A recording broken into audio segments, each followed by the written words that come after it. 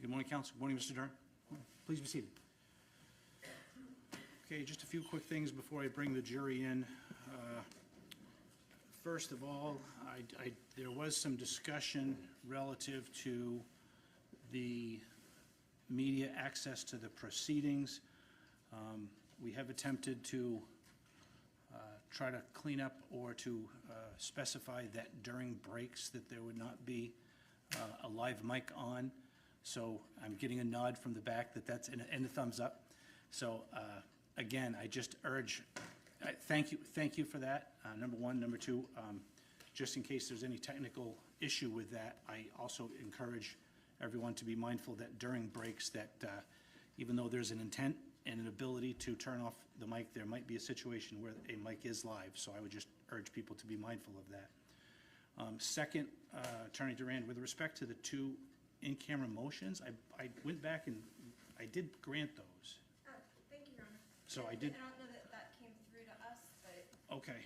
I appreciate you checking. So I think medical records was September 3rd by my reckoning, and the CAC was also September 3rd. So if for some reason they didn't get to you, then there's your notice. Thank you.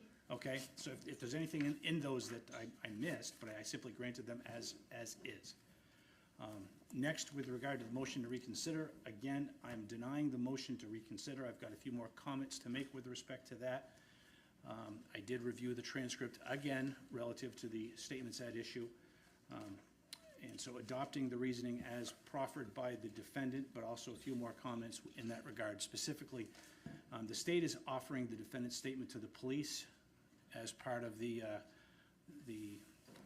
transcript and the video, which has already been litigated. Based upon my review of the statement, it does contain hearsay. We've already litigated, and we had a specific hearing on this 2 weeks ago, the proposed redactions to the statement, and I've already made my rulings in that regard. As part of that overall statement, and I specifically go to page 56 of that statement, Mr. Duren, in his comment to the police, indicated, I'm reading from line 21, and then she just said, no, comma, I'm staying here, comma, and I'm not leaving, period. That's at page 56, line 21 through 22. So the touchstone or the lodestar relative to my analysis in that regard goes back to Mr. Duren's rights under these proceedings relative to the right to present all proofs favorable and the general confrontation right relative to a statement such as that. So based upon that and looking at Rule 806, which for purposes of this proceeding, I will read into the record relative to 806, that when a hearsay statement has been admitted in evidence, the declarant's credibility may be attacked and then supported by any evidence that would be admissible for those purposes if the declarant had testified as a witness. The court may admit evidence of the declarant's inconsistent statement or conduct regardless of when it occurred or whether the declarant had an opportunity to explain or deny it. So again, with respect to Ms. Naffziger's statement, I believe that my ruling is that Ms. Duren has the right to challenge that statement, and I'm admitting it for credibility purposes on that, in that vein. Substantively, I'm also allowing it for now as evidence to the claim, as evidence in support of the claim of defense of others. However, I would also note for the record that I'm still waiting for further legal argument relative to the issue that was raised during the motions hearing 2 weeks ago, which we will continue to work on that, and we will have to have a hearing on that relative to the defendant's legal position, to put it in the simplest terms possible, as to whether you can kidnap your own kid. So we referenced that during the hearing 2 weeks ago as a legal proposition, not as a factual proposition, and that's something that needs to be returned to. I understand that there's a need to proceed with openings and the presentation of evidence before we get to the final jury instructions. However, that issue still is being yet to be ruled on, the specific ramifications of that. So again, I'm denying the motion to reconsider relative to a Rule 806 ruling as to the credibility as to Mr. Duren's right to attack the credibility of that statement as he made it, once that statement is offered into evidence, as a hearsay statement under 8033 as referenced by Attorney Kettles yesterday. And then substantively, I'm allowing it for now, subject to how we end up having the legal ruling on the issue that I flagged last week. Attorney Duren or Spicer, any questions on my rulings with respect to the motion to reconsider? No, Your Honor. Okay, an objection duly noted. Anything further, Attorney Kinney or Attorney Kettles, on that issue? No, Your Honor. Okay, all right, thank you. And the final housekeeping matter is, just so counsel are aware, when the jury does come in, the first thing I'm going to do is inquire as to whether they have had any media exposure. In the event that they have, we will be taking a break. Okay, anything else before we bring the jury in? Okay, all set.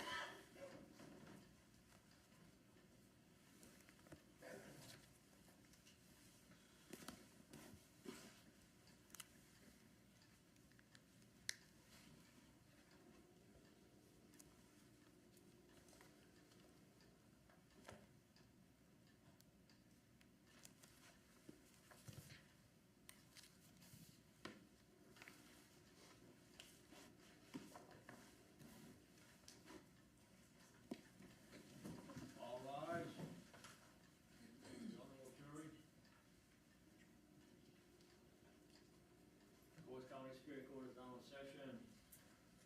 The Honorable Dustin Duren presiding.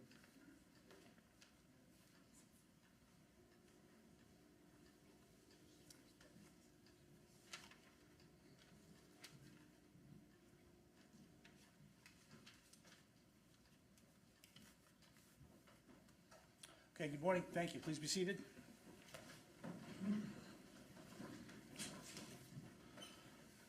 Okay, good morning, members of the jury. Thank you for your punctuality. A few quick comments before we get started for the day. I did indicate to you yesterday, as I think that you probably were aware, that there is a media presence during the course of this trial. And one thing I did not state yesterday, but I wanted to bring to your attention and to assure you of, is that one of the standing orders of the court system, it's not just my order, it's the entire New Hampshire Superior Court judicial branch, there is an order relative to the media presence during these proceedings. As you know, it is an open courtroom. But one of the standing orders that is directed to the media is that the jurors' faces are not to be shown as part of the proceedings. So I didn't say that yesterday, and I want to assure you of that, that your, whether it's still photography or whether it's any videos, that you would not be as part of that transmission. I wanted to bring that to your attention. And the second thing I wanted to follow up on is, again, because there is a media presence during this trial, if any of you have had exposure relative to anything in the media in the last 24 hours during the break since yesterday, if you could raise your hand and we'll address that if that has occurred. Okay, please thank you. Please let the record reflect that none of the jury members raised their hand. So I thank you for that, and again, that's going to be a continuing order and instruction to you to, number one, avoid all contact relative to any media representations or coverage as to what's happening here today, and as I said, to please take affirmative steps to avoid inadvertent exposure as well. So I thank you for following my instructions in that regard. Okay? Ready to proceed? Thank you, Your Honor. The state calls Tracy Flahrty.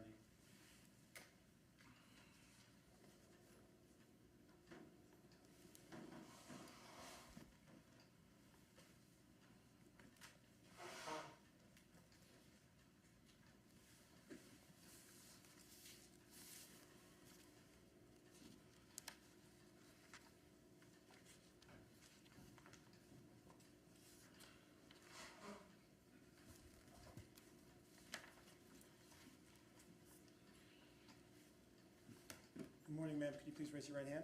Good morning. Do you swear that the testimony you are about to give is the truth under the pain and penalty of perjury? I do. Thank you. Please have a seat.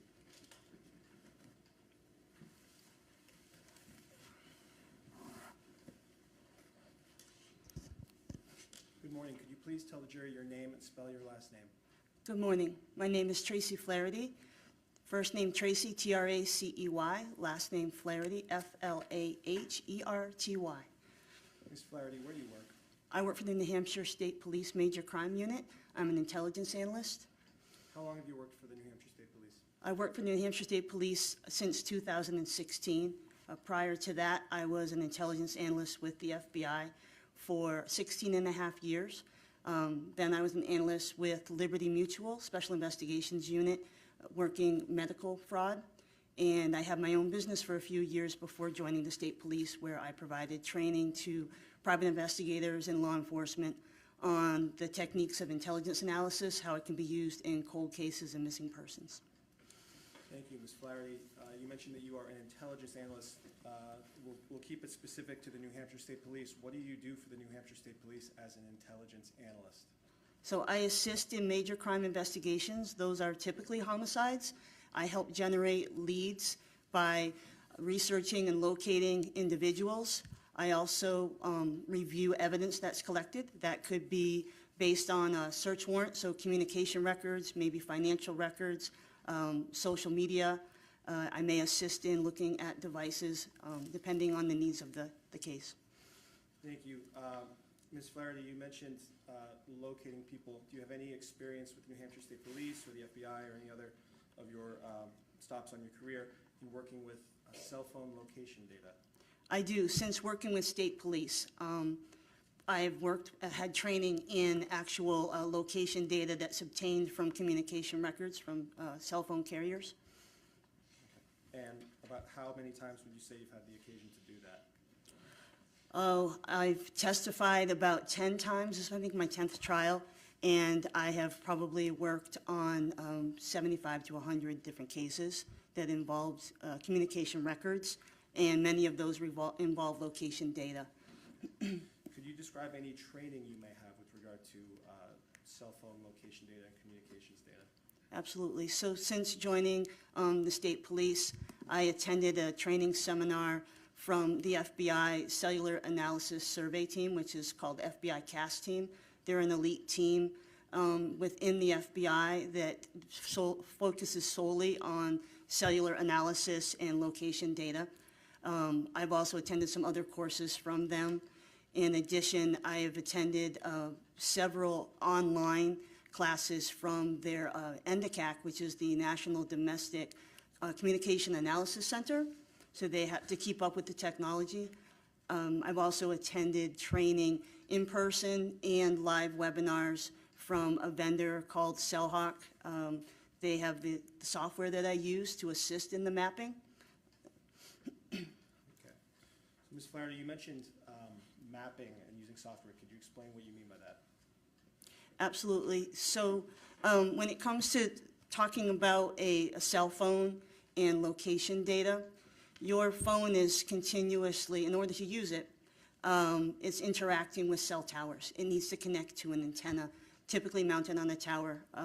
You're probably used to seeing them on the highway, those big, large structures. But they can also be an antenna that's mounted on a building or a sign. But anyway, your phone does need to connect to an antenna. And so what we end up doing is every tower has a unique phone number, or ID number, I should say. And within the phone records that we receive, that tells us what tower maybe an event is connected to. So for instance, a call. When you make a call or receive a call and your phone connects to a tower, that tower has a unique number. And in the data, we also have not only that unique number of the tower, but what side of the tower, which helps us give a general direction of where that device is when it's connected to the tower. So either for call detail records, which we received in this case, which is incoming, outgoing calls that are made, or specialized location records, which is engineering data, we actually get those unique ID numbers.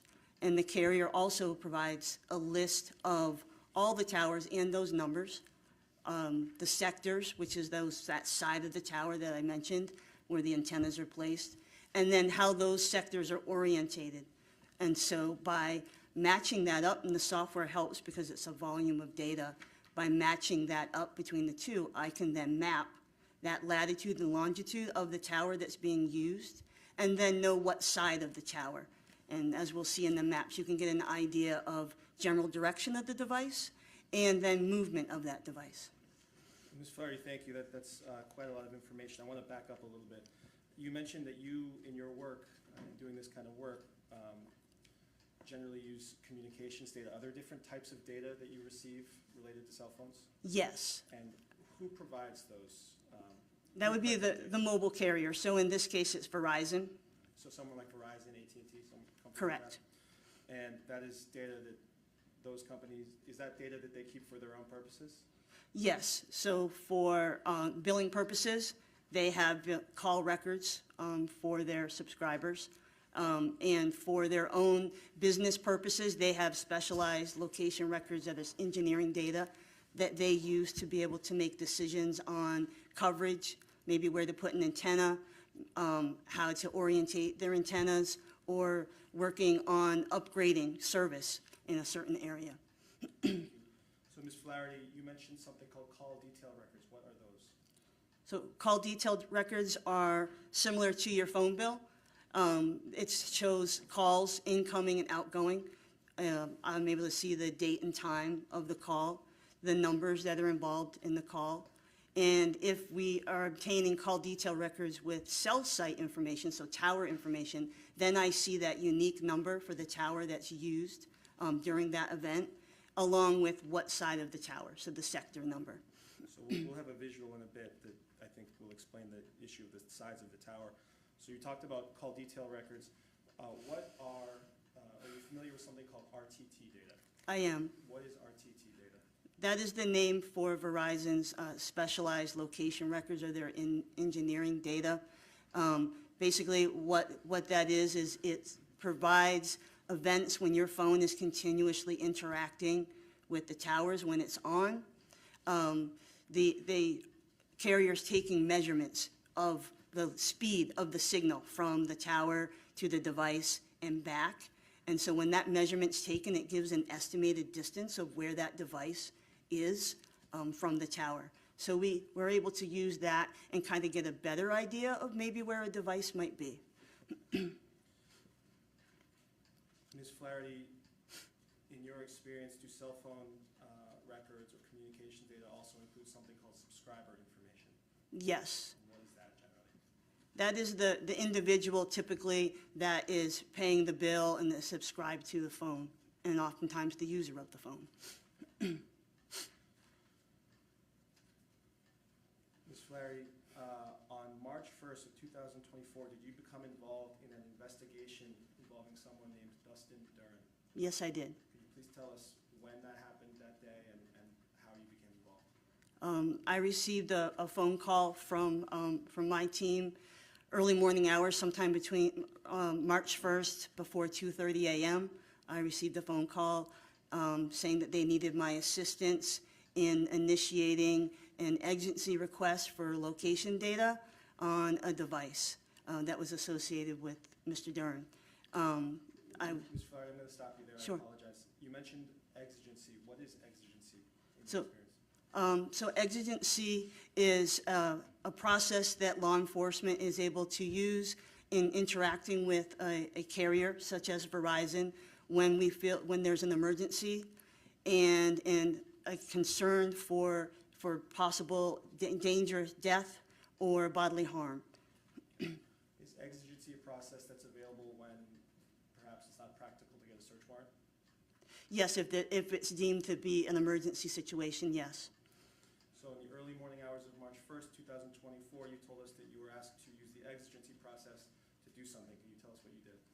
Sure. So the first thing I did, which is required by Verizon, each carrier kind of has their own method that they want you to interact with. For Verizon, I initiated first calling their emergency hotline, told them the situation, and that I was looking for whether there was a current location on the phone number that I was given. Okay, was that phone number number 702-280-5090? Yes, it was. And is that a Verizon phone number? Yes, it is. So when you made that first call with Verizon, what happened? So they told me that there was no current location on that phone, which indicated to me that that phone was most likely off and not connecting to the cellular network. So you mentioned that the phone was off, Ms. Flaherty. What are the scenarios where a phone would stop communicating with the network? If you turn your phone off, if the phone could be destroyed, if you're out of area where there's no signal, no data, then it's possible that it's not connecting to the cellular network. So at that point, did you know which of those scenarios may have been the case with regard to this telephone? I did not. So after receiving that initial information from Verizon that the phone was not communicating, what did you do next? So then I initiated their emergency disclosure form, which was a request to provide historical information on that device.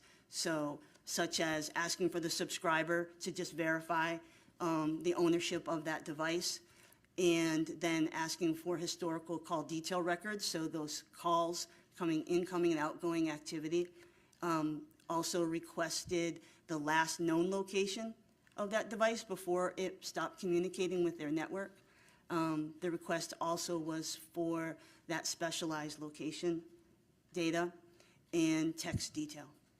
When you mentioned that specialized location data, do you mean that The RTT, correct. RTT data? So, again, what time in the morning is this that you submitted this form requesting all this other information? So I spoke to Verizon around 2:30 a.m. and about 2:45, so 2:45 a.m. was when I submitted the form and received the results back about an hour later, I believe. What were those results that you received? So I actually received the historical information, the call detail records, everything that I had requested. They sent back via an email, and it covered the time period of February 29th, 2024 at midnight through March 1st at like 2:30 in the morning. So roughly about the time. About the time that I contacted them, yes. Ms. Flaherty, you mentioned a number of records, including call detail records, subscriber information, and RTT data that were obtained early in the morning. Yes, Did the New Hampshire State Police later obtain those records again via a search warrant process? they did, yes. And was the data the same that was obtained? Yes, it covered that time period in a larger time period. So those records that you obtained through the search warrant that covered the same time period, did you review those records? I did. And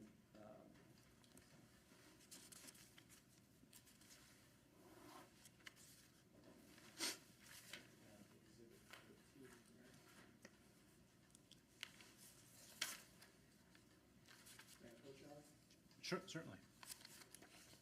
Ms. Flaherty, I'm handing you something that's marked for identification at this point that states Exhibit 13 is a thumb drive. Do you recognize that thumb drive? I do. Have you reviewed the contents of that thumb drive? I have. And what does that thumb drive contain? This contains the historical call detail records, the subscriber record, and the RTT data that I used to create the visuals today. So that is the data, some of the data that you received by a search warrant and reviewed? Yes, And did you use the data on this thumb drive to create a series of maps? yes, I did. Your Honor, at this point, the state moves to introduce Exhibit 13 as a full exhibit. Certainly.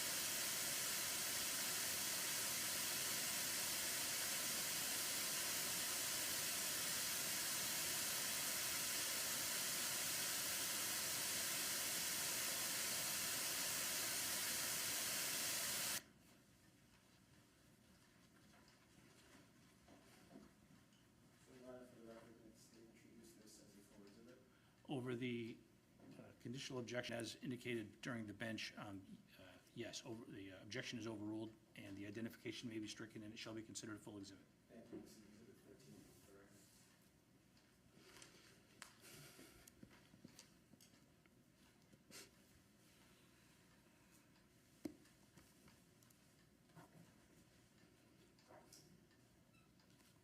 May I approach, Your Honor? Please.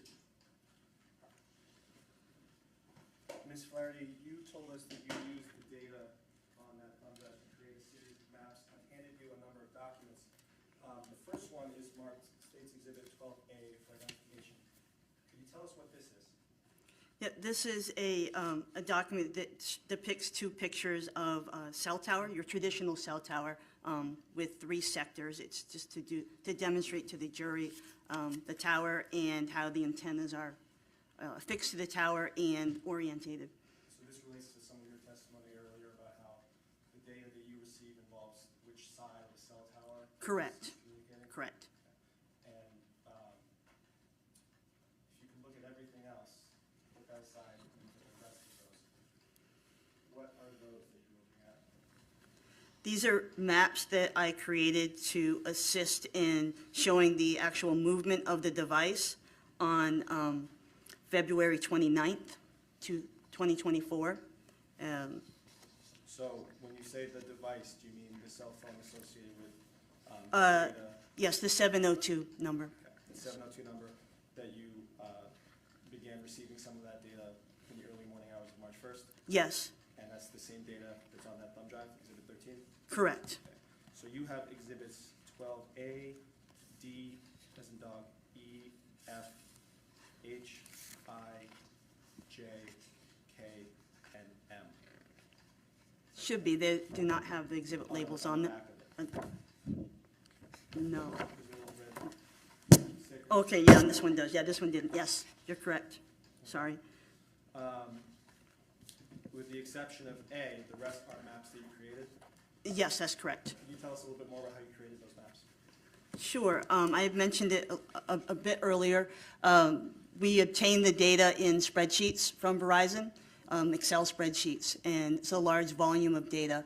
So I enter that into a program by a company called Leads Online. It's called CellHawk, and it assists in doing that matching that I talked about as far as the unique tower number that's in the tower list. I upload that Verizon tower list and matching the tower that's used for each event. So whether that event is a call that takes place within the call detail records, or that event is one of those RTT events where it's actually capturing that estimated distance to tower in the engineering data.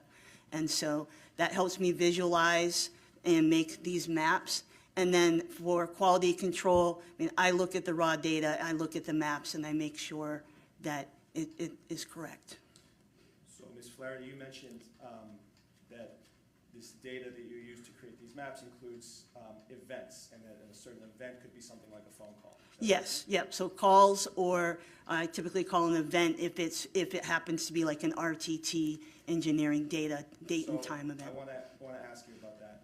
When you say that there's an event that is related to RTT or engineering data, is the phone making a call or sending a text message at that point? Not necessarily. RTT can be captured when the phone's being used, but it's when your phone is continuously interacting with the network and the carrier is actually capturing and measuring that, like I said, that signal speed, so that they can make some decisions when they look at that data for their own business process. So would it be fair to say that as long as the phone is on, it may be communicating with the cell phone tower? Correct. And that is regardless of whether it happens to be in use for a call or a text or something like that? As long as it's on and the data is available, yes. And Tracy you mentioned- Flahrty? Yes. Sorry to interrupt. Can the witness identify the program that was used? Again, I didn't, Yes. if there's the spelling of that program? Sure, it's CellHawk, CELLHAWK. Okay, thank you. Thank you, Your Honor. Ms. Flaherty, you mentioned that you check these maps for quality control. How do you do that? By looking at the raw data and knowing, understanding the sectors and side of the tower, and then making sure that appears accurate And I also, spot check the Latin longs and make sure that that maps correctly. You said lat and long. Does the raw data that you reviewed that's on Exhibit 13 include latitude and longitude information? No, the cell site list from the phone company, from Verizon, when they give me the master list of their cell towers, it has the latitude and the longitude for each unique number. Does the data that you reviewed include latitude and longitude information? In the RTT and the call detail, I believe they have their separate list underneath, yes. And so you use essentially the latitude and the longitude associated with those events and the timing to help place that phone? The latitude and longitude of the tower that's in the tower list that's provided in that data is not necessarily in the row of the event is the latitude and longitude, just the unique number match is how we get there. And so you did all these quality control and spot checks with regard to the maps that you have here today? I did. Your Honor, at this point, the state moves to introduce Exhibits 12A, D, E, F, H, I, J, K, and M as full exhibits. No objection.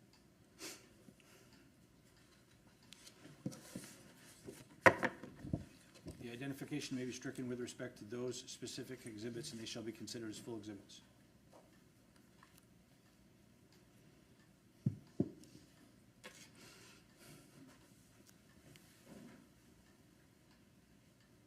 Ms. Flaherty, you should have a screen right there. I'm showing you what's now marked for, as a full exhibit, states 12A. Could you tell us what this is? So this is a picture of your traditional cell site or cell tower. Like I said, you can have antennas. You'll see here where the arrows are pointing, those boxes that set some antennas.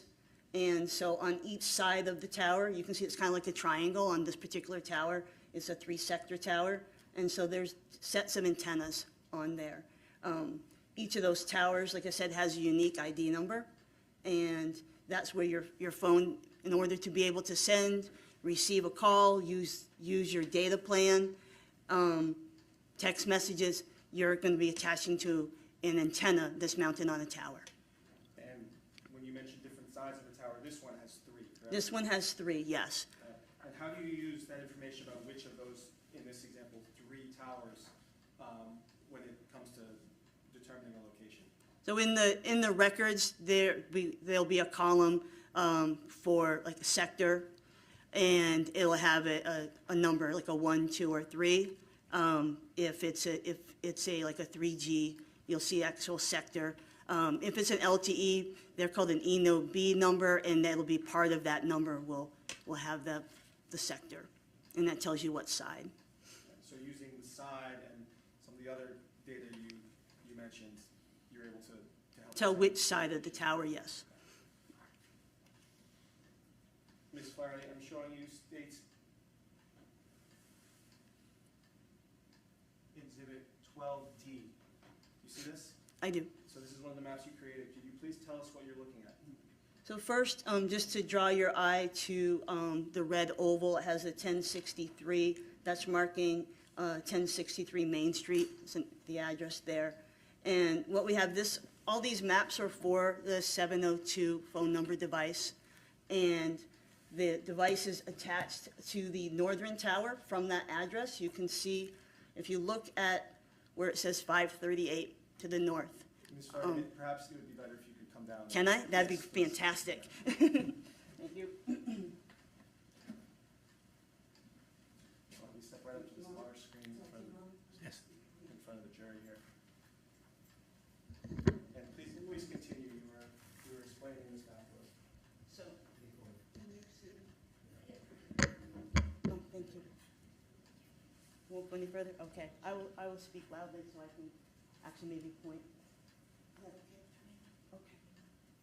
So here we have a marker for an address, 1063 Main Street. And here, when I'm talking about that tower I showed you, that picture of a tower, so this orange circle represents that location of a tower. And this wedge here is what just highlights for me the side of the tower that's being used by the device. So it doesn't necessarily mean that the device is in this dark circle here at all. It's just to kind of draw your eye to the side of the tower visually. But what it is saying is that that device is somewhere on the side of this tower. I know confidently that it's not up here, because radio waves are not a pie shaped. You know, this is just a visual. That device could be a little bit over here or over here when we're looking at the data. These arcs, it represents that estimated distance from the tower that I talked about that I get from the RTT data. It maps an arc, and it basically, as the phone is communicating back and forth with the tower, these arcs are represented.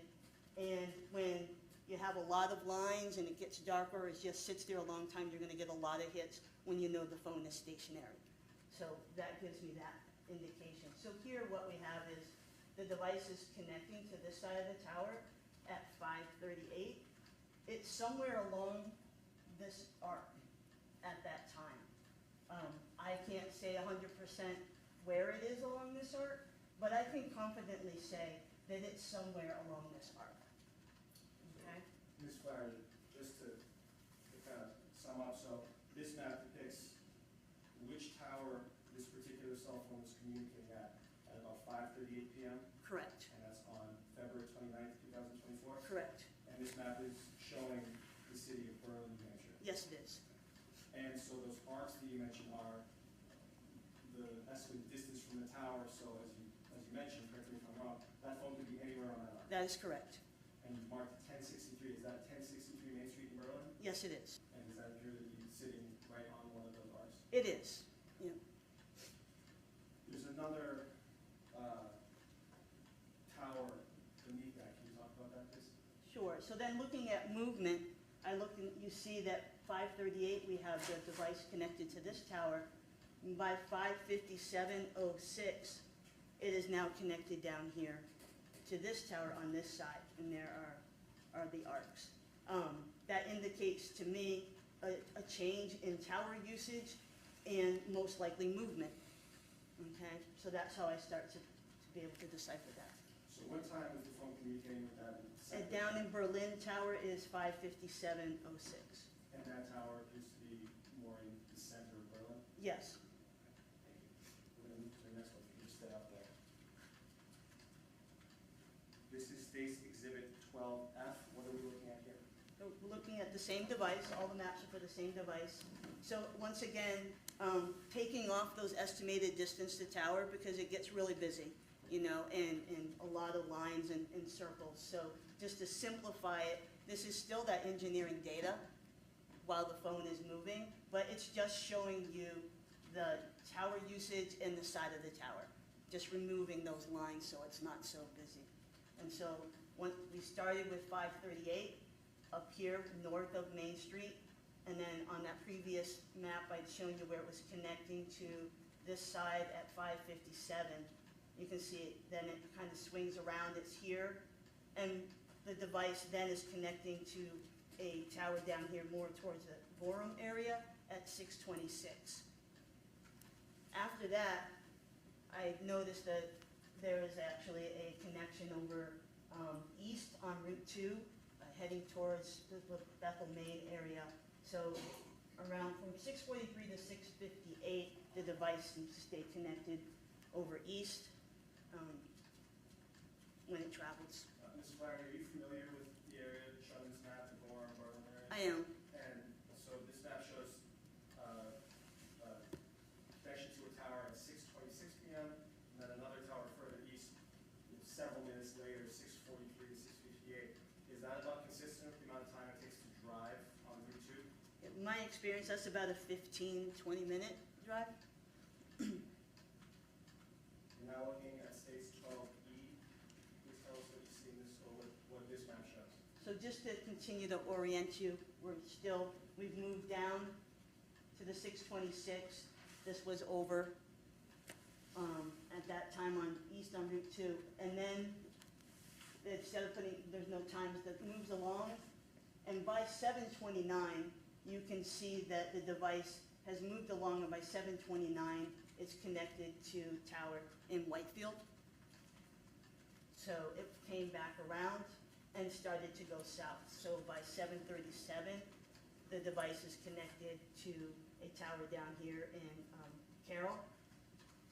And then coming further west, you can see they continue down, and by 7:45, that device is using a tower on 93 South in the Franconia area. Thank you. This is States 12H. Ms. Flaherty, could you please again tell us what these maps show? Sure. On the left, if 93 is so long, you'll see this is a section of 93. So on the left, we had originally been in Franconia on the previous map, and you can see the device continues to use towers along 93 South, Woodstock, moving forward by 808. It's down here in like the Thornton Campton area, and continuing south using towers at 813. It's down even further south in Is that Plymouth. Plymouth area? Mhm. So now moving to the right side of the screen, there's another map. What does So that show? thinking about 93, continuing down, here we have it now 827 in New Hampton, and moving along the different towers, continuing to come down, and by 850, that device starts to use various towers in the Concord area between 850 and 1022. So maybe one ahead. So- Sorry, Ms. Flaherty, this is 12I for the record. What does this map show? Okay, now we're back to kind of looking at those estimated distance to tower. Here it was taking a look at the data to see is there any areas once the device got into Concord that maybe it had stopped for a period of time. Thinking at this whole time, the goal is looking for, the device, the children and Mr. Duren. So at this time, this map shows the device kind of hitting for a period of time, about 852 to 903, and this is a 903 down here, about 852 to 902, you can see this arc hitting. It's in this general area for those few minutes is what I would be able to discern from this. And that's on North Main Street in Concord. Ms. Flaherty, there's a red logo with a white S on it. What is that? That's a speedway, so is a reference of there's a possibility of a place that's kind of where the lines crossed. There was this speedway there. And Speedway is a gas station? Yes, it is. And so just before we move on, what time frame does this map cover? So this covers from the north, we're around 9, between 9 o'clock, and you can see down, this is 9:01, but the estimated distance is way down here. So it's 9 o'clock to about 9:03. Here it's 8:56. So the total time would be about 8:52 to 9:03. Thank you. Looking now at State's Exhibit 12J, could you please tell us, first of all, where this is and what it shows? So this is still in Concord. It's now on South Main Street. This was another location where I had indicated that it appeared that the device may have stayed for a period of time. Just north was that 903 that you saw in the previous map. By 906, it was here until 928. So this is what we would call an omni tower. That's why you have a circle. So basically, that's a one-sided tower where the antennas can cover the 360 degrees rather than a three-sector tower where each sector covers about 120 degrees. So, Ms. Flaherty, does this tower show essentially from about, you said 906 to? About 928, it was in that general area. Phones in this general, and this is south of where we were Yes. previously? Yep, still moving south. South in the city of Concord, New Hampshire? Yes. So this is State's 12K. First, could you tell us what this map shows in terms of location and time? So this is still in Concord, now in the vicinity of between South Main Street and Hall Street. This is also RTT data, but without the lines because the device sat here for a period of time. It was extremely busy to show all of the lines. So basically from 9:58 to 10:22, that device was connected to this tower here, the 61909 tower near South Main Street, and had about 27 those RTT, I call them events, right? So 27 hits, so it was stationary there for a period of time. While there, it was bouncing off of this Omni Tower between 10:05 and 10:15. So, Ms. Flaherty, again, can you tell us the time frame of when that phone was connected? This would be to tower? 9:58 to 10:22. And is this location conquered further south? Yes, it is. Ms. Flaherty, on the left side of this map, there's a red box with some information. What does that information tell you? So in looking at the call detail records, there was a call while this device was connected to this tower. So this information is coming from the call detail records, that call activity, that matched up with the usage of this 61909 tower for sector 2. You can see that last number is a 2, that's the sector number. And so this would be an outgoing call from the 702 number to a 763 number. That was at 10:08 p.m. while the device was in this area, and that call lasted 13 minutes and 36 seconds. So that call was placed at 10:08, Yes, it was. and was that an outgoing call from that 702 phone number? It was. Can you read us that number? So the called number was a 763-350-0954. And the number that made the call, what number Was was that? the 702-280-5900. And that 702 number that made the call, is that the number associated with the phone? Yes, it is. It's the number that is connected to this tower. How long did that call last? 13 minutes and 36 seconds. And this is the last one. Ms. Flaherty, can you tell us what we're looking at here? So this here is RTT data. This is from the raw data, just to show you, this is the last actual event on that device before it went off.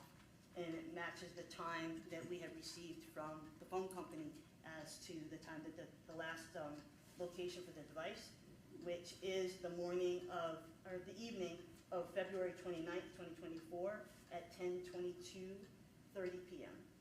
So 10:22 p.m. on February 29th, this phone, that 702 number, stopped communicating with cell phone towers? It did. Ms. Flaherty, you can please return to stand. Thank you.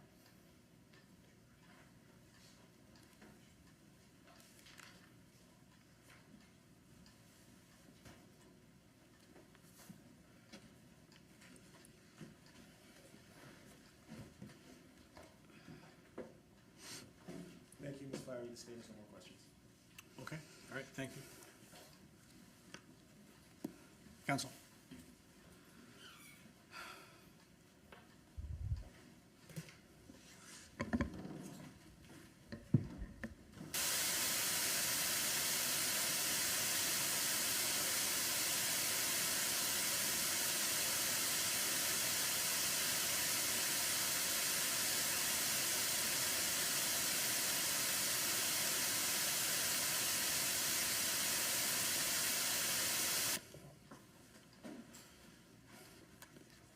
Okay, members of the jury, we're going to take a 10-minute break right now to allow counsel to deal with some exhibits so that we're not wasting your time at this point.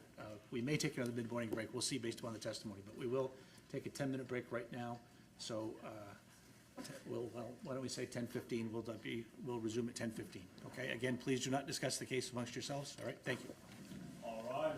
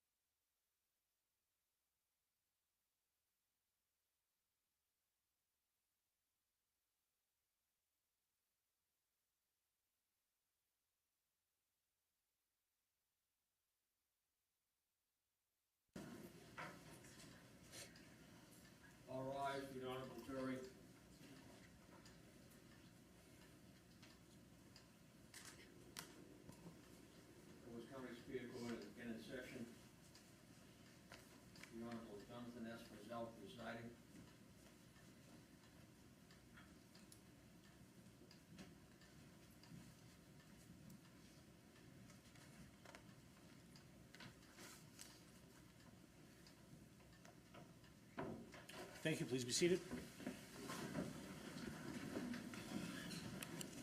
And Ms. Flaherty, you're still in row. Thank you. Okay, thank you. Morning, Ms. Flaherty.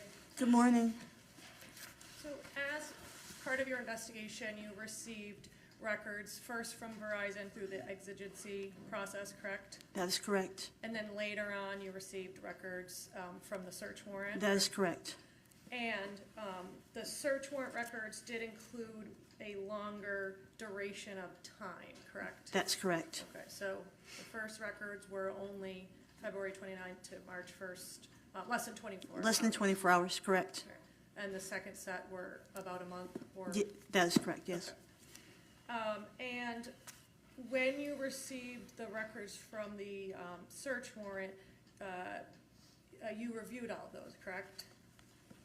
I reviewed the records I needed to for location data. Okay, and can I approach Your Honor with Defendant's Exhibit B for ID only? Certainly. Yep. I'm showing you what's been marked at Defense B for ID.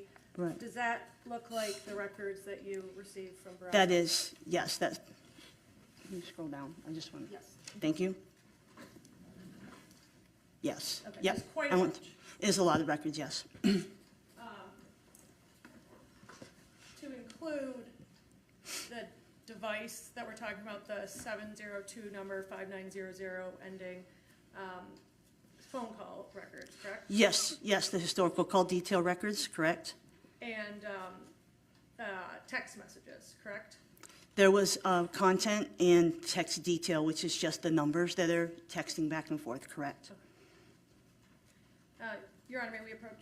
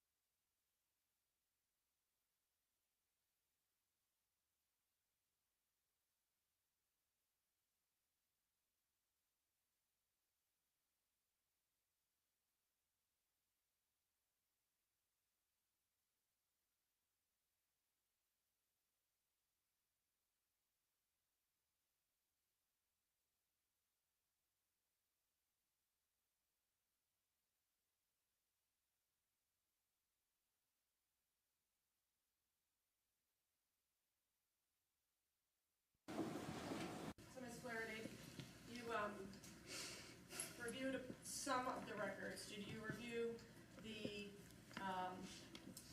any of the SMS content records in your analysis? So not in my analysis, no. I did note that there was SMS content provided. It's not always provided. I noted that verbally to my team, that it was available.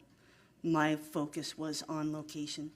Okay, and when you noted it was provided, did you open it up and look at it, or did you just see the headline on the? I opened it up to make sure that there was actually content visible, that it was there, yes.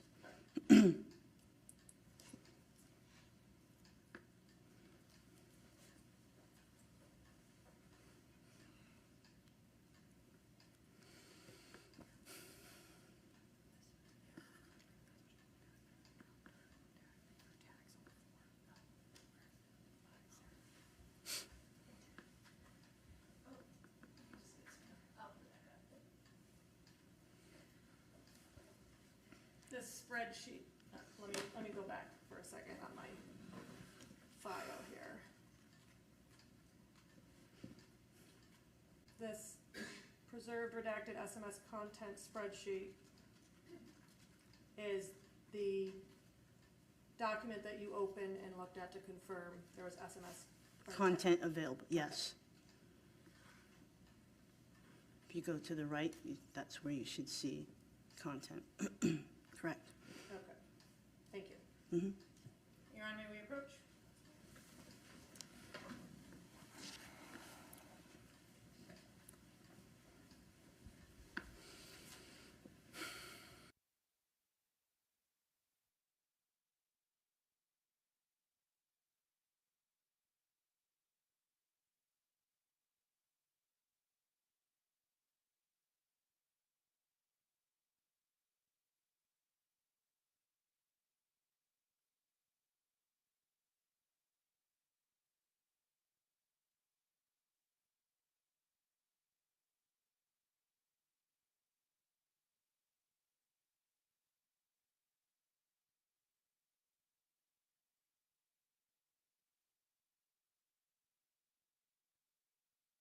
Flahrty to confirm, the documents that you received from Verizon through the search warrant request included, amongst other things, SMS content. That is correct. And SMS is text messages? Yes, it's short message service, yes, text messages. Okay, and you did open up the file to confirm, To make sure it was populated, and then I let my team know, yes. okay, populated meaning, Meaning that there was actual content. Sometimes they say no results, but I wanted to make sure that there was actually something there. okay, thank you.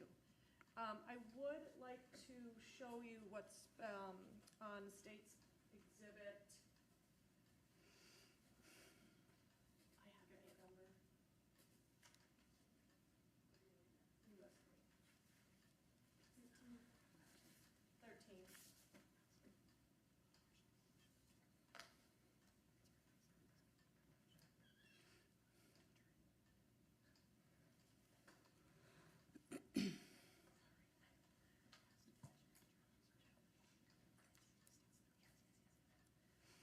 Your Honor, I'd like to publish States 13 and have Ms. Flahrty step down to the screen, the large screen. Let me just see what we're publishing. Certainly.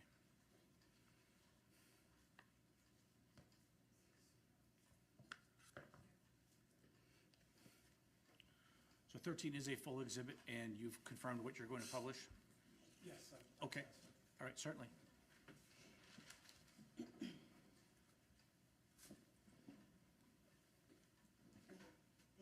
Thank you.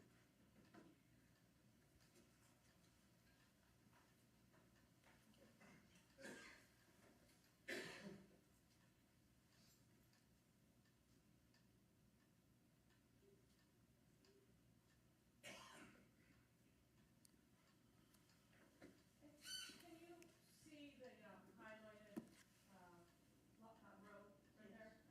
Okay, and 46, yes, row, line 46, and it shows you that the cell phone 702-280-5900, the cell phone that we have been talking about, correct?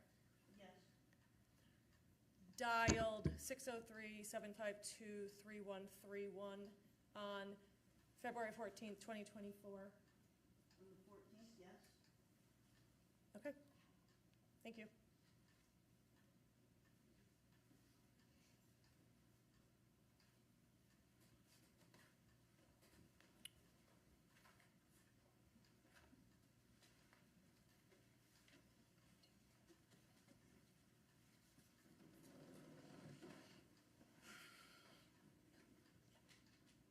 Okay, I have no more questions, thank you.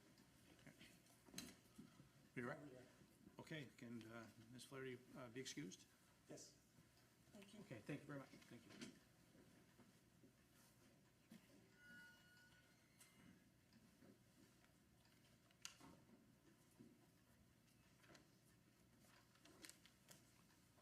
The state calls Dustin Rowe.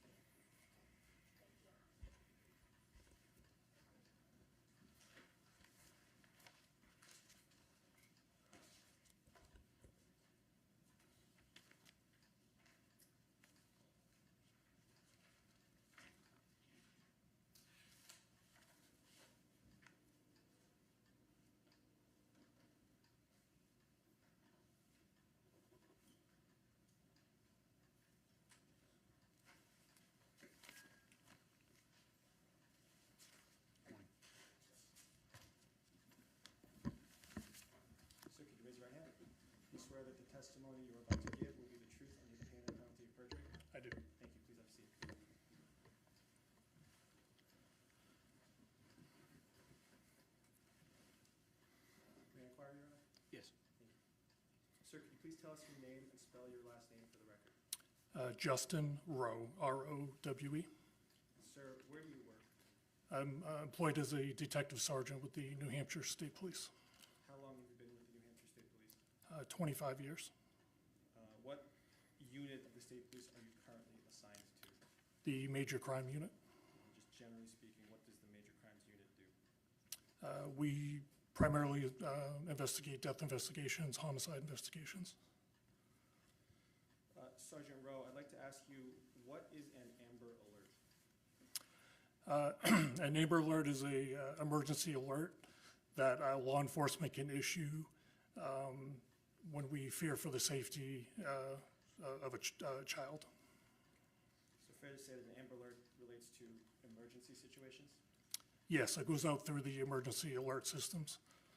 So when an Amber Alert is activated, and we'll talk more about that, what happens, generally speaking? Initially, the call is vetted out by law enforcement. There's usually a request by law enforcement to issue that. Once that criteria is met, there's paperwork that's prepared, and then it goes out through the New Hampshire State Police Communications, through the WIA, the Wireless Emergency Alert System. There's also a press release that goes out. We also partner with New Hampshire Lottery, New Hampshire DOT for the messages that go out. You'll see the signboards on the highways. It's kind of a group effort to get the information of the child in a suspect vehicle out to the public. Sergeant, you mentioned boards on the side of the highway, you mentioned the press release, you mentioned the lottery. Does an Amber Alert also get distributed through text messages? Yes, if the subscriber has it set to that, yes. Okay. And when, just generally speaking, when an Amber Alert goes out by a text message, what happens? Again, it's through the wireless emergency system, so it goes out from our state police headquarters as the communications software. Once it gets pushed out through that, it goes to various cell phone towers or companies, and it's really at their discretion of how those individual companies distribute that, and again, how the end user, everybody can kind of have their phone set to different priorities. In the state of New Hampshire, who can authorize an Amber Alert? The New Hampshire State Police. So if a local police department encounters a situation that they may believe warrants an Amber Alert, what do they do? They'll contact the State Police Communication Unit requesting that, and we have state police detectives that are trained in that, and we're on call, and we would respond, and we'll reach out to that requesting department. Are you one of those individuals with the state police who is trained to respond to these situations? Yes, And do you have the authority to authorize an Amber Alert? I do. And that relates to the state of New Hampshire? Yes.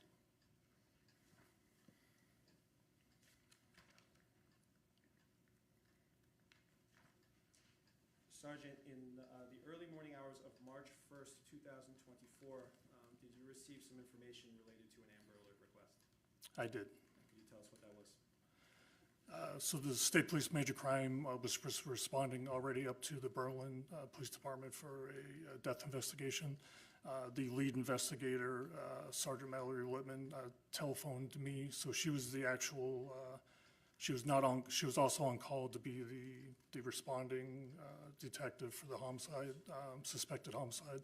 But she was also at the time the on-call Amber Alert coordinator for that, so she asked my assistance in taking that piece from her so she could focus on the initial investigation. What information did you receive about this situation happening in Berlin? So I was informed that the Berlin Police Department had received some information of that there might have been a shooting victim in their city. They responded, found a deceased female alone in a residence. I was informed that the 2 children and a boyfriend were not accounted for, and the boyfriend's vehicle was unaccounted for. Were you told the name of the boyfriend? Yes, What was the name? Dustin Duren. Did you receive any information about the vehicle associated with Dustin Duren? I did. What information was that? I received the plate number and the make and model of the vehicle. What were those? It was I believe a 2017 Subaru Impreza color white. It had New Hampshire veteran plates, V as in Victor 69023. After receiving that information about the situation and about the defendant, Mr. Duren and his vehicle, did you also receive some information relating to the two children, including their names? Yes, I did. Were those Elowen and Valen? Correct. After receiving all that information, did you authorize the Amber Alert? I did. And about what time did you authorize that Amber Alert? It was broadcasted, I believe, at 3:46 a.m. Was that 3:46 a.m. on March 1st, 2024? Yes, Did that Amber Alert go out via text message as well as those other means that you've mentioned? I believe so, yes. And what did that Amber Alert contain? What information? So it had the Mr. Duren's information, his vehicle information. It had the information of the two children, their ages. We had photographs of Mr. Duren, the two children that were attached with that as well. Thank you. I have no more questions. Thank you. Okay. Can Detective Sergeant Rowe be excused? Yes. Okay. Thank you. Yep, thank you, sir.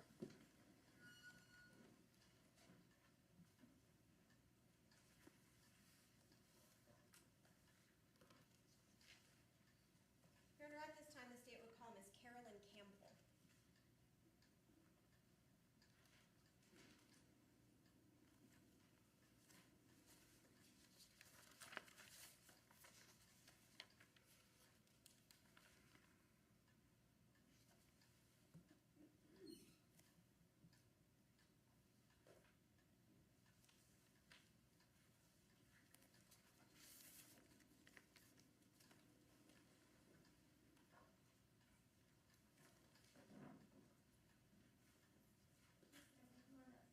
You can walk right over to this witness stand here. Please be careful of all the wires. You step around to the back and just remain standing by that chair, okay? Absolutely.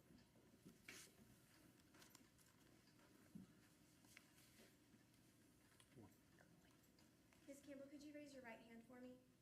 Do you swear today that the testimony that you're about to give is the truth under pains and penalties of perjury? Yes. Thank you. You may be seated.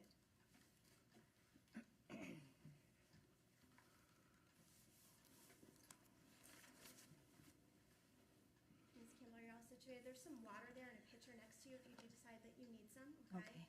If you can just make sure, I'm gonna do the same, that microphone is a little bit closer to you so that it can be picked up. Thank you so much. You're welcome. Now, Ms. Campbell, could you please state your name for the record? I know I've said it, but we need to have you go ahead and say it. And if you could spell your last name? Carolyn Campbell, Campbell. Thank you. Ms. Campbell, are you currently employed? Yes, I am. In what capacity are you employed? I work at a fire department as an administrative assistant. Okay. Now, I want to draw your attention to a specific date and time. So I want to ask you, on March the 1st of 2024, so last year, March, on that date, did you become aware of an Amber Alert? Yes, I got woken up to it in the morning. How'd you get woken up? My phone just started making noises I have never heard, and I saw it. I did go back to sleep for a little bit. Okay. Did you have plans for March the 1st of 2024? Yes, I did. I was going to meet my daughter down in Keene to take a trip up to Vermont to a previous job of hers to drop stuff off. Okay. Now, you, at the time, were you living near Keene? About 50 minutes away. Okay. So at some point that morning, you left your home and you traveled to see your daughter? And Yes. was she living in Keene? Yes. Okay.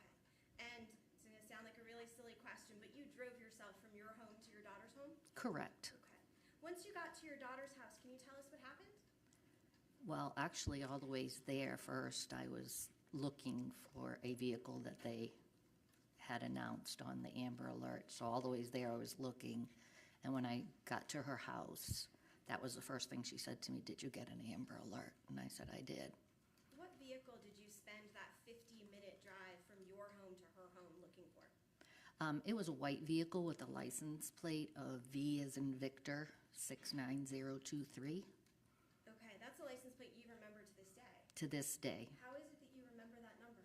I was a dispatcher for the sheriff's department out in Las Vegas. Okay, so the number stuck with Yeah, because I looked for, I couldn't tell a Subaru from a GMC, but I can tell you a license plate. And all the ways there, I looked for that license plate. Anything specific about that license plate besides the number that stood out to you? The V for Victor, which is a veteran's plate, so I remembered it was a veteran's plate. So while you were driving from your home to your daughter's home in Keene, did you see that vehicle at all? No, I did not. Once you arrived at your daughter's home and you had this conversation with her about, did you get the Amber Alert too? What, if anything, did the two of you do? We got in her car to leave to go to Vermont. And who was driving? She was driving. Okay. And do you remember, I don't know if you know the roads or the streets that you took, but do you remember how it is that you started to head to Vermont? I really don't know the streets. Okay. Sorry. Not a problem at all. Your daughter was driving? Correct. Where were you seated in the car? I was in the front passenger seat. Okay. Now, did there come a time while you were driving and you were headed to what town in Vermont? Brattleboro. She had just left a nursing home job, and she wanted to bring some stuff to people that were still there, blankets and stuff and candy. So that morning, while you and your daughter are heading from Keene to Brattleboro, Vermont, did something unusual happen? Yes, we actually had, the way I know, we were heading there, and we got to Chesterfield, and there's like I call them circles, rotary, and we went around the rotary, and as we went around the rotary, we were discussing the car and the license plate, and we proceeded up a hill. And when we're going up the hill, my daughter says, "Here comes a white Subaru," and I'm like, "How do you know?" You know, it's a Subaru. It's all her husband drives, it's Subarus. And she goes, "Ooh, 6'9", oh no, there's a V." And I said, "No, it's V, it's for veteran, Victor, 69023. I said, "That's it, that's the car." And I told her to turn around real quick. Okay, so you're heading from Keene towards Vermont? Towards Vermont. The Vermont border, or it's Chesterfield is where you Correct, Okay, correct. Are you already in Vermont at that point, or still in No, we were still in New Hampshire. At that point, when your daughter said that she saw the car, did you see the car? I did see the car. I saw a white car. I couldn't tell you what it was, but we were both like looking for the license plate, and that's where she and I, she's like, "Oh no, there's a V." I said, "Yes, veteran V." And that vehicle, which direction was that coming from? Was it traveling in the same direction as you or from a different one? No, it was headed towards Keene, Okay. and we turned around on the very next road to follow it. Tell us about that. What happened when you tried to turn around to follow that car?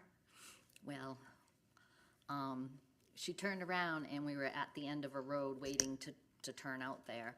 And there were cars coming down, and there were two vehicles in back of the white car, and a big old truck was coming, and she's like, "There's a truck coming." I said, "I don't care, step on it, go." It's fast, go. And we did, we followed. We were 2 car lengths behind. Actually, we were the third, I'm sorry. But when we got to the circle and headed out, there were 2 lanes, so she got in the left lane so she could get in back of him, and she pulled back over into the right-hand lane. And I had called 911 just as we had turned and were heading down the hill. Okay, so at the time that you were getting ready to pull out in front of that truck, you were already calling 911. Correct. On the phone with them. Correct, I was. And you and your daughter driving, so when I say you, I don't imply that you're driving, but Right. your vehicle was following this white car from a couple of lengths behind. Correct. Okay, at that point, when you were 3 cars, or the third car back, could you read the license plate to confirm it? No, I couldn't. The dispatcher was asking me, "Can you see the license plate?" And I said, "No, not right now. We're getting as close as we can." And then finally we gotten back, and I was able to tell the license plate number. And a matter of fact, I even told them, they asked me if I was sure or something to that effect. And I said, "Well, I can tell you it's registered for the month of March. It has a number 3 sticker on it." And that's when they confirmed it. Now, while you were behind that vehicle, once you got right behind him at the vehicle at the traffic circle, Yeah. could you tell anything about who was inside of that car?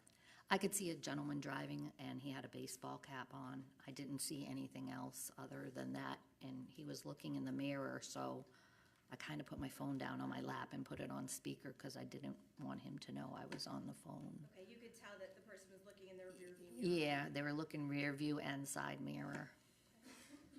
Now, can you describe for us, like you're on the phone with 911. What are you telling 911 just, they kept asking me where we were at, and I was giving them the best directions I could because I don't know the town of Keene, so my daughter was yelling things at me, you know, we're here. And then I knew we get up to the lights where the state police barracks were, so I told them we were at the state police barracks. And then we get to the next light, and I told them we were proceeding towards the next circle, oval, whatever you, rotary. Okay, rotary, traffic circle. Yeah, Those devices that don't necessarily work to control traffic. correct. Okay. Now, as you were driving, you just indicated the white Subaru drove right past the state police barracks? Yes, it drove to the entrance of the state police barracks. Okay. Did there come a time that while you were following that vehicle, and you said, first of all, you dropped your phone down into your lap? Yes, because I told the dispatcher, I said, I think he sees me on the phone, I'm afraid. He,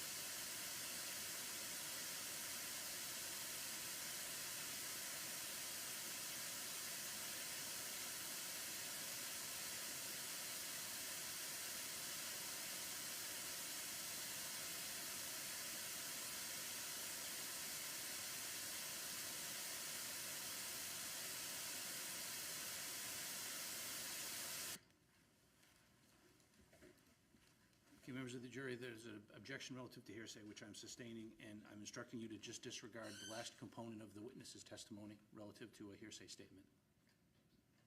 So, Ms. Campbell,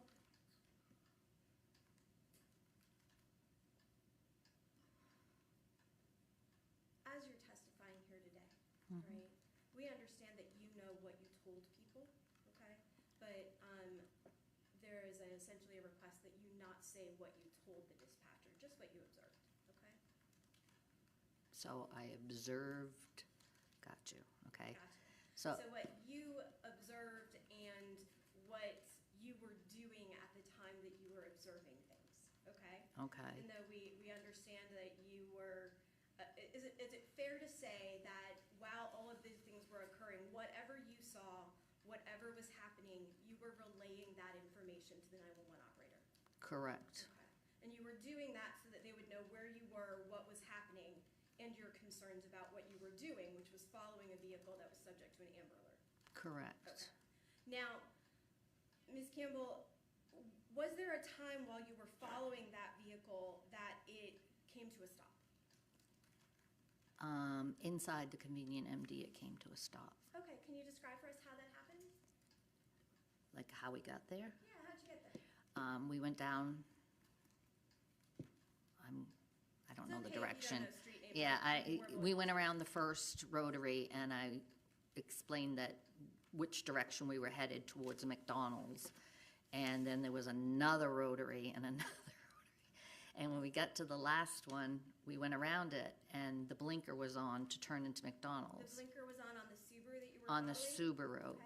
So, we were ready to turn into McDonald's, and at that point, my daughter said, "Here comes a police officer," and they were coming in the same. Did you see a police officer come? Yes, there were police officers Again, coming you from can't every testify. direction. Right, you've got to be careful about what you saw versus what other people saw or said. Okay. Okay? So did you see a police officer coming from the other direction? Yes, I did. Okay. And then, so the blinker directional was on the Subaru, like they were gonna turn to McDonald's? McDonald's, Okay, but And then a police officer came in towards you. correct. So what happened with respect to the white Subaru? Did they turn into McDonald's? No, they kept going, and they turned into the convenient MD. Okay. And when they turned in, it heads down towards an Applebee's, and the car stopped right there. Right there being where? At the At- convenient MD or at the Applebee's? It's at the end of the convenient MD parking lot going into Applebee's, and they stayed there. So we stopped, and I saw the gentleman looking in the mirror, and I told my daughter, I said, if this person gets out, It's okay, what were you, so you had some concerns because you saw the person looking in the mirror? correct, Okay. and Then the once you- Amber Alert said, oh gosh, Approach, please. sorry.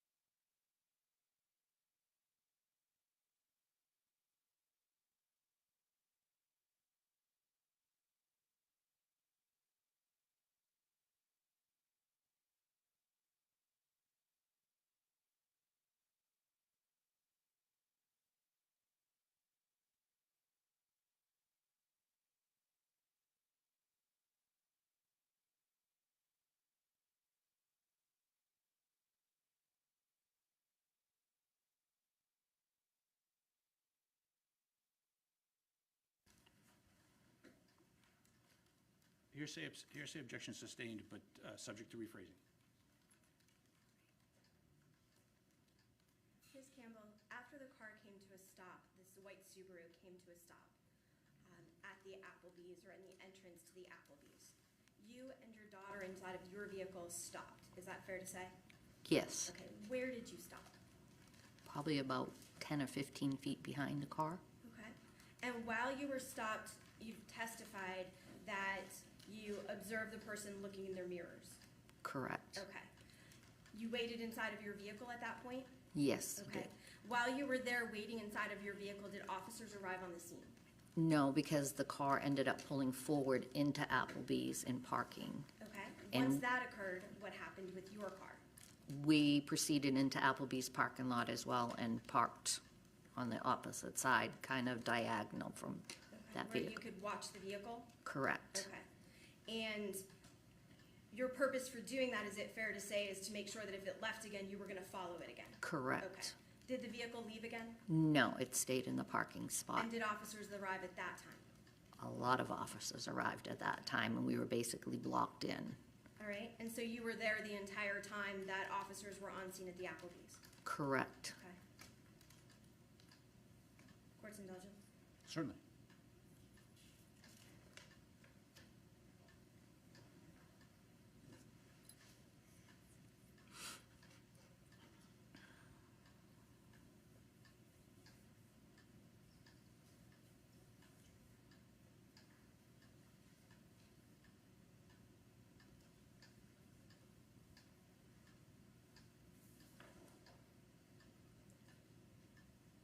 Permission to approach. Ms. Campbell, I'm going to show you what is marked as for identification. As State's Exhibit 19A. I almost asked to borrow your glasses. As State's Exhibit 19A for this case. Can you take a look at that for me? Yes, Do you recognize that? absolutely. Okay, I know you haven't been shown this photo before. Is that fair to say? No, never. Okay, but what is depicted in this photograph? The license plate that was on the Amber Alert and the white Subaru. Is that the vehicle that you and your daughter followed that day? Yes, and there's the number 3. Oh, and you're pointing something out to me. So you're indicating the license plate number matches the number you've told us. Right, and number 3 is the month that it was registered in. Okay, so you can see the registration sticker on there as well that matches Yes. your recollection. Correct.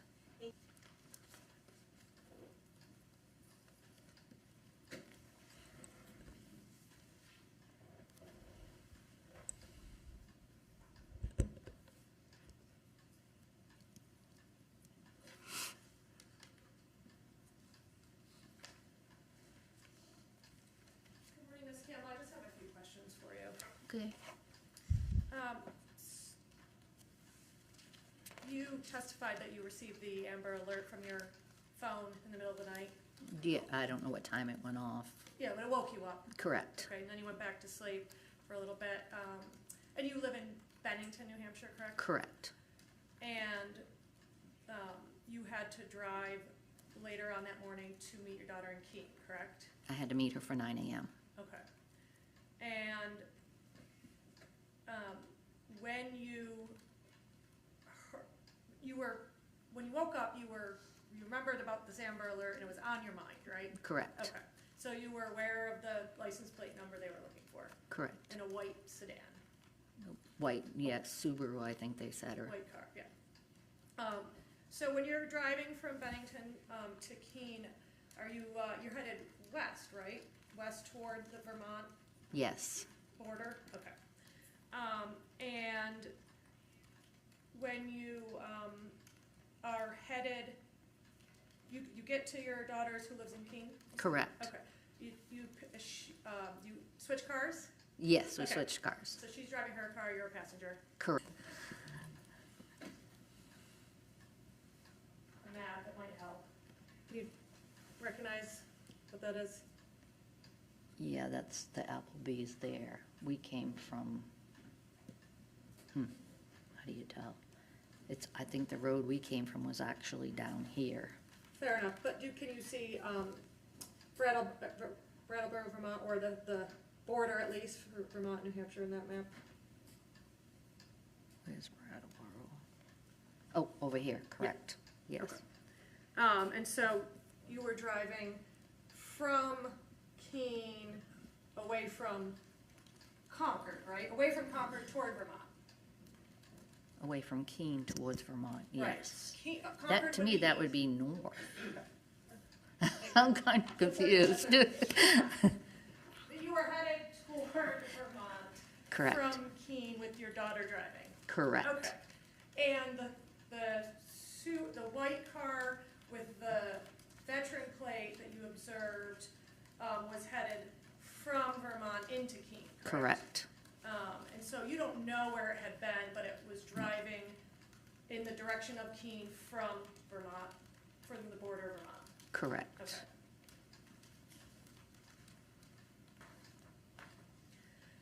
And when you observed this car traveling, you started to follow it, right?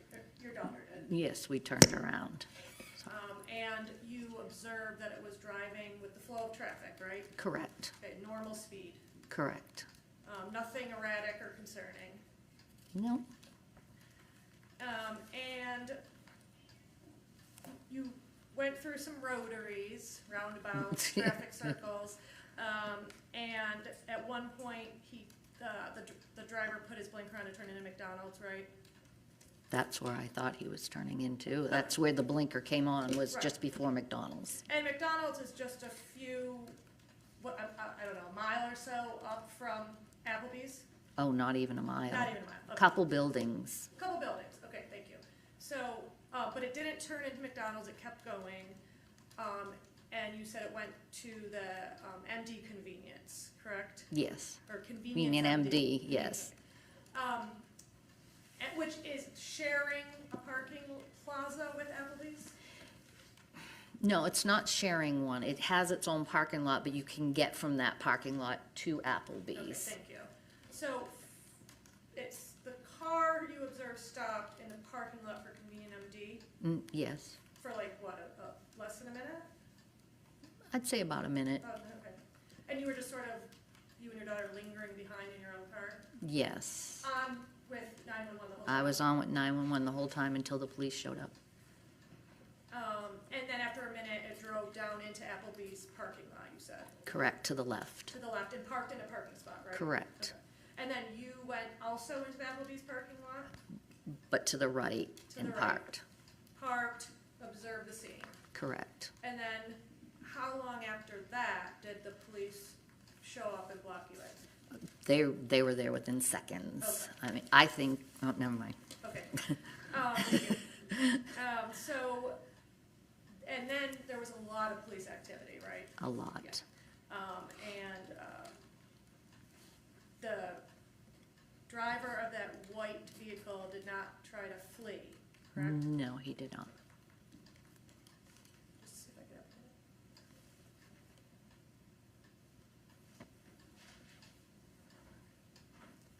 it. I don't have anything further, thank you.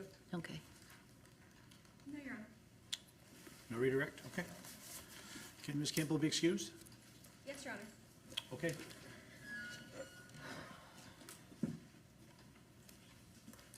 Thank you, sir. Yep.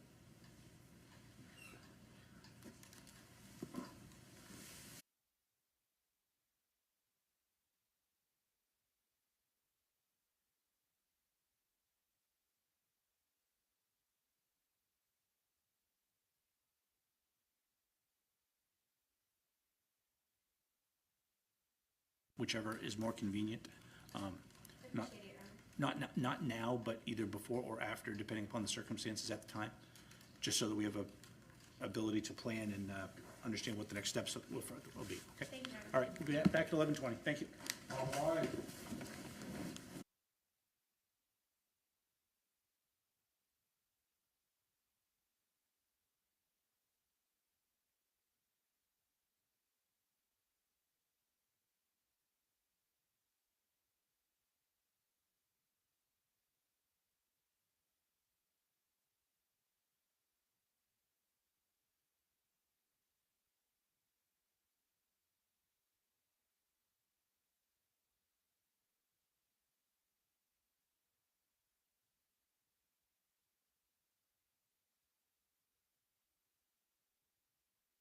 You see it?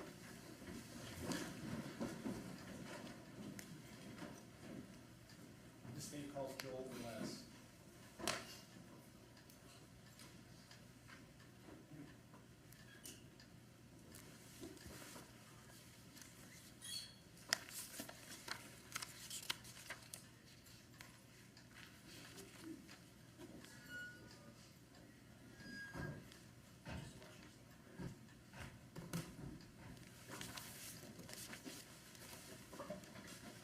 Sir, could you remain standing and raise your right hand? Do you swear that the testimony you're about to give will be the truth under the pain and penalty of perjury? I do. Thank you. Please take a seat.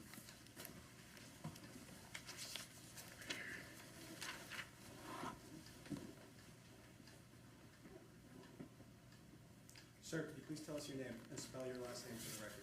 Yes. Joel Velez, Velez. Sir, where do you work? I work for the Keene Police Department, How long have you worked there? just under 6 years. Did you attend and graduate from the New Hampshire Police Academy? I did. What year? 2020. What's your current role or rank with the Keene Police? Patrol Division. just generally, what does that mean for you as a patrolman? What are your duties? Respond to calls for service, protect life and property. Officer Velez, on March 1st of 2024, were you scheduled to be on duty that day? I was. What shift were you working that day? Day shift, 06:45 to 16:45. So 6:45 in the morning to 4:45 in the afternoon? That is correct, sir.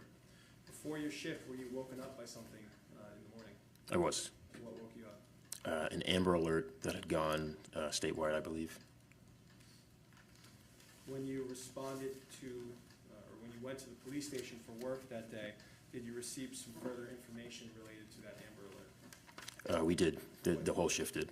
What information did you receive? That the previous Amber Alert that had gone out had last pinged in Concord. The driver, registered owner of the car, Dustin Duren, was identified to us. Was believed to be driving a white Subaru Impreza, New Hampshire veteran registration, V69023. Was in the company of his 2 young children and was believed to be armed with at least 1 handgun. Did the Keene police subsequently receive some additional information related to that vehicle? We did. And what information was that? At about 10 a.m., our dispatch fielded a call that someone believed they were traveling behind the car from the Amber Alert. As a result of that call coming into dispatch, what did you do? I immediately left the station. Where did you go? I was tasked by my sergeant to travel westbound on Route 101 towards Winchester Street. And what was your purpose in traveling in that direction? To intercept the vehicle. That day, what were you wearing in terms of a uniform? I was wearing a fully marked Keene Police Patrol uniform. With a badge clearly visible? Yes. And what kind of car were you driving that day? A fully marked Keene Police Patrol vehicle. Did you get into your cruiser, your patrol vehicle, and start driving in that direction? I did. I responded with a code 3, lights and sirens. So lights and sirens activated. Was it just you in the car, or were there any other officers there? I was the only one in that car.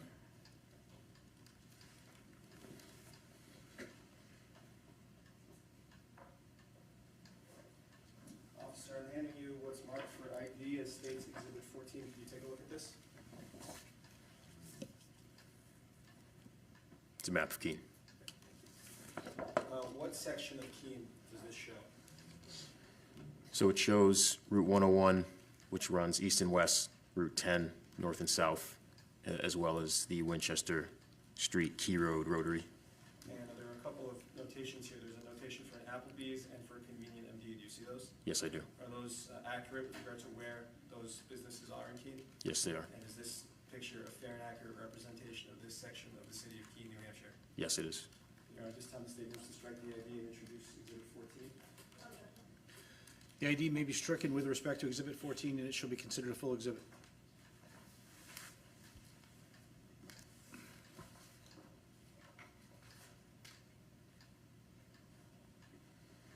So officer, you should see it on the screen there. I'm going to ask you to actually come down and step down from the witness stand. Sure. If you would. We have the map a little bit bigger here for the jury.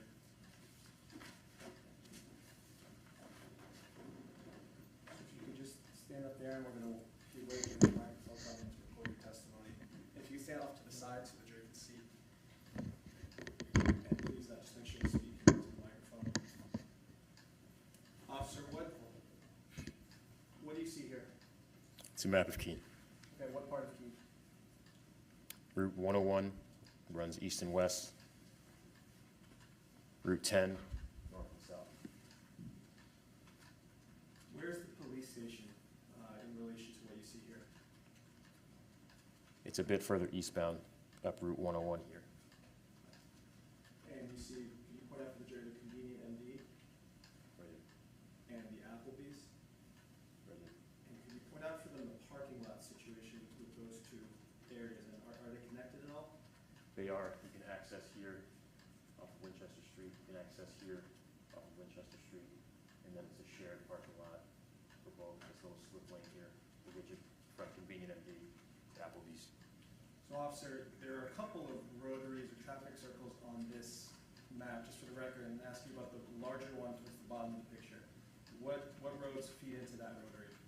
The larger one here, Winchester Street, Route 101, east and west, and Route 10, south.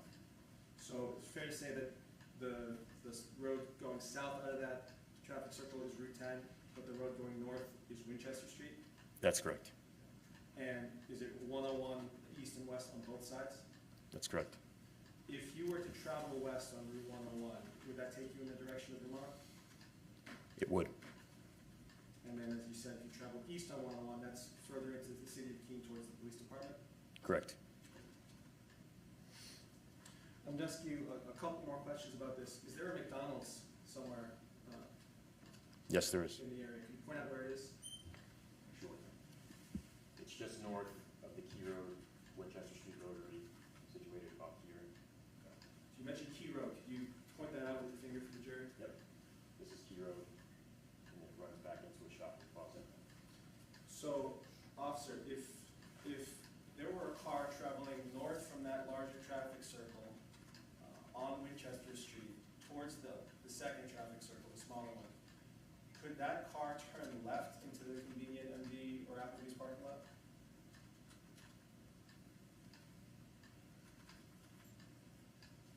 No. Why not? The median here separates the north and southbound travel. They would have to navigate the rotary and come back around. So a car that was coming north out of the traffic circle of 101 and 10 would need to go up and around the second traffic circle to get back down to the Applebee's parking lot? That's correct. And then just to be clear, Convenient MD and Applebee's both have parking lots, but it is possible to drive from one to the other without obstruction? That is correct. I think you can safely return back to the stand. Thank you. Thank you.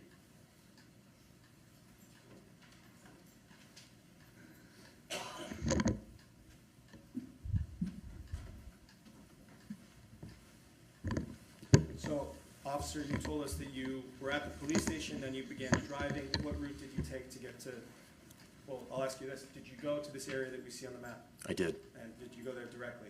I did. What road did you take to get there? Route 101 westbound. Okay. So, as you traveled on Route 101 westbound, did you eventually get to the area of the traffic circle with 101 and 10? Yes. And as you were driving, did you receive further information from dispatch about the location of that vehicle? Yes, I did. And what did that information tell you? The initial reporting party had watched the car exit and begin northbound travel on Winchester Street towards the McDonald's. And so when you received that update, was that while you were already in your cruiser Yes, it was. and you were en route, so to speak? I was. About how long did it take you to get from the police station to the area that we see here? It couldn't have been more than, it was under a minute. Could you tell us what happened when you got to this area? What did you see or do?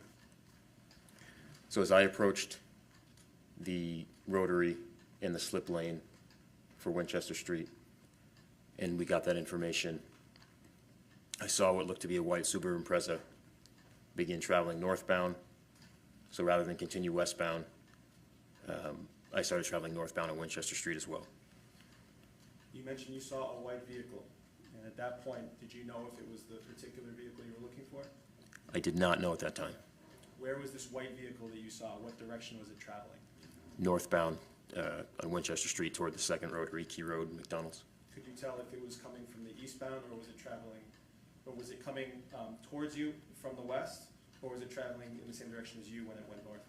No, it was traveling from the west. Okay, so coming in the opposite direction. That's correct. So you saw a white vehicle, what did you do next? As I continued driving northbound, I maintained a visual on the vehicle. I watched it navigate the rotary. I sped up, accelerated, I navigated the rotary, and was able to get behind it, just maybe a couple cars lengths. When you say you saw it navigate the rotary, which rotary are you referring to? Winchester Street, Key Road. So you've told us that you're not behind that vehicle. What happened next? I could see the taillights as well as the rear license plate affixed to the car. And did that, what was the license plate that you saw? It's New Hampshire Veteran V69023. What did you do next? I followed it, preparing to make a motor vehicle stop, but it turned into the convenient MD Applebee's parking area. Did you follow it? I did. What did that car do once it turned off the road into the parking lot area? It came to a stop in one of the designated parking spaces. What did you do?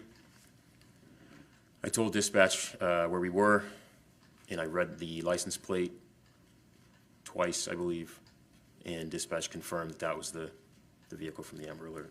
Why did you do that? One, to confirm who I was likely going to take my gun out and point it at. And I had written it on my hand in the morning in roll call, but I had sweated it off. So you wanted to confirm that Yes. that was the right one? After you received that confirmation, what did you do? Exited my cruiser as quickly as I could and raised my gun until it was level with the driver's side window. Officer Velez, why did you take your gun out when you got out of your car? The information that we received was that the driver, owner, operator, Dustin Duren, was believed to be armed with at least one handgun, and that he may have been involved in a shooting that morning. So was that for your safety? And anyone that was around, it's a fairly busy shopping plaza. When you took your gun out and stepped out of your car, what was that vehicle doing? It was parked. Could you see anyone in the vehicle? I could see the driver at the time clearly. What happened next? I began to give commands. I yelled out to the driver, hands, let me see your hands. Couldn't have been more than a couple of moments later, I was joined by some other officers. So I want to set the scene. You are standing next to your cruiser, is that it? I was. And you had the door open? I did. Were you standing behind the door? I was. Why were you doing that? To just give myself some sort of cover in case the suspect or the driver engaged me in a gunfight. About how far away were you from that white vehicle? I would say 2 car lengths, Any obstructions between you and that car? none. When you began giving commands, what did the person in the car do? He was compliant. He put his hands on the steering wheel so I could see both of them. And that was the last command I gave. They were taken over by another officer. So other officers joined you? Yes. What were their names? Officer Kyle Macy, Officer Nicholas Panel, and Sergeant Mark Cotton. Did one of those officers take over giving commands to the individual in the car? Yes, Officer Macy. Did the individual in the car comply with those commands? He did. What did the individual in the car do as a result of those commands? He exited the car, remained compliant. He walked backwards towards the sounds of our voices. He was placed up, he was put onto his knees and then taken into custody, secured into handcuffs. From the time that that person came out of the car and the time that he was placed into handcuffs, did he say anything? He did. What did he say? Initially, he said, "My kids are in the car," something to that effect. Did he say anything else? He did. What did he say? He said, "There's a pistol in the door." Did you get close enough to that individual to observe him? Yes, I did. Do you see the person who came out of that car, who was driving that white car here in the courtroom today? Yes, I do. Could you please point him out and identify him by describing an article of clothing that he's wearing? Sure. That would be the gentleman seated here with the glasses on. Your Honor, may the record please reflect that the witness has identified the defendant? The record shall so reflect. So, to be clear, the defendant is the person who was taken out of that car and arrested? Yes, he is. After the defendant was taken out of that car and placed under arrest, did you have any further interaction with him? I did. What did you do? I ultimately served as a transport car to bring him to the state police barracks.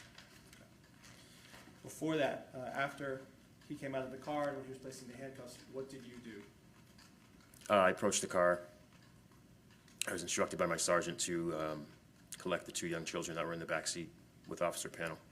At what point did you notice that there were children in the backseat?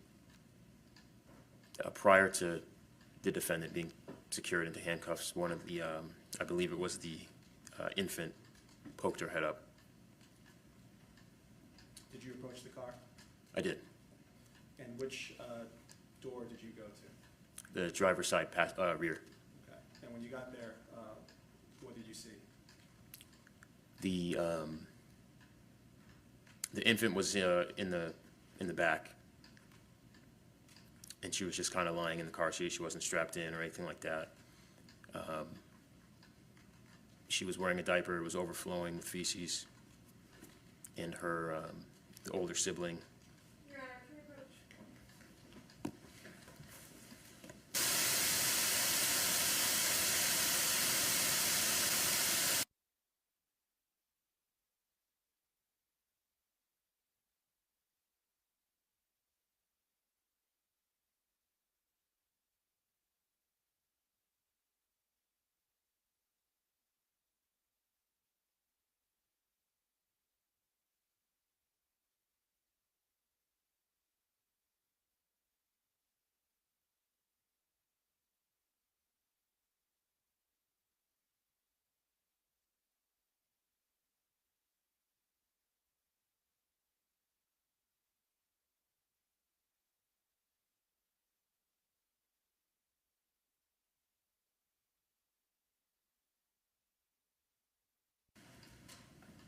Officer, you mentioned you saw an infant.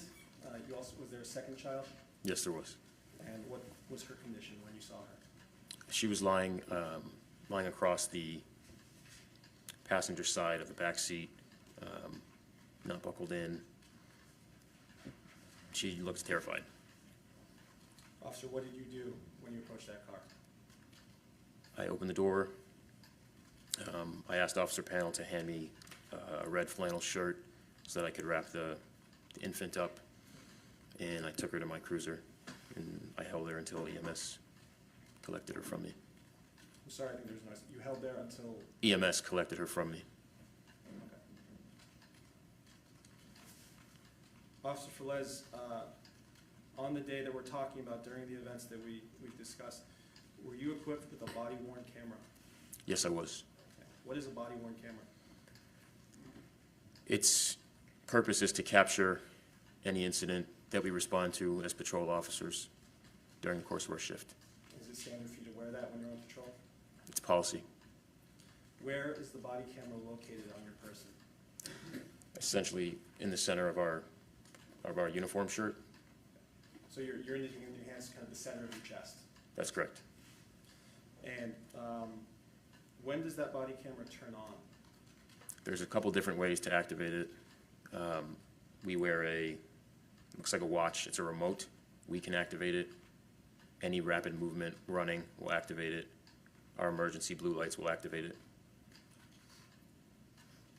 Referring to March 1st of 2024, you said you were wearing a body camera. I was. Did that body camera activate at some point? It did. Why did it activate? I started running out the door when dispatch advised of the caller behind the car.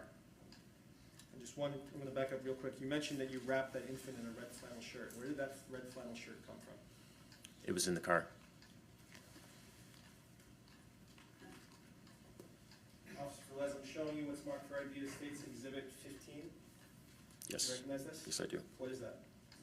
That is the recording captured on my body-worn camera. So it's a CD, correct? Yes, And you reviewed the contents of this CD? I have. What is on this CD? My body camera footage from the day in question. Okay. And is this, strike that. Your Honor, at this point, we've moved to introduce as a full exhibit, State's 15? No objection. The ID may be stricken with respect to Exhibit 15, and it shall be considered a full exhibit.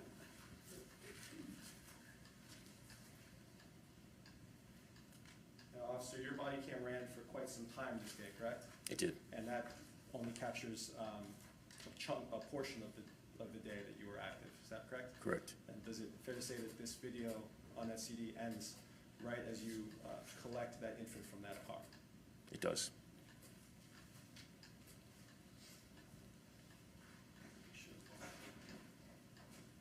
before we play it, Officer Velez, does the body cam that you wear record volume? It does after 30 seconds passes. So when we start this video, will we hear audio right away? No. Why not? You have to wait for the 30-second mark to elapse. Okay, so the audio will come in after about 30 seconds? Yes, it will.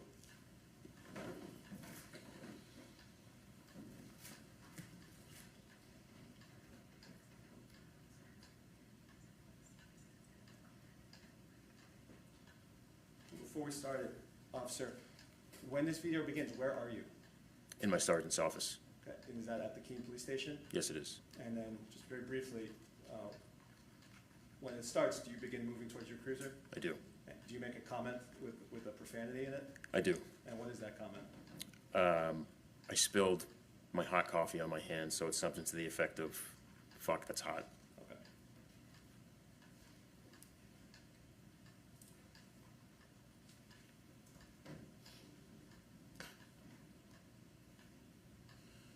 For the record, we're now playing State's Exhibit 15.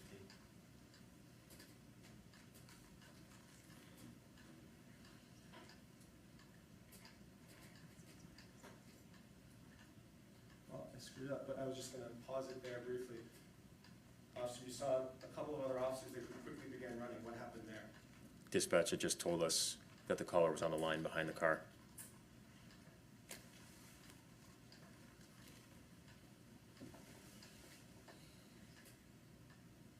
I'm not gonna mess with it anymore.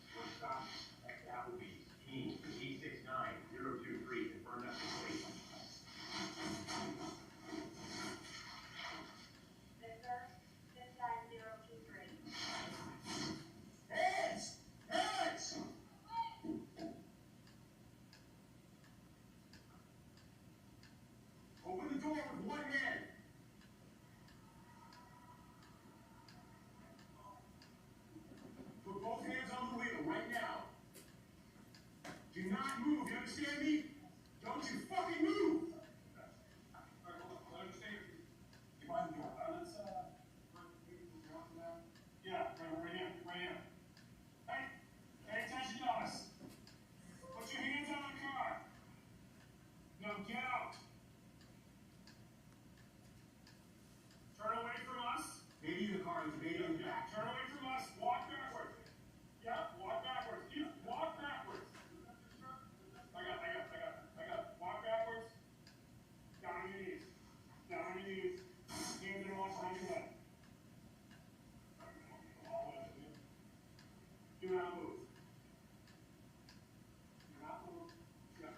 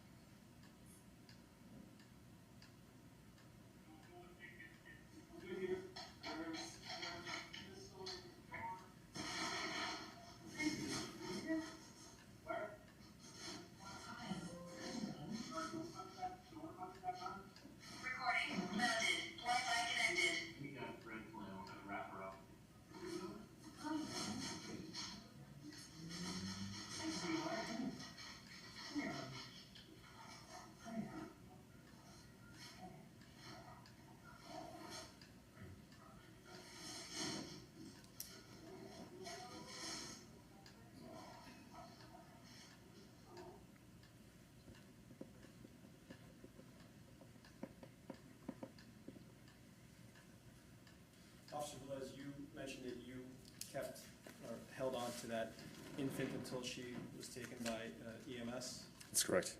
Was the other child also eventually given to EMS? She was. I have no more questions. Just a couple of Velez. When you pulled into the Applebee's, were you the first officer on scene? I was. Okay. And you confirmed that you were dealing with the correct subject of the Amber Alert, right? Yes, ma'am. Okay. And at that point, when you pulled in, you could just see the driver in the car? Correct. You didn't see any kids at that point when you just pulled in?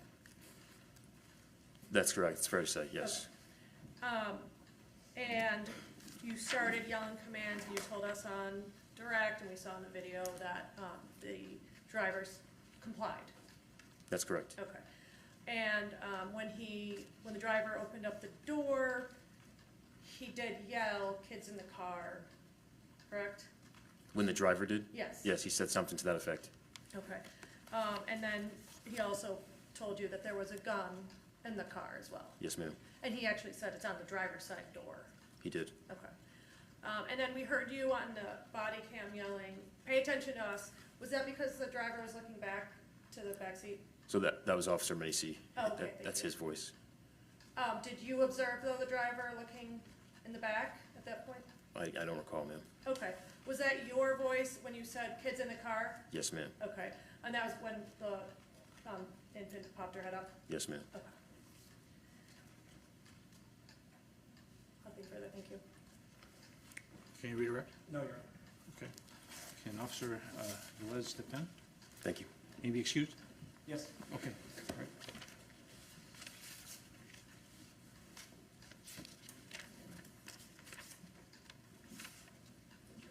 Thank you.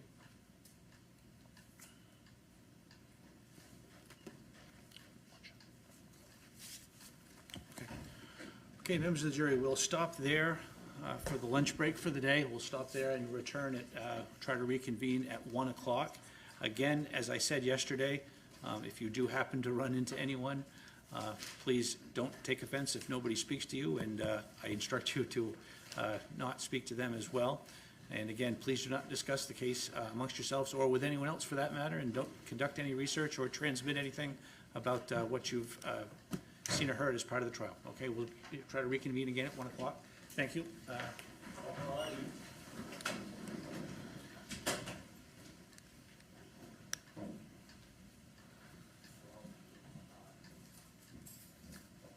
The Honorable Jonathan S. Rousseau presiding. Thank you. Remain standing for the honorable jury.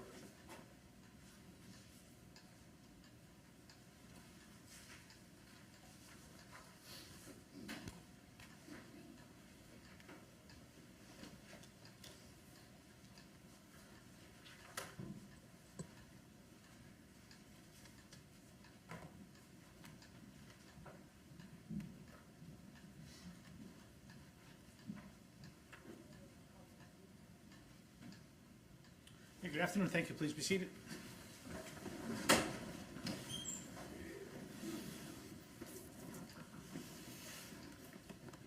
Ready? Your Honor, at this time, the state will be calling Dr. Natalie Robertson.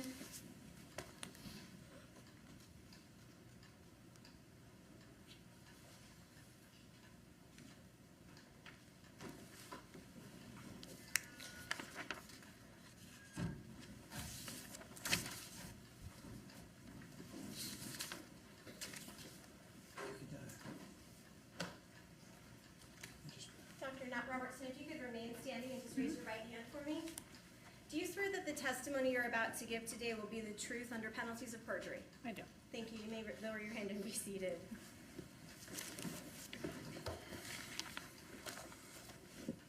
Dr. Robertson, before we get started, could you go ahead and please state your name for the record and spell your last name?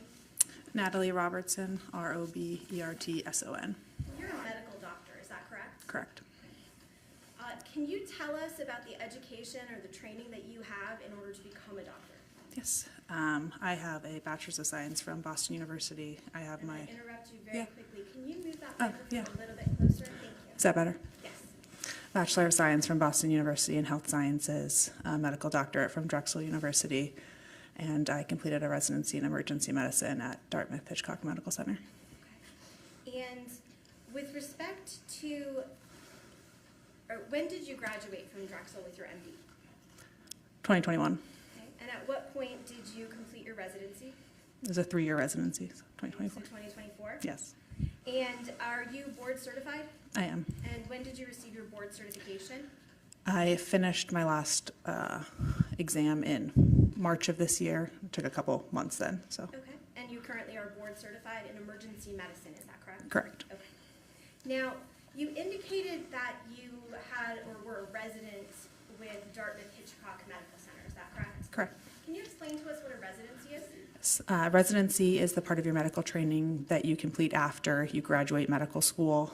So you have a medical doctorate, then you do residency in whatever specialty you are going to become a doctor in or specialize in. So mine was emergency medicine. That was a 3-year process at Dartmouth. There's some varying lengths. And during that time, you are licensed under a training or restricted license saying that you are practicing medicine within a residency program. You care for patients. There's a somewhat of graduated responsibility. So by the end of the residency program, you have more responsibility than the beginning. Okay. And when you were serving as a resident at Dartmouth Hitchcock, from what I understand from your testimony, you were serving in the emergency department? Correct. Okay. And while you were serving as a resident with Dartmouth Hitchcock Medical Center, where were you based out of? Like what hospitals? Our main hospital was at the main Dartmouth Hitchcock in Lebanon. We also did rotations at Cheshire Medical Center, at the Elliott Hospital in Manchester, as well as shock trauma in Baltimore. Okay. And when you say we, in terms of Cheshire Medical Center, did you serve any portion of your residency at Cheshire Medical Center? Yes, we complete 2 months at Cheshire Medical Center, 1 month during our 2nd year of residency and 1 month during our 3rd year of residency. Okay. And I'd like to ask you, and my math skills are horrible, so let me go with your recollection. With respect to the residency that you were doing in March of 2024, were you stationed at Cheshire Medical Center? Yes. And would that have been your month in your 3rd year of residency? Yes, that was my 3rd year. Okay. Are you currently employed as a medical doctor? I am currently on maternity leave, but I am employed as a medical doctor, yes. Okay, and you're employed where? At Lawrence General Hospital in Lawrence, Massachusetts. So in March of 2024, you were a resident at the Cheshire Medical Center, and that's located where? Keene, New Hampshire. And at that time, you were working in the emergency department? Correct. Okay. So I want to direct your attention to March the 1st of 2024. Were you working on that day? Yes, I was. And I guess let me back up a little bit. The emergency department at Cheshire Hospital, can you talk to us a little bit about what that looks like? It is a pretty standard, smaller community emergency department. There were generally 2 to 3 either physicians or APPs on at a time. It's a circular department, so there's patient care rooms around kind of a center area where there's supplies, as well as 2 areas for physicians and nurses. And as a resident there at Cheshire Medical Center, what were the responsibilities that you had? You indicated you would be licensed under a conditional license. What kinds of things did you do as a resident at Cheshire Medical? Yeah. So as a third-year resident at Cheshire, I would generally see patients, or I would see patients on my own, initiate. Sorry, did you say you would or would not? Would. Initiate their care and workup, and then at some point present them to an attending physician. Again, there's some caveat there. If, someone came in who was very, very ill, often then an attending would walk in the room with me. But most of the time as a resident at that point in your training, you are treating and seeing patients independently. And then at some point the attending signs off on your care. Okay. I mean, you're just months shy of graduating the program, so you're Correct. functioning pretty much on your own with backup from a resident, or not a resident, I apologize, an attending. Attending, yeah. Okay. So as a resident or as a doctor at Cheshire Medical Center, how would you normally be dressed? What would you look like? They had hospital issued scrubs at Cheshire, so we had navy blue scrubs. I wore my badge with my picture on it, usually a stethoscope, and then some papers in my pocket. I don't generally wear a white coat. Now, in your capacity as, well, you've already indicated that you were able to see patients. Is that fair? Correct. Okay. Did that include patients who were pediatric patients, like children? Yes. Okay. Speaking generally, when you're seeing a patient, any patient in the emergency department, whether as a resident or now as a doctor, what kind of steps do you take when you treat and evaluate them?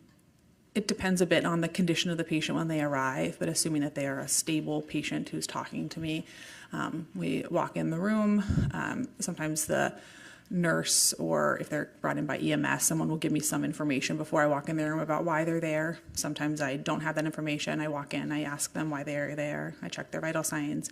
I do an appropriate physical exam, and then initiate a workup, whether that's blood work or imaging or other things to make my diagnosis or to treat them.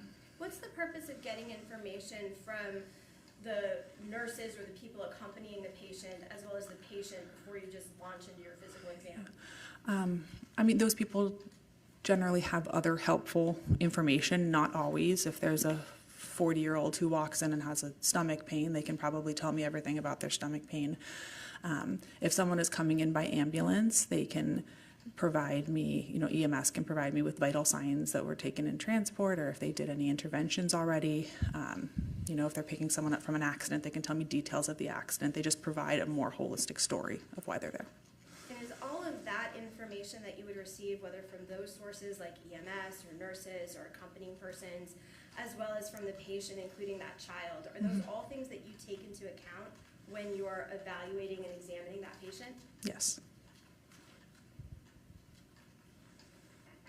Now, when you're talking about information just in general, what are the kinds of pieces of information that you're trying to obtain about the patient in that initial evaluation stage? You mean when I'm initially looking at a patient? Yeah, when you walk in, you ask them what's going on, what yeah. kind of information you're trying to get, and how does that help you?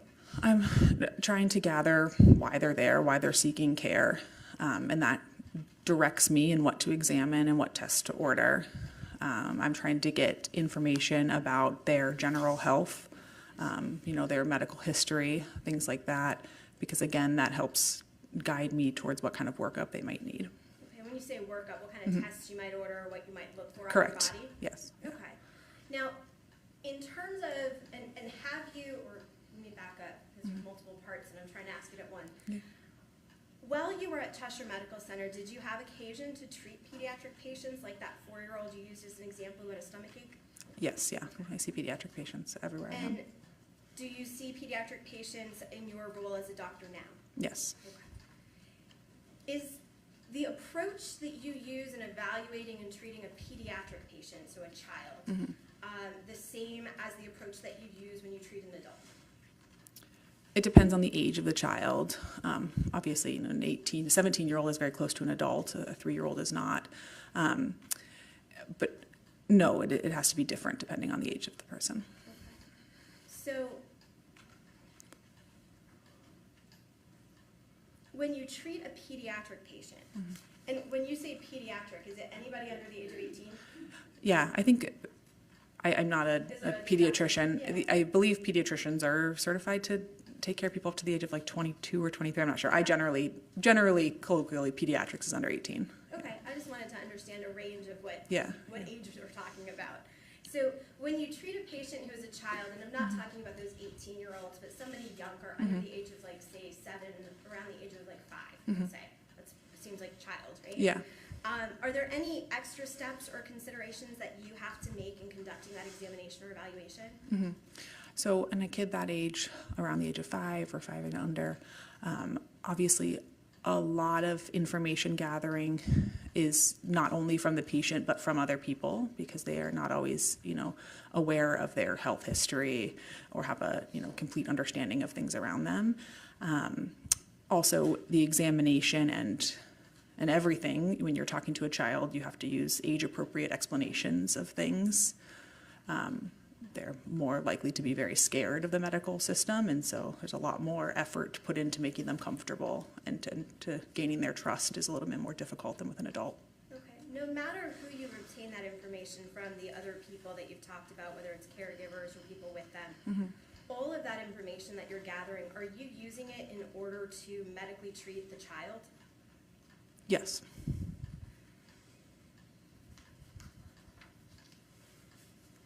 Now, as part of your role in examinations, you get a history of the medical treatment for a person? Yes. And then do you obtain information about sort of the issue that has brought them to you? Yes. Okay.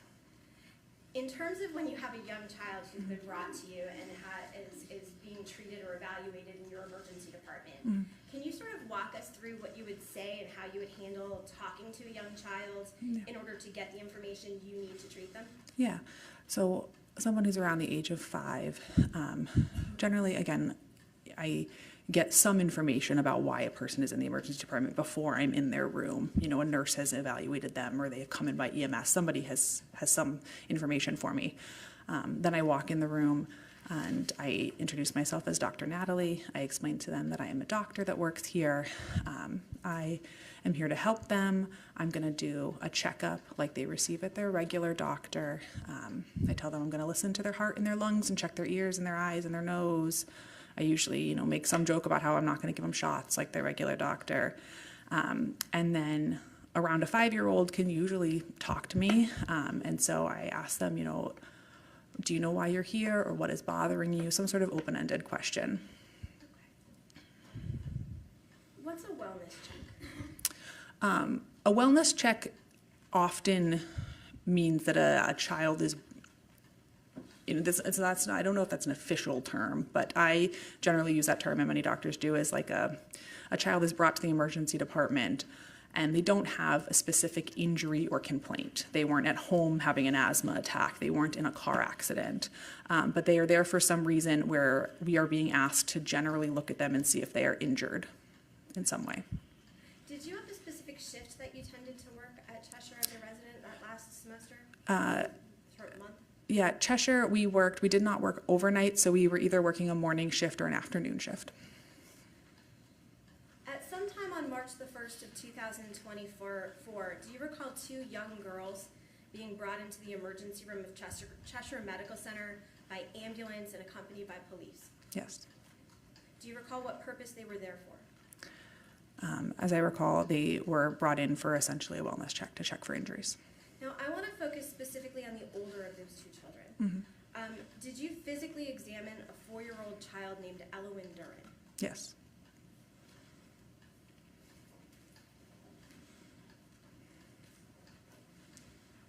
I'm going to show you what I've marked for identification purposes. Make sure I have that the right way.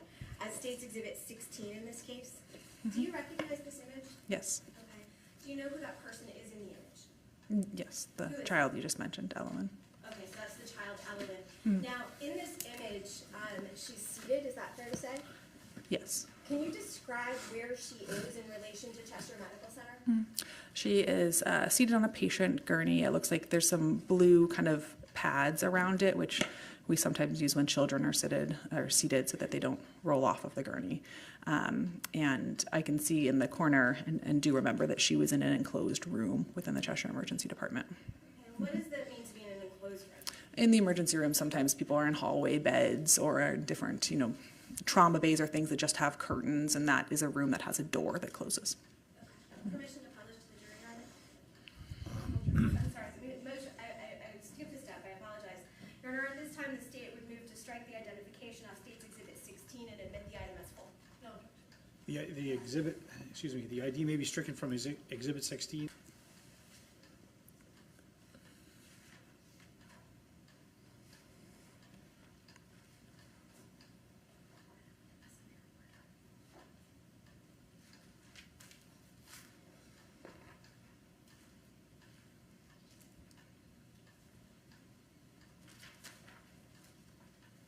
When you were evaluating Caitlyn Duren, was she able to provide you with any of her medical history that you recall?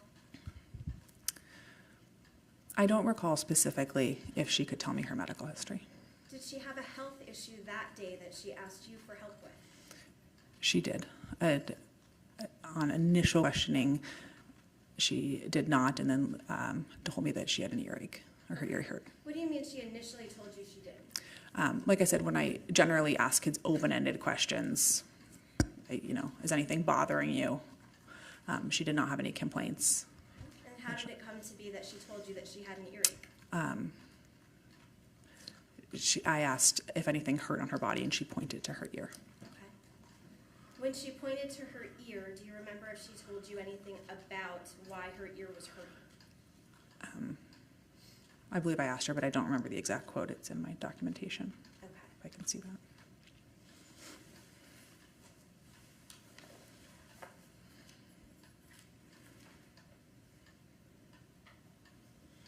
Dr. Robertson, I'm approaching you with State's Exhibit 17, which is identified only, okay? I do have...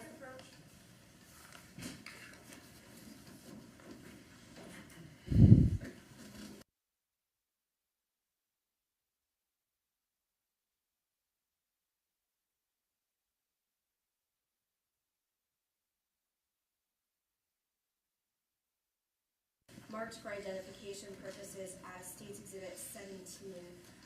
And with respect to this document, you've indicated that there are some records that may help you with your recollection of your evaluation and thereby treatment of Caitlyn Duren. Is that correct? Correct. Okay.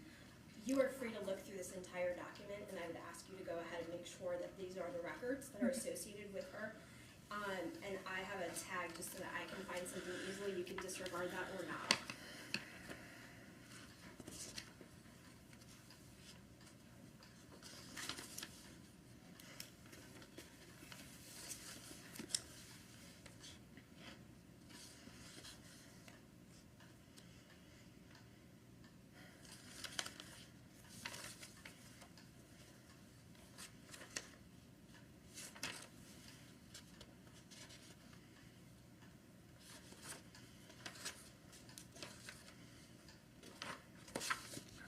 Do you recognize State's Exhibit 17? Yes. What is it? This is her, it looks like, full ED record, including my physician note, but also nursing notes and consultant notes. Okay. And when you say that you see your physician note, can you just tell us there's a page number at the bottom so that we all have it? What page number are you referencing has your physician notes? It starts on page 22. Oh, I'm going to ask you for a different number. Oh, sorry. Page 22 of the records in the bottom corner. We like to add more numbers. 00. Yes.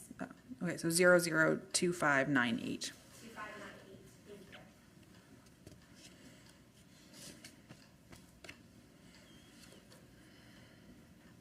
you. Now,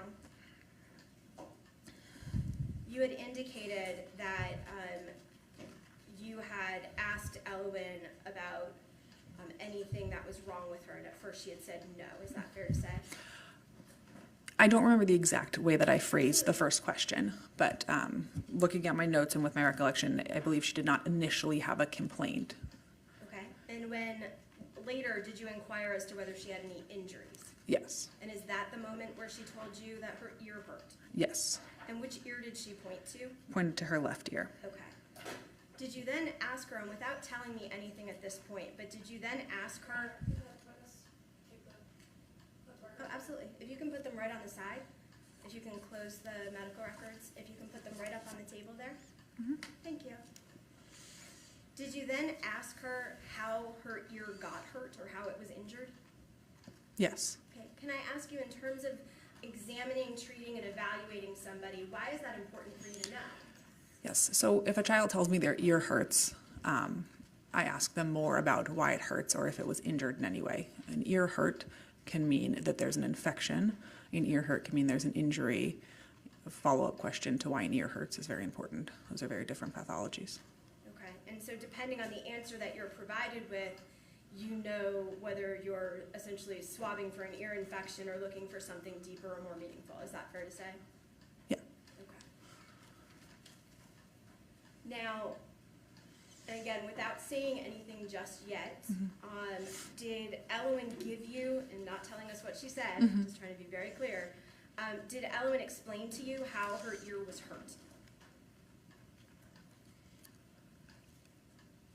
When I asked what happened to her ear, how her ear was hurt, Did she provide an answer? she provided an answer, yes. Okay. And based on her answer, did you have an understanding of what you needed to look for or do next? Yes. Okay. And based on her answer, were you able to determine a way that you were going to treat her medically or evaluate her medically? I would say her answer in combination with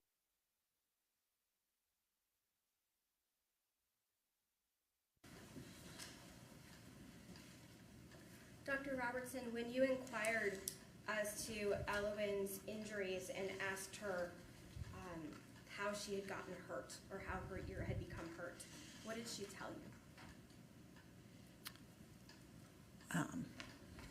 the exact quote is in my record. Am I able to? What do you remember her telling you? I remember her telling me that something along the lines of, Daddy hurt Mom and me. There was a lot of blood. Did you follow that up by asking her if she was hurt anywhere else on her body? Yes. And did she indicate whether she was hurt anywhere else?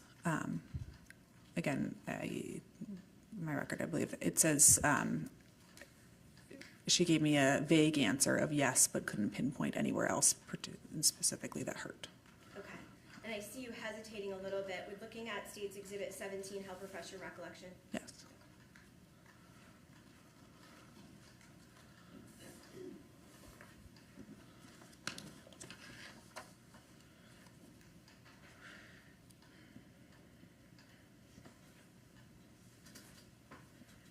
Yeah.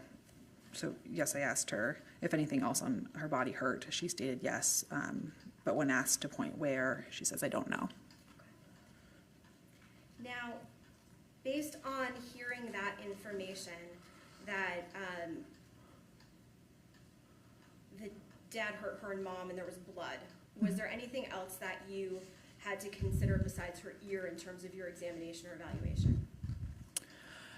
Yes.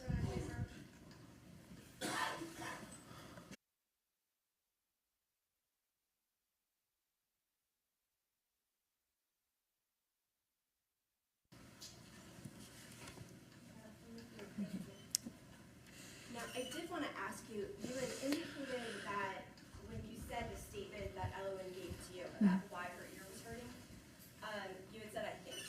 Okay. I think you had said, I think that what she had told me. Yes, I didn't Was have. that, so in looking at these records, would those refresh your recollection as to the full statement that Yes. she gave? Okay. Yes. You could go ahead and take a look. Just at the statement that she gave you, and when you've had an opportunity to refresh your recollection, you can put that document aside.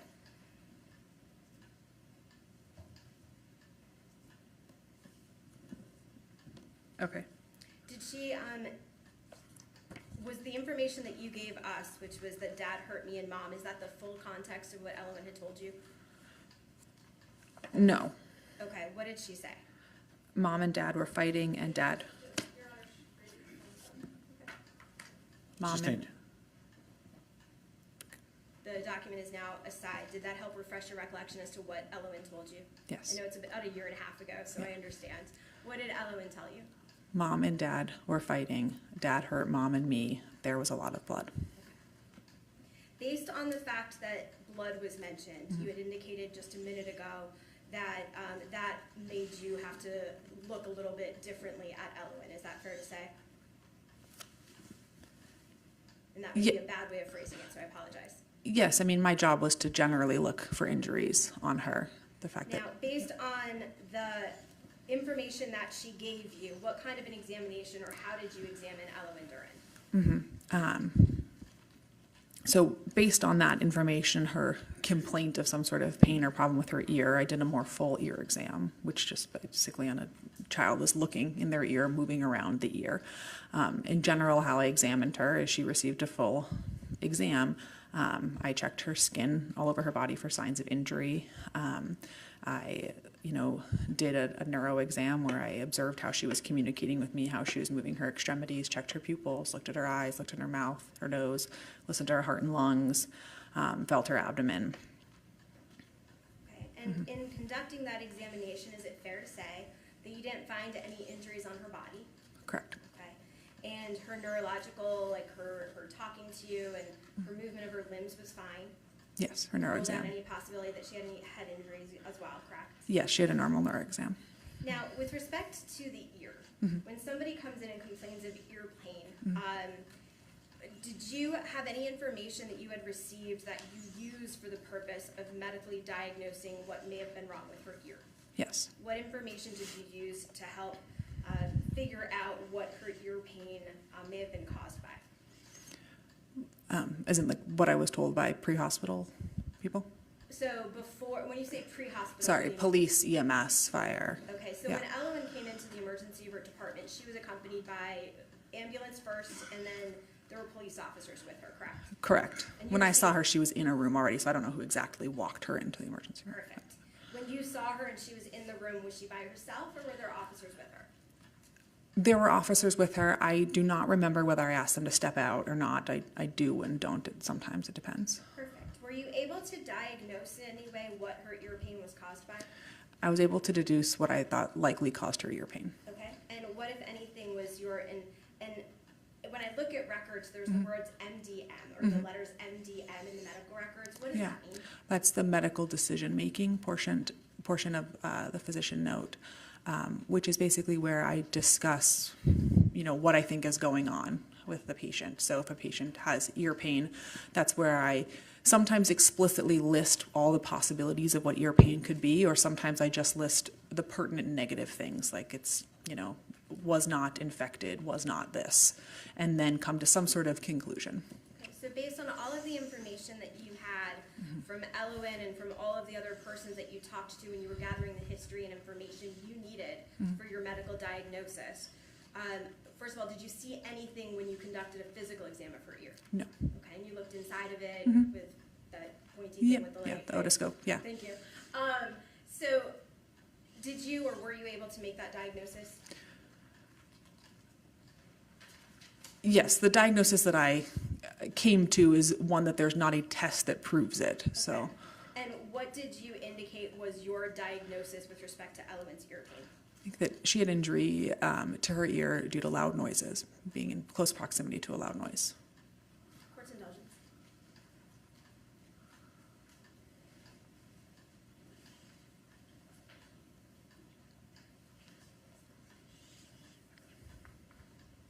I have no other questions for this witness. I'm just going to collect the exhibit and give it to the mother.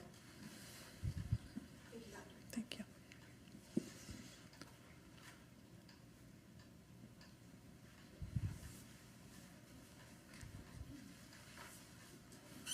Good afternoon. Hey. Just a couple questions. Based on your physical examination of Elowen, and what information you had from her and other sources, you determined that the ear pain that she was complaining of was most likely due to secondary lateral noises, correct? Correct. And there was no evidence of perforated eardrum, correct? Correct. No trauma to the ear. No physical trauma to the ear, correct. No outward signs of trauma, correct? Correct. And she appeared well-kept and well-nourished. She was, yes. No more questions, thank you. No questions. Okay, can Dr. Robertson be excused? Yes, Your Honor. Okay, thank you. Thanks.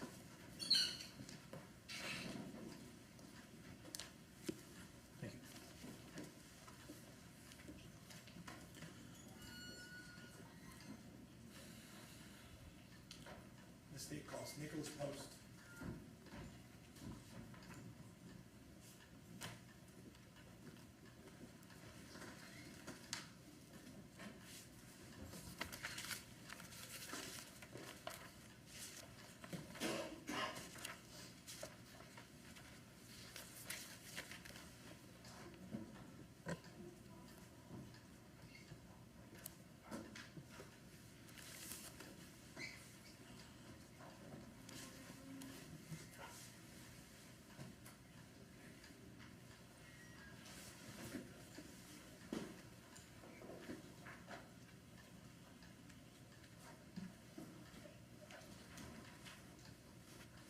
Sir, could you please raise your hand? You swear that the testimony you're about to give is the truth under the pain and penalty of perjury? I swear. Thank you. Please take a seat.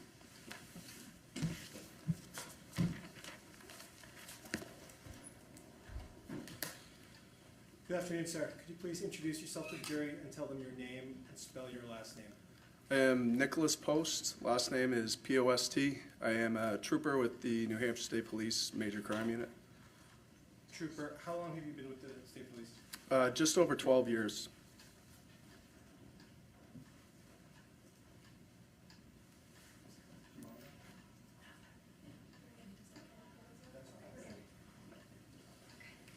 I apologize, Your Honor. I thought there was a technical issue. So, apologize, Trooper, you've been with the New Hampshire State Police for 12 years?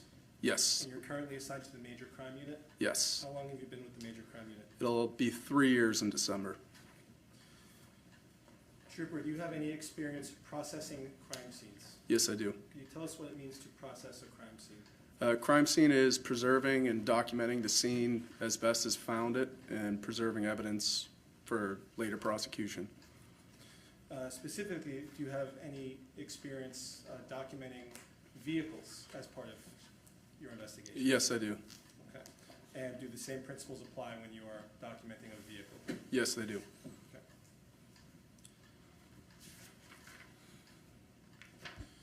Trooper, were you part of the investigation into the investigation of the death of Caitlyn Naffziger in Berlin, New Hampshire? Yes, I was. On March 2nd of 2024, did you participate in a search of a vehicle? Yes, I did. What kind of vehicle was that? It was a 2017 white Subaru Impreza. Do you remember what the license plate was? I do not. I know it was a New Hampshire veterans plate. Where did you search that vehicle? At our major crime Belmont facility. And that was on March 2nd of 2024? Yes, it was. How did you document your search of that vehicle? We took photographs, notes, and seized any evidence that was illustrated in the search warrant we obtained for the vehicle. So the search was conducted pursuant to a warrant? Yes. When that car came to you, or when you first observed the car, did it have any seals on the doors? Yes, it did. Okay, and can you describe those seals? They are green evidence tamper seals that would, if the door was opened, it would be evident that the seal would be broken. And so those seals were not broken? They were not broken.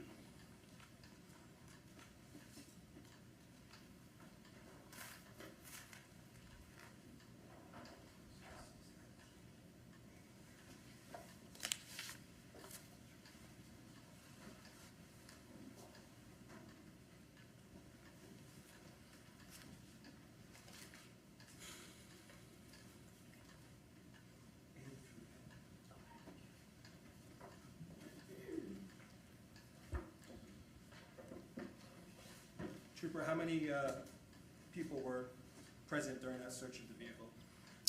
I believe 3, including myself. And when you searched that white Subaru Impreza, did you photograph the contents of the vehicle? Yes, it was photographed by TFC Amanda Johnson. When you were present, you observed the vehicle as it was photographed? Yes, I did. Were the contents of the vehicle photographed as they were found in place? Yes, they were. Were those items then removed and photographed again? Yes. When they were photographed again, where were they photographed? They were photographed on the floor on top of a piece of white butcher paper. Why was it done that way? So they can be spread out. There's nothing blocking or concealing any kind of item.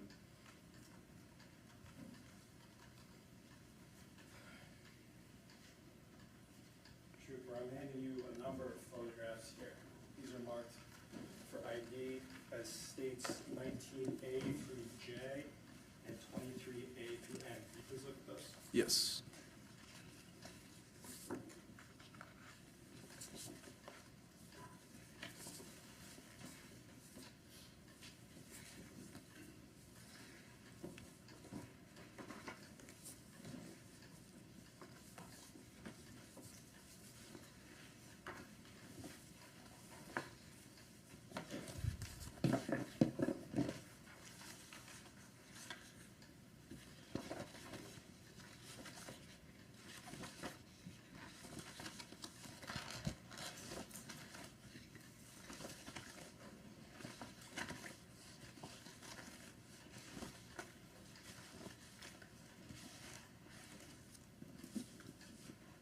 Trooper, have you had a chance to look at all of those? Yes, I have. What are those photos? These are photos of the white Subaru Impreza that I processed on March 2nd. And do these photos show the interior of that vehicle as it was found? Yes, they do. And also the contents of that vehicle after they were removed? Yes. At this point, the state moves to introduce as full exhibits states 19A through J inclusive and 23A through N as in Nancy. Yep.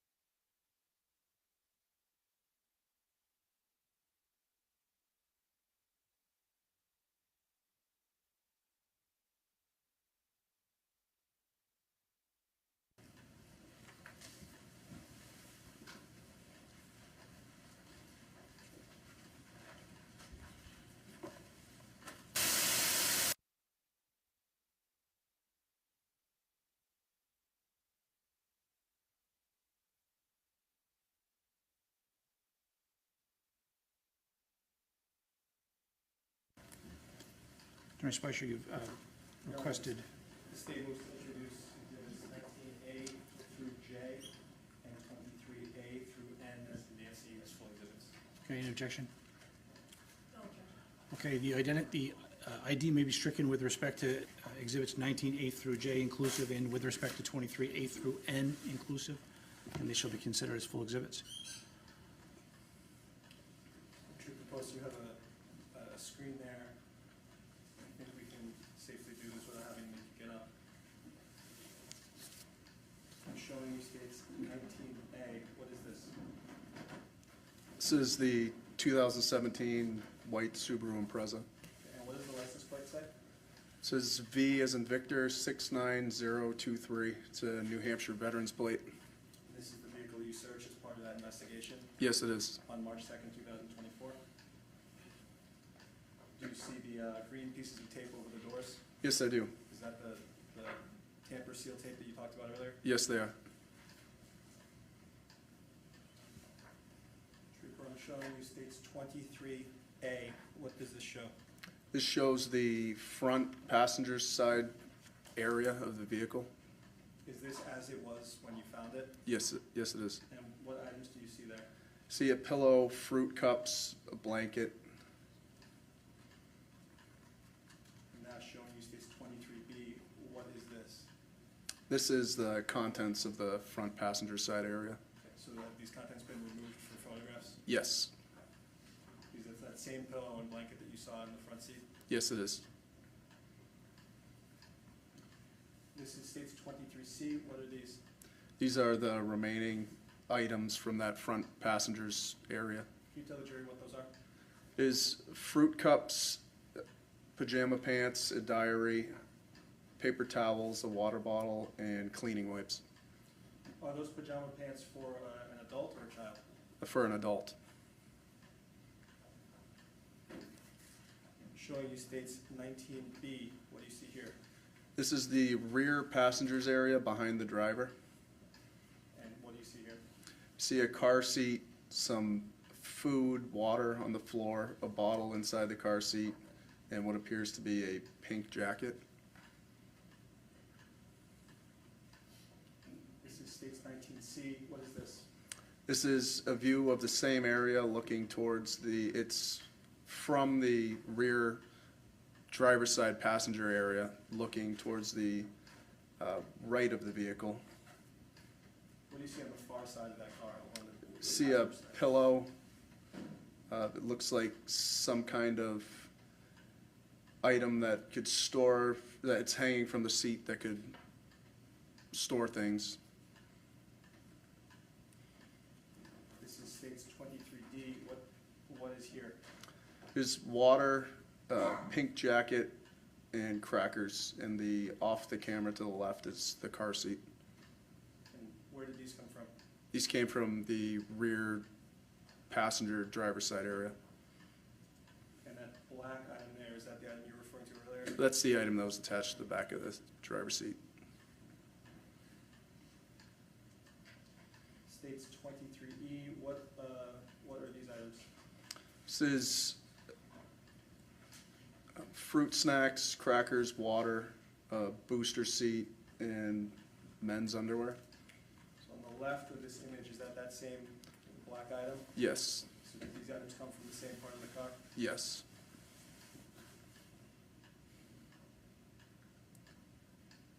States 23F. What are we looking at here? This is the rear area of the car, looking from the passenger side, to the right of the vehicle, towards the driver's side. Again, this is how you found it, correct? Yes, it is. Before anything was removed? Was it before anything was removed? Correct, yes. This is states 23G. What items are we looking at here? It's children's clothing, diapers, baby wipes. Appears to be a child's applesauce, a jug of water, and a small blanket.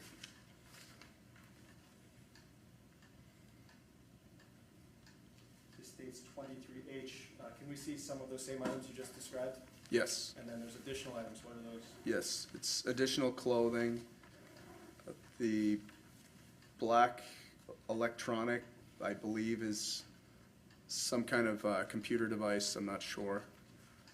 How about the clothing? Are those clothes for children or for adults? For children.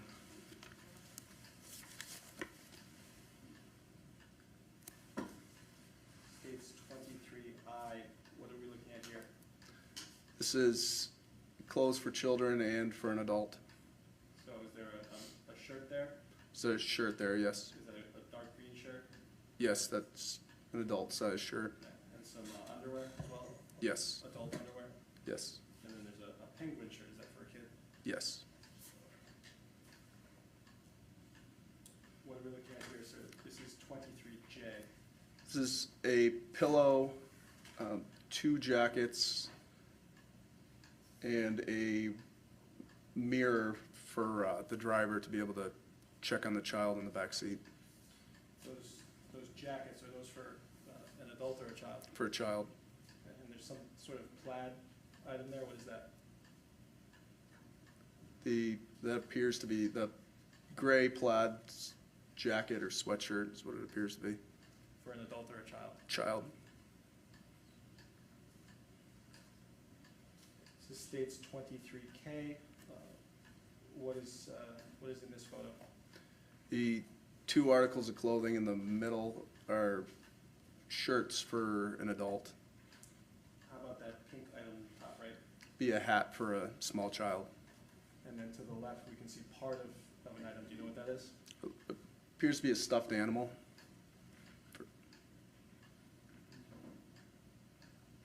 What are we looking at here? This would be adult clothing. This is 23L. Is there an adult shirt there? Yes, As well as some adult-sized blue jeans? yes. This is states 23M. Can you tell us what we're looking at here? This would be adult shirts, socks, underwear. So how many shirts do you see? See 3, and then there's a black item of clothing that's partially shown. How many pairs of underwear? 1, And how many socks? 5 total. This states 23N as in Nancy. What are we looking at here? Be children's clothing, on the left. It appears to be an adult shirt on the right and adult underwear. So there's several pieces of children's clothing here. Could you describe them for us? What appears to be penguin pajamas on the left, the red sweatshirt with stars, the blue long sleeve shirt up top, and the pink shirt in the middle right would be children's clothing. Trooper, what are we looking at here? This is the trunk of the white Subaru Impreza. What's in the trunk? It had a computer tower and vehicle equipment like jumper cables and car care materials. When you say a computer tower, do you mean like a desktop computer? Yes.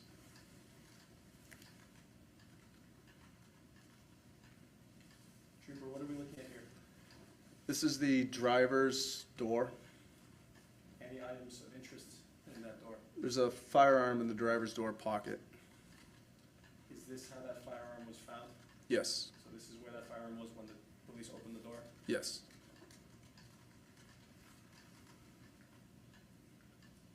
What is this?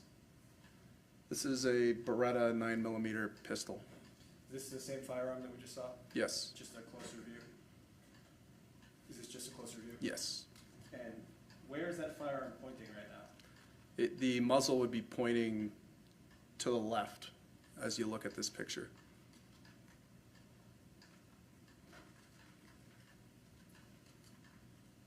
Just for the record, that was states 19E, and the previous one was 19D. I'm now showing you states 19J. Trooper, what is this? This is a Beretta 9mm pistol. Is this the pistol that was found in the door of the car? Yes, it is. So it's been removed now for more photographs on that paper. Yes. Is this the condition of the gun as it was found? Yes, it is. Does the magazine appear to be loaded into the gun? Yes.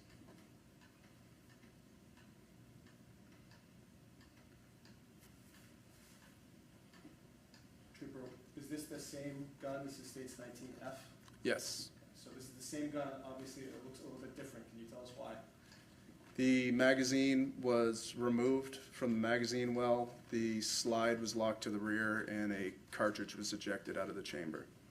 So first I want to ask you about that long black object on the right. What is that? That is the magazine.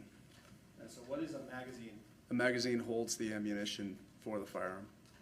There's something gold and metallic poking out from the top of that magazine. Can you tell us what that is? Those are the 9mm cartridges for the firearm. So when you say cartridge, do you mean colloquially a bullet? Yes. Ammunition? Yes. So again, this is a photo of the gun with the magazine removed. The police did that, correct? Yes. And the gun has been obviously manipulated. Could you tell us what was done to the gun? The slide on the firearm was locked to the rear. What's the slide? The slide is that top portion that encases the barrel. So that's been pulled back. Yes. What is the point of pulling that slide back? To eject any cartridge that could be inside the chamber of the firearm. Was a cartridge ejected from the chamber of the firearm? Yes. And is that gold item that's to the left of the gun? Yes, it is. So when this gun was removed from that door by the state police, there was a chamber, a bullet in the chamber? Yes. And so when the slide is pulled back like that, does that make this gun safe? Yes, it cannot be fired in the condition it's in currently.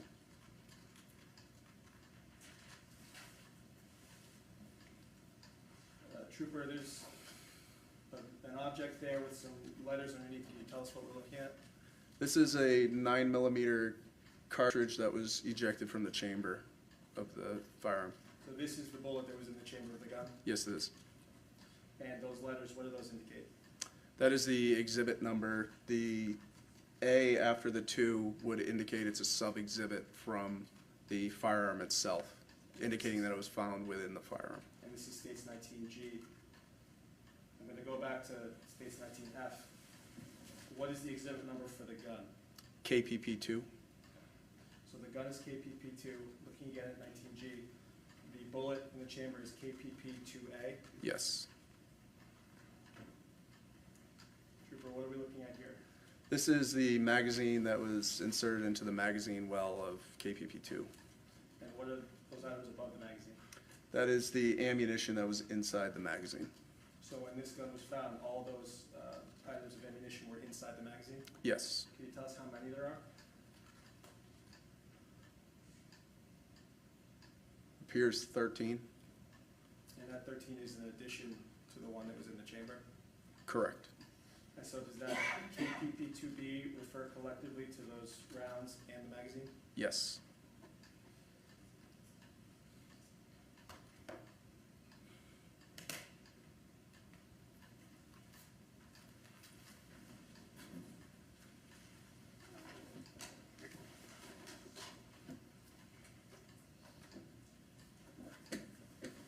Trooper, I'm showing you, it's marked for ID, this states 20A. Please open this box. For the record, you can use those boxes.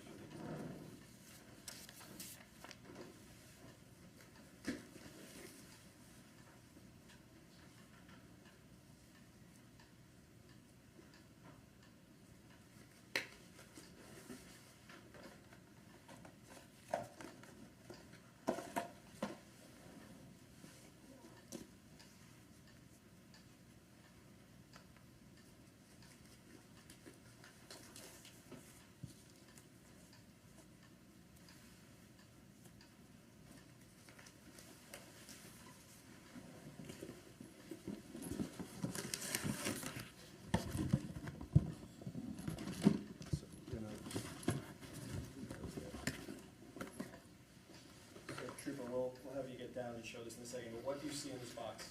I see the firearm that was found in the driver's door pocket of the white Subaru. Is there a marking on this box? Yes. And is there an evidence number? Yes. What number is that? KPP2. Is that the same KPP2 that we saw in the photograph for that gun? Yes, it is. A couple of other items in here, is that correct? Yes. I'm not gonna ask you about those at the moment. Can you please step down, I'll ask you to show this to the jury. All right, before I do that, Your Honor, at this point, the state moves to strike the ID on 20A, introduces the full exhibit.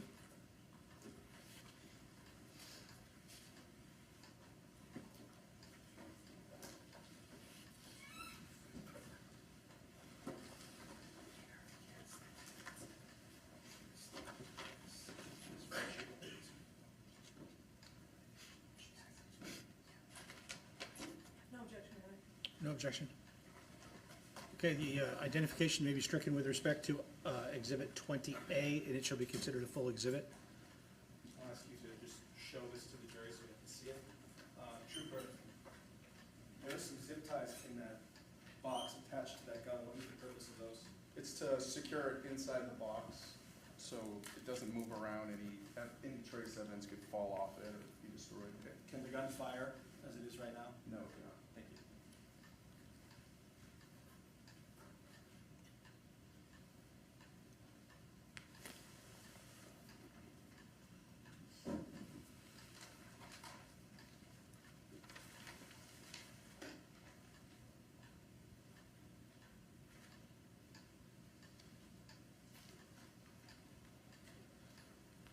Thanks. You can just put that on the table there.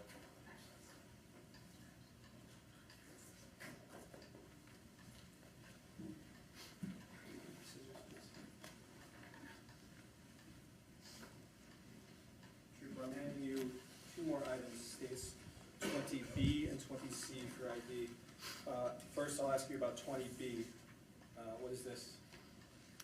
This appears to be 20A. This would have been the cartridge that was found inside the chamber of the firearm KPP2. So just for the record, this is states 20B for ID. What evidence number is there on that? KPP2A. Okay. KPP2A, that's the live round that was found in the chamber. Yes. Can you please open that?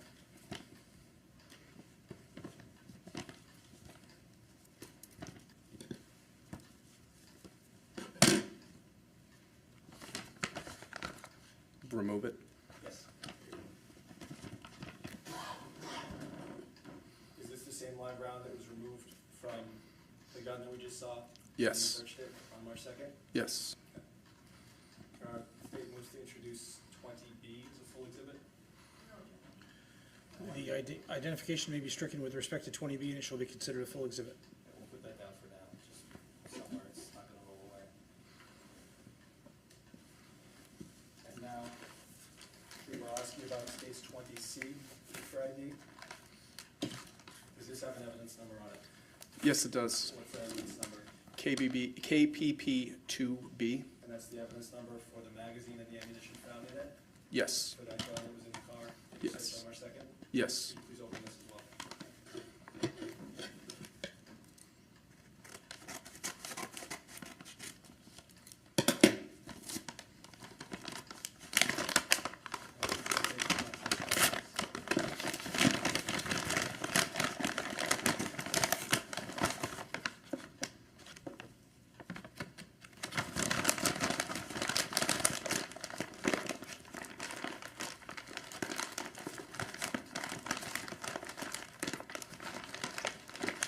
The rounds are stuck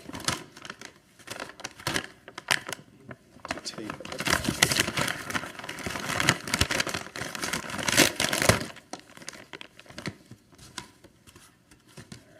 So you've removed two items from that evidence bag. What are they? This is the magazine that was located in the magazine well of KPP2 in the cartridges that were inside the magazine. And those cartridges are in their own plastic bag? Yes, correct? Are those the cartridges that were removed from this magazine? yes. At this time, the state moves to strike the ID on 20C. The identification may be stricken with respect to Exhibit 20C, and it shall be considered a full exhibit. And so Trooper, I'll have you, if you can carry all three of those things, you could bring them down and show them to the jury.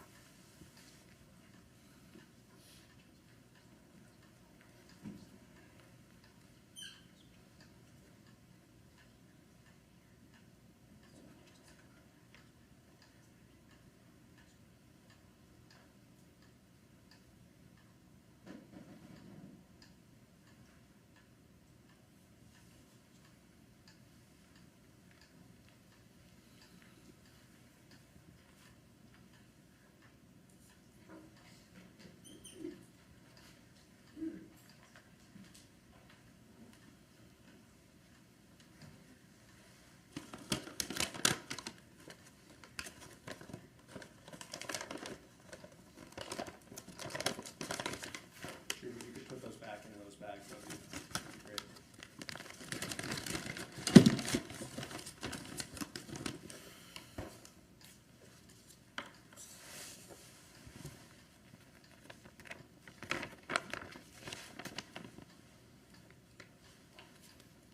Trooper, after you recovered those items as part of your search, where did they go?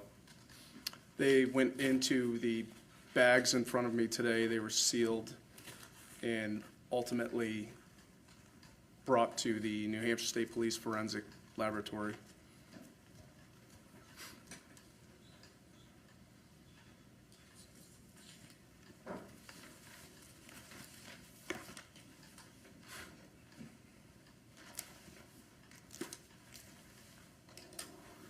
I have no more questions.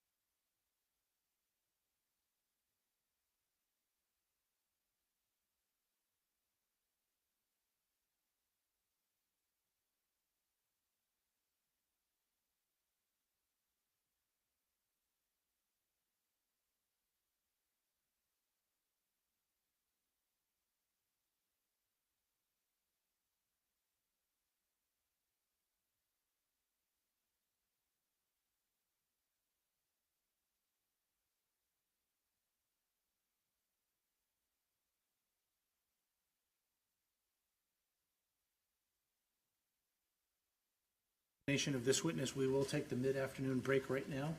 So again, mid-afternoon break right now will resume at 2:30. And again, please do not discuss the case or the evidence amongst yourselves. Thank you very much. All rise.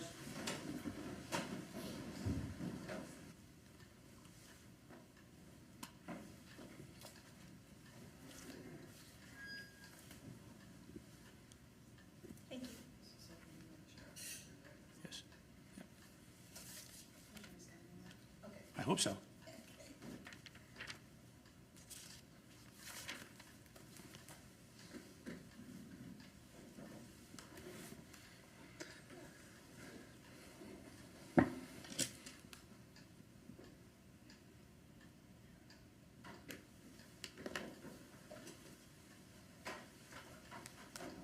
All rise for the honorable jury.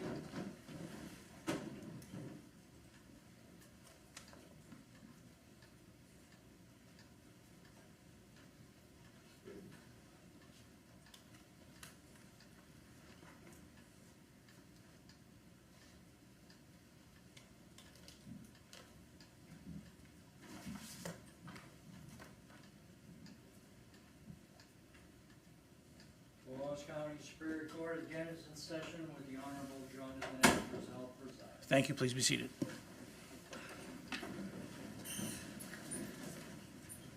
And Trooper, you're still under oath, sir.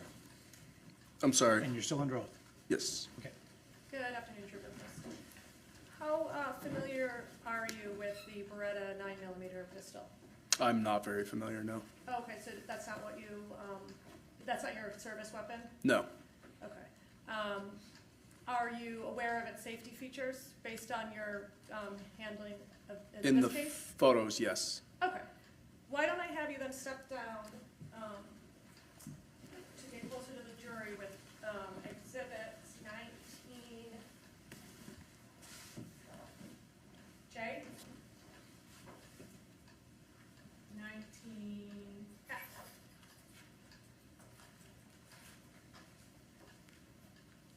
Okay, would you mind holding it?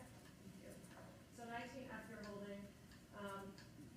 Is the little lever that we see here, is that the safety? Yes, it is. Okay.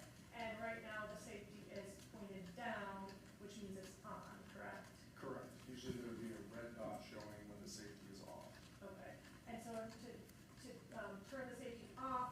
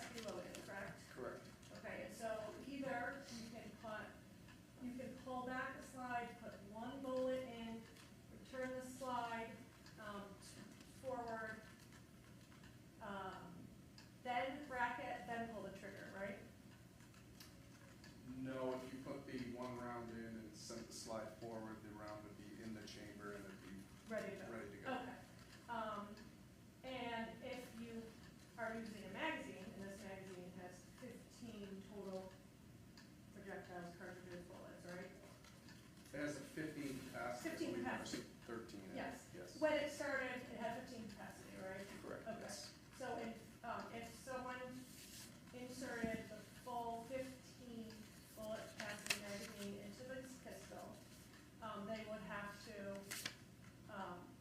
slide the rack back, correct? Correct, if it wasn't back already. If it wasn't back already. Okay. Turn the safety up or off, correct? For the Correct, record, yes. right? Okay. And pull the trigger. Yes, Okay. And because there's a magazine in this pistol, and it's a semi-automatic pistol, the next bullet from the magazine would automatically cycle up to the chamber, correct? correct, yes. So if it was functioning correctly in this scenario with the 15 capacity magazine, and it was started out with a full magazine, after firing one bullet, you would anticipate there would be a second bullet in the chamber, correct? Correct, yes. Okay. And you could not fire it unless the safety was turned off and you pulled the trigger. Yes, Okay. And you found it in the vehicle, driver's side pocket door, with the safety engaged. It was on, correct? correct. So it would not have fired a bullet as is. Correct. Thank you. Have a seat for a second. I just have to check if I have questions.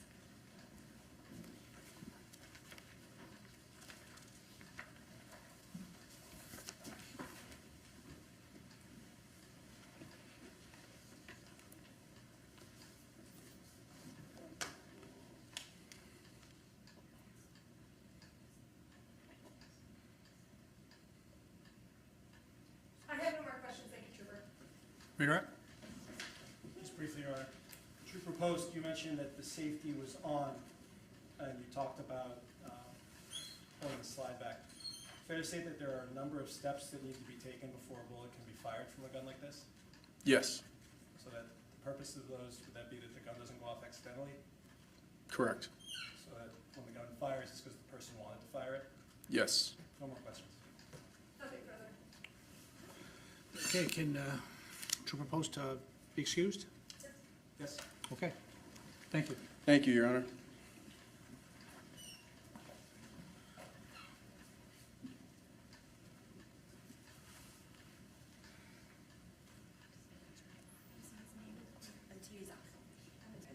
Yes, please. Should see his name.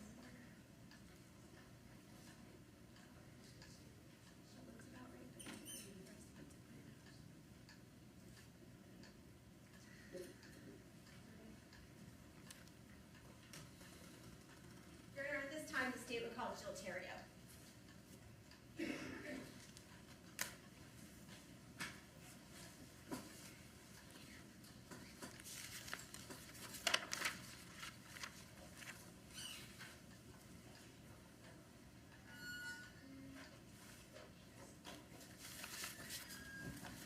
Therriault, please take the witness stand for me. Just remain standing and raise your right hand.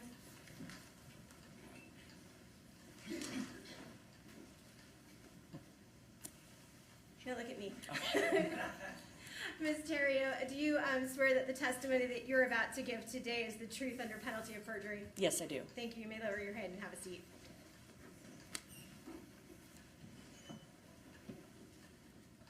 There's some water, I believe, up there and some cups perhaps if you would like to take some and be ready for that or whenever you need to. If you do need to take a break at any time, just let me know. Okay, great, thank you. And you just did it, so I don't even have to tell you. The microphone a little bit closer. So if I could have you just go ahead and introduce yourself to these jurors by stating your name, spelling your last name for the record. Yes, my name is Jill Therriault. Last name is spelled T as in Tom, Herriault. Ms. Therriault, where do you work? I'm currently employed by the New Hampshire State Police Forensic Laboratory in Concord. And what is the New Hampshire State Police Forensic Laboratory? The forensic lab that's associated with the state police is the only forensic laboratory within the state that handles examining evidence from all the municipalities and jurisdictions within New Hampshire. For about how long have you worked with the New Hampshire State Police Forensic Laboratory? It'll be 6 years this December. Is it okay if I call it the laboratory or the forensic lab? That's fine, yes. Perfect. Now, are you assigned inside of the lab to a specific unit? Yes, I am. And what's that unit? In the laboratory, I'm assigned to the pattern evidence unit. And inside it, well, before I ask you what your job assignment is inside of that unit, what is the pattern evidence unit? The pattern evidence unit of the forensic laboratory is composed of forensic science examiners who look at items that have patterns. So that would be the latent print examiners, that would be myself as a firearms examiner, as well as examiners who look at shoe and tire track impressions. Okay. Now, you've indicated you're a firearms examiner. What's your current title with the lab? Currently, I am a forensic scientist 3 in the pattern evidence unit. Okay, and as a forensic scientist 3, you specifically conduct firearms examinations? Yes, one of my duties, or the area that I examine for forensic evidence is firearms and tool marks, and I also conduct examinations of shoe and tire tracks. What kind of work do you do for, and you've described it as examinations, but as a firearms examiner, what kinds of things are you examining? In my capacity, I'm looking at bullets, at cartridge cases, at firearms. Those are all types of pieces of evidence that would be collected from a crime scene and submitted to the laboratory. And I examine those items with a variety of different pieces of equipment at the lab to determine whether or not a bullet or a cartridge case was fired from a particular firearm. And when you talk about bullets or cartridge cases, sometimes do people refer to that as ballistics evidence? They do, yes. Okay. Now, you also indicated that you're a firearms and tool mark examiner. What do you mean by tool mark examiner? What's that? Well, tool mark examination is sort of a broad overview of my particular discipline of forensic science. In one respect, you could consider a firearm as a tool, and the items that are fired through it are items that receive those tool marks. But also, tool marks can encompass any types of marks that are left behind from a tool. So, for example, if someone had tried to break into a building using something to pry open a window, they're using a tool, and that tool is leaving marks, say, for example, on a windowsill or on the opening where a window would be. Or if someone, for example, say they were breaking through a chain link fence and they used a set of bolt cutters to cut through the links on the fence. There are marks that are left behind from those bolt cutters on those individual pieces of wire, and I would examine those pieces of wire to determine whether or not it was a particular set of bolt cutters, for example, that cut those pieces of the chain link fence. So I want to speak a little bit generally, just so we understand what your job is. With respect to firearms, what kinds of examinations can you perform that are either tool mark related or related in some other capacity to a firearm? Well, one of the types of examinations that I would conduct would actually be on a firearm itself, and that would be called an operability examination or a function exam. And that is to determine how a firearm that was submitted to the lab is currently functioning in its current condition.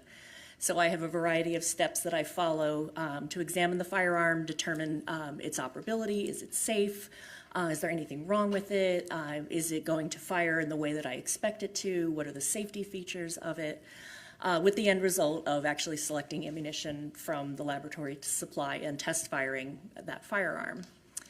Now, the other part of the types of examinations I would do would be on bullets and cartridge cases, looking at those using a microscope.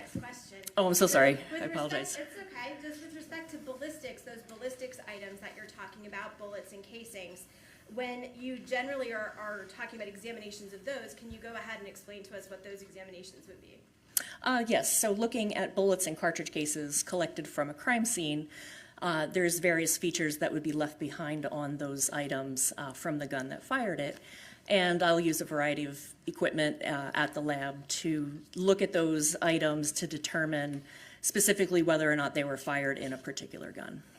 Now, for all of these things that you do with tool mark examination, firearms examinations, ballistics examinations, do you have any kind of education, training that allows you to do this type of analysis and work? Yes, I do. Can you go ahead and describe that for us?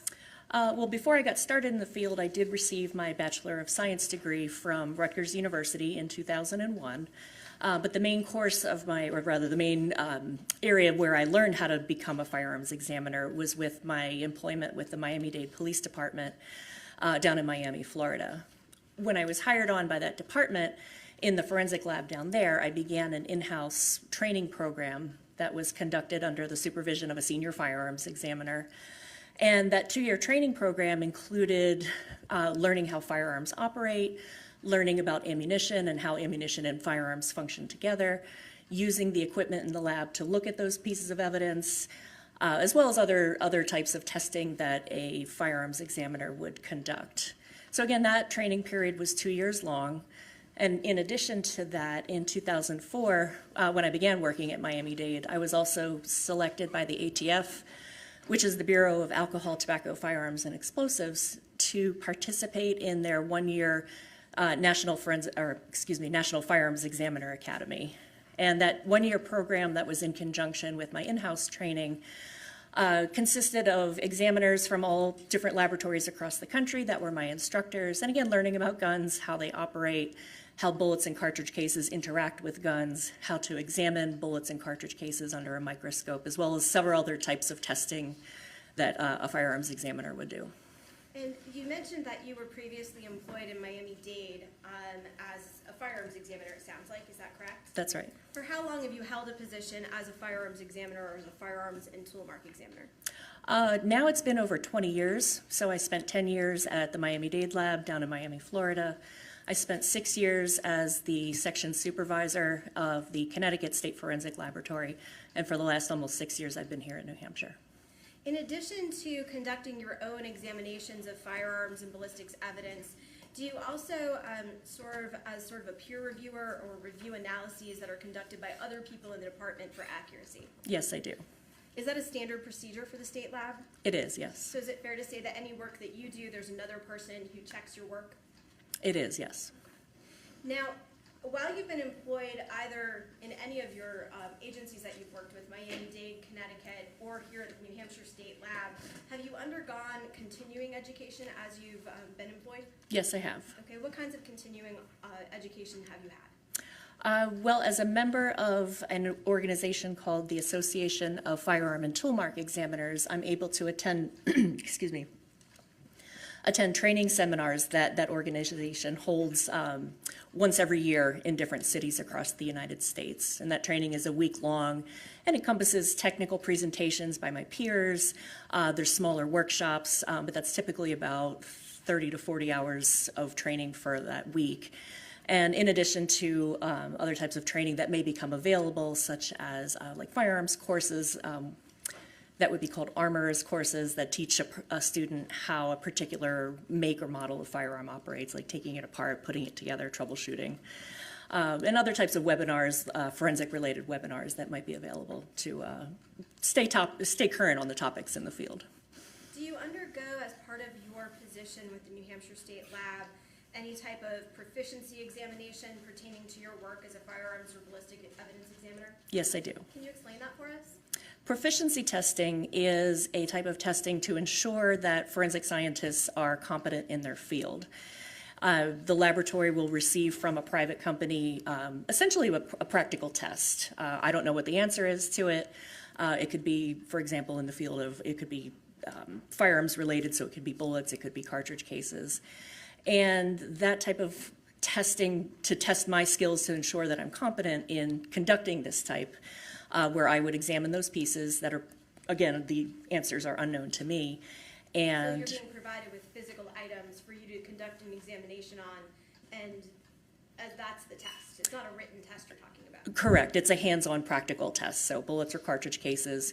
And once I've completed that, those results get sent to that company, that outside company that maintains these tests, and my answers are checked, and that reporting, or that those results are reported back to the laboratory.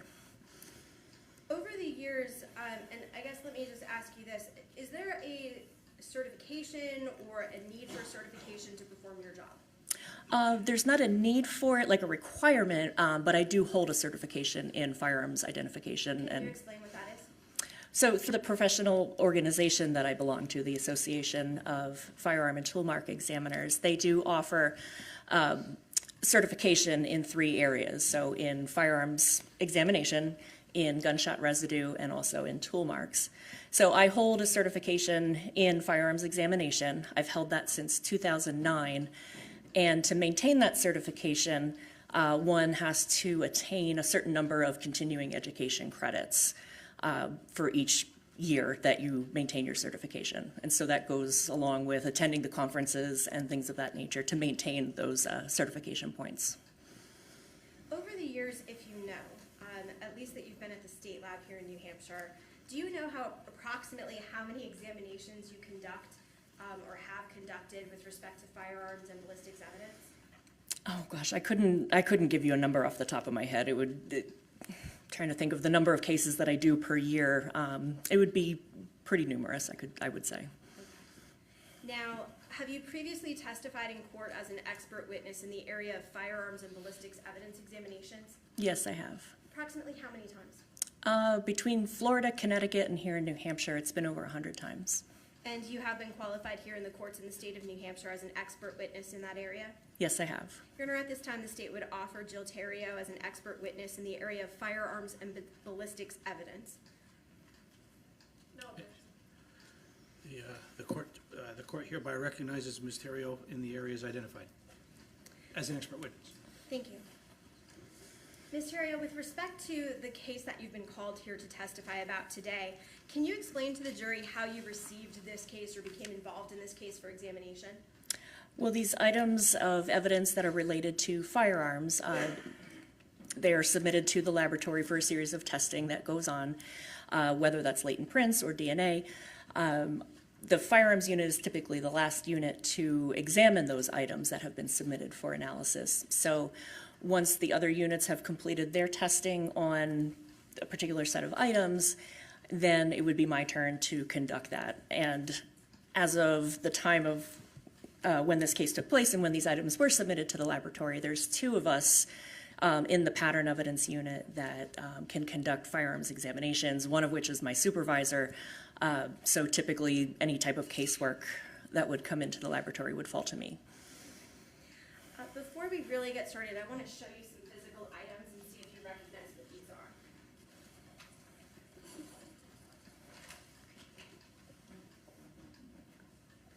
So the first item I'm going to show you is what is in evidence, and please, if you need a minute, just go ahead. I do. Absolutely, take your time.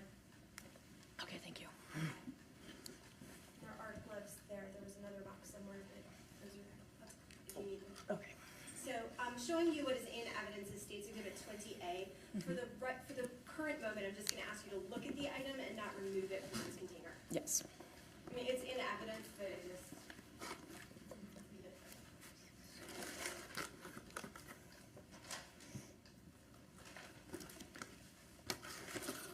And associated with that item, I'm also showing you State's Exhibit 20B. Please be careful, that's loose. And 20C.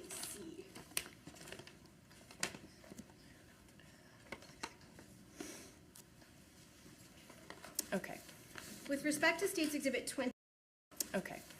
With respect to State's Exhibit 20A, is this the firearm that you received to examine related to this case?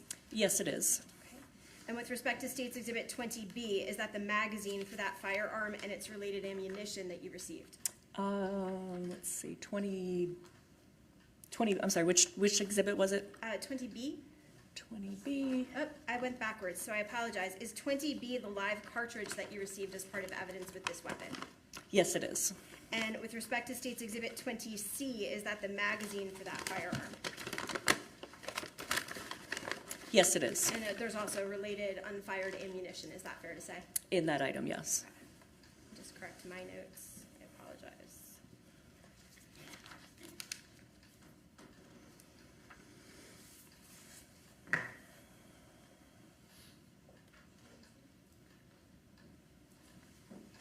Ms. Therriault, I'm next going to show you what I've marked for identification purposes as 24A, B, and C. If you could take a look at those items, let me know if you recognize them.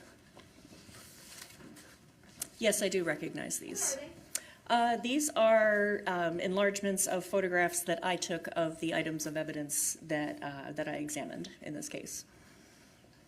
Your Honor, at this time, the state moves to strike the identification on State Exhibits 24A, B, and C, and admit them as full. No objection. The ID may be stricken with respect to 24A, B, and C, and they shall be considered full exhibits.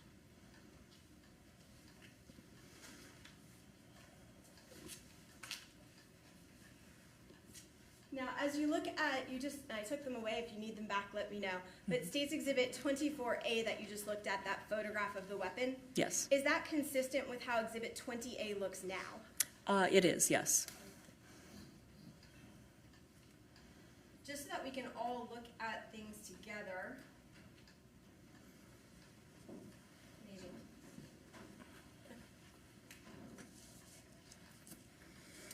Apparently I forgot how a pointer works. There we go.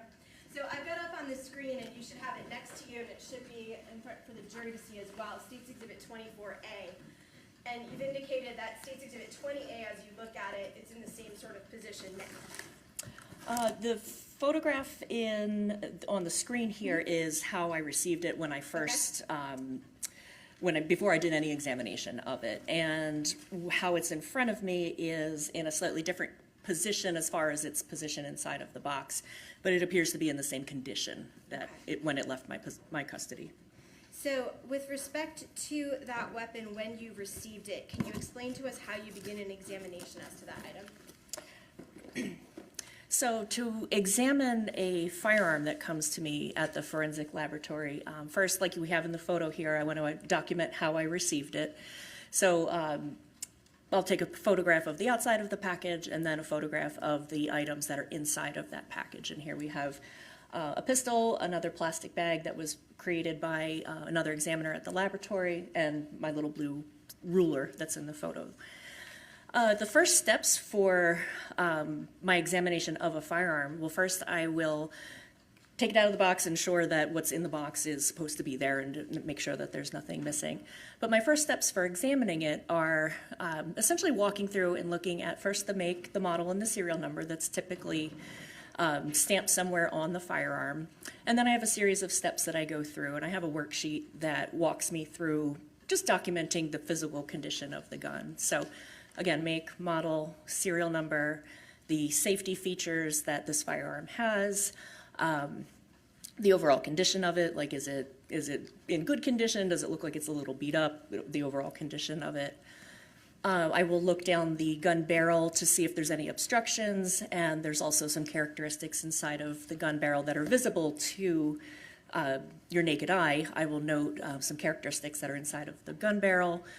One of the tests that I will conduct is to determine how many pounds of pressure it takes to pull the trigger on this particular gun, and to see if whether or not this gun is susceptible to any type of accidental discharge. So once I've walked through all of that, gathered all of that information, my next step would then be to test fire the firearm. Before we get to there, with respect to this weapon as you received it, were you able to determine what the make and model are? Yes, I did. And what were those? This is a 9mm caliber Beretta semi-automatic pistol, and the model is 92FS, F as in Frank, S as in Sam. And were you able to locate the serial number on this weapon? Yes, I was. And what's the serial number? The serial number is B as in Bob, E as in Edward, R 401806. Were you able to evaluate the condition of this weapon? Yes. And what was the condition of it? It was in good condition, and once I was done, it functioned as I expected. Now, can you explain this weapon? What kind of weapon is this? Is it in terms of the way that it fires? This pistol shown here is what's considered a semi-automatic pistol. Can you explain to us how it is that a semi-automatic pistol fires? There's a number of steps that occur when firing a semi-automatic pistol, but the semi-automatic part refers to the number of rounds that it'll fire when the trigger is pulled. So semi-automatic means that to fire one round, you have to pull the trigger once. So with each shot, it would be one pull of the trigger. Essentially, this type of gun would take a source of ammunition called a magazine. Some folks know it as a clip, but more correctly, it would be called a magazine. A magazine would be filled with live cartridges or rounds of ammunition. That magazine that has ammunition in it will then get placed into the grip or the handle part of the firearm. Now, in order to make this particular type of gun operate, like in the photograph here that you see on the screen, there's a top part of the firearm called the slide, and it's sort of a top part of it, and in the photograph here, it's what's called the open position. So if one were to take a magazine and put it inside of the grip or the magazine well, and you were to use a button to close the slide, that would take a live round of ammunition from the magazine, which is now inside the gun, and take that live round and put it into what's called the chamber of the barrel, of the gun barrel. So at that point, the firearm would be loaded. At that point, the way that this pistol is designed, there's a part called the hammer, which is when you send the slide forward, it'll be in a cocked position, so this firearm will be ready to fire. And then in order to shoot it, you would pull the trigger. The hammer would fall. Pulling the trigger causes the hammer to fall. The hammer will then strike a firing pin, which connects with the live round of ammunition, and through a series of events that happen super fast, that causes the gun to go off. So that'll cause the bullet to travel down the gun barrel due to a whole bunch of heat and energy that's created. So that sends the bullet down the gun barrel. All that heat and energy that's built up will also press against that top part of the gun called the slide. That'll move the slide backwards, and that will then take that now empty cartridge case out of the chamber of the firearm. And when that slide comes back, it's on spring pressure. So when that slide moves back into place, that forward motion will then take a live round of ammunition, put it into the chamber, and at that point, the firearm would be ready to fire again. When you indicate that when the slide moves back or moves forward and then back, that it would eject or remove the spent or the fired cartridge casing. That's correct. Is that sometimes called an ejector? There's one portion, two portions of the gun that cause that to happen. But yes, there's one that's called an ejector, that when the casing, the empty casing comes in contact with that, that helps to flip it out of the firearm. When this particular Beretta ejects a cartridge or a casing, does it eject to a particular side? In general, pistols tend to extract and eject on the right and rearward. But in my experience, that's the general direction it goes in, but sometimes they don't always go that way. Now, we've got States Exhibit, I've got to make sure I've got them the right numbers.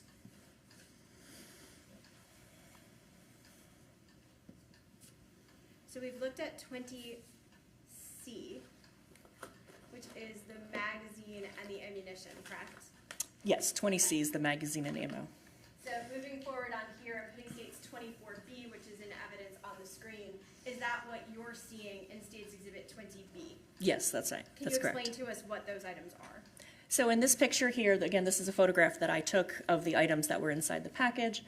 On the left side, that sort of dark gray black item is the magazine, and on the right is a clear plastic bag that was created by a different person from the laboratory who had removed those live cartridges from the magazine. So I want to show you another photograph that's in evidence, not one of your own, but one that's already in. Looking at States Exhibit 24B and States Exhibit 19H, are these the same items? So that item in 20B is KPP-2B on the bag? Yes, the bag here says KPP-2B, yes. Okay. Since they're all just sort of in a bag, is that consistent with the number of items that were recovered from that particular magazine? Let's see. I have 13 that were taken out of that, if that is 13.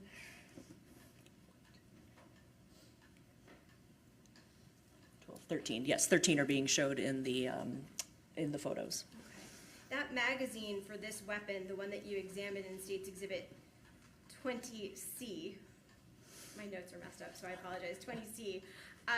Can you describe to us how many rounds of ammunition that magazine itself holds? Yes, I'm just going to refer to my notes to refresh my memory. If that would refresh your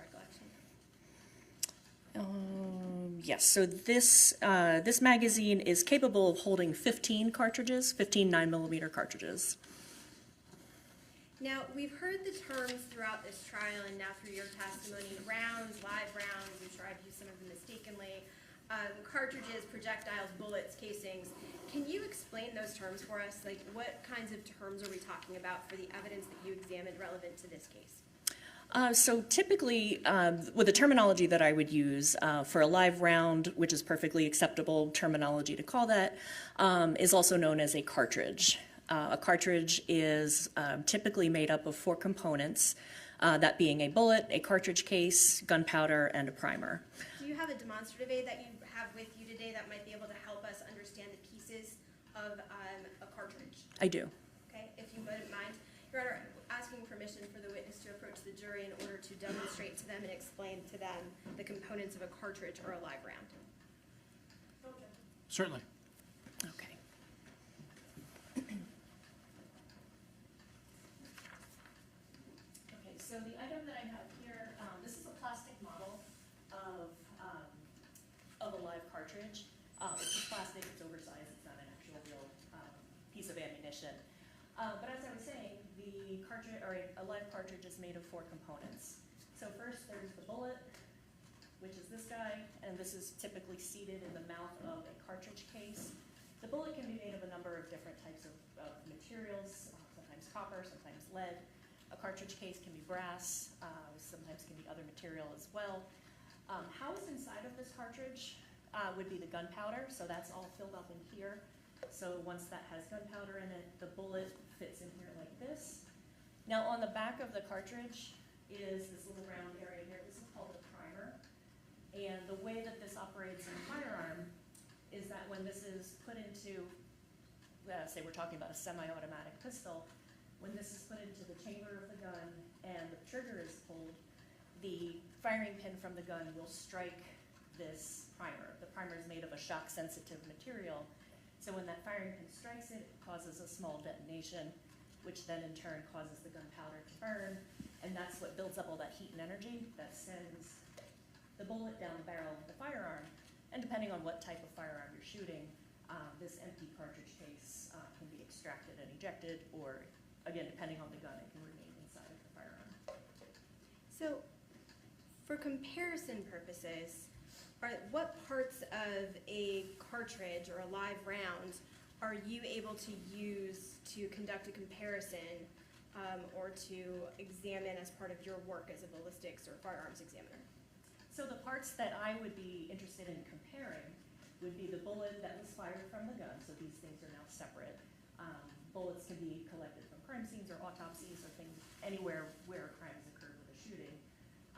The cartridge case is another item because the gun has come in contact with that primer area. There's some other marks that are left behind from the gun on the primer that I would be interested in. And then on the surface of the bullet, because that has traveled down the gun barrel, it picks up scratch marks from the inside of the gun barrel, and that's what I'll be looking at, both visually unaided with a microscope as well as under a microscope to look at these marks. When you talk about scratches in terms of what you're examining, can you explain that to us? What kinds of scratches are these? How are they created?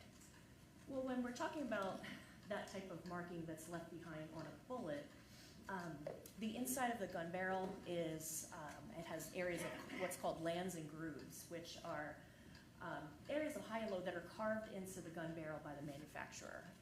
They do it on purpose. That causes the bullet to spin when it exits, kind of like the way a quarterback throws a pass, he throws a spiral. A bullet is traveling in that spiral motion as well. And that keeps it stable as it's traveling.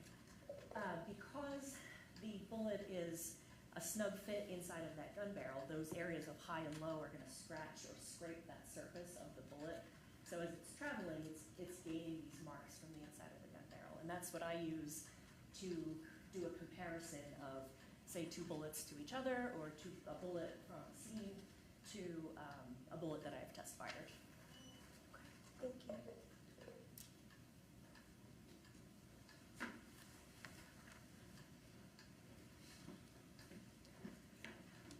You had indicated that your examination of these types of ballistic evidence occurs partially visually, but then with a microscope. Correct. Can you explain to us, is it like the microscope I used to use in science class, or is it something different?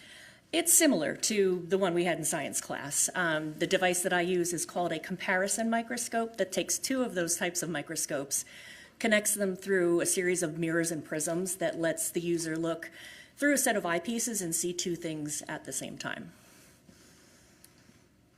When you are conducting this type of an examination, what kinds of conclusions can you come to after you're comparing, either you said bullets to other bullets fired at or recovered from the same place, or a bullet compared to a test fire? The three conclusions that I can come to with regard to the forensic evidence that I look at includes an identification, which means that this bullet or this cartridge case was fired from this particular gun, or these two bullets were fired from the same gun. The opposite of that is an exclusion or an elimination, meaning that there were differences between the two, and that means that this bullet or this cartridge case was not fired in this particular firearm, or these two bullets or these two casings were not fired in the same gun. Now, right in between there is what's called inconclusive. Inconclusive basically means that there's not enough information on those items to make a definitive yes it was or no it's not. Now, I am going to ask you, and I want to do this so that we're very clear. The weapon that you have in State's Exhibit 20A inside of this box, Yes. as it stands right now, it's fully unloaded, is that fair to say? Yes, it is. I can tell that by a zip tie that I've placed through the action of the firearm. Okay, and there's no magazine inserted in it? Correct. Okay. With the court's permission, I would like to ask you to remove this item from the box and publish it to the jury so that I can ask you some questions about it. Okay. Yes. So there are some scissors right here. Thank you.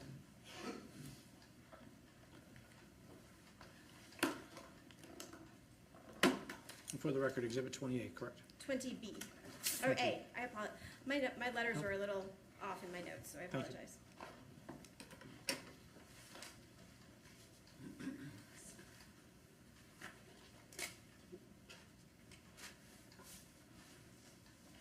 There's no biological or any kind of material on this firearm, so the gloves are kind of giant. I'm gonna hold it with my bare hands.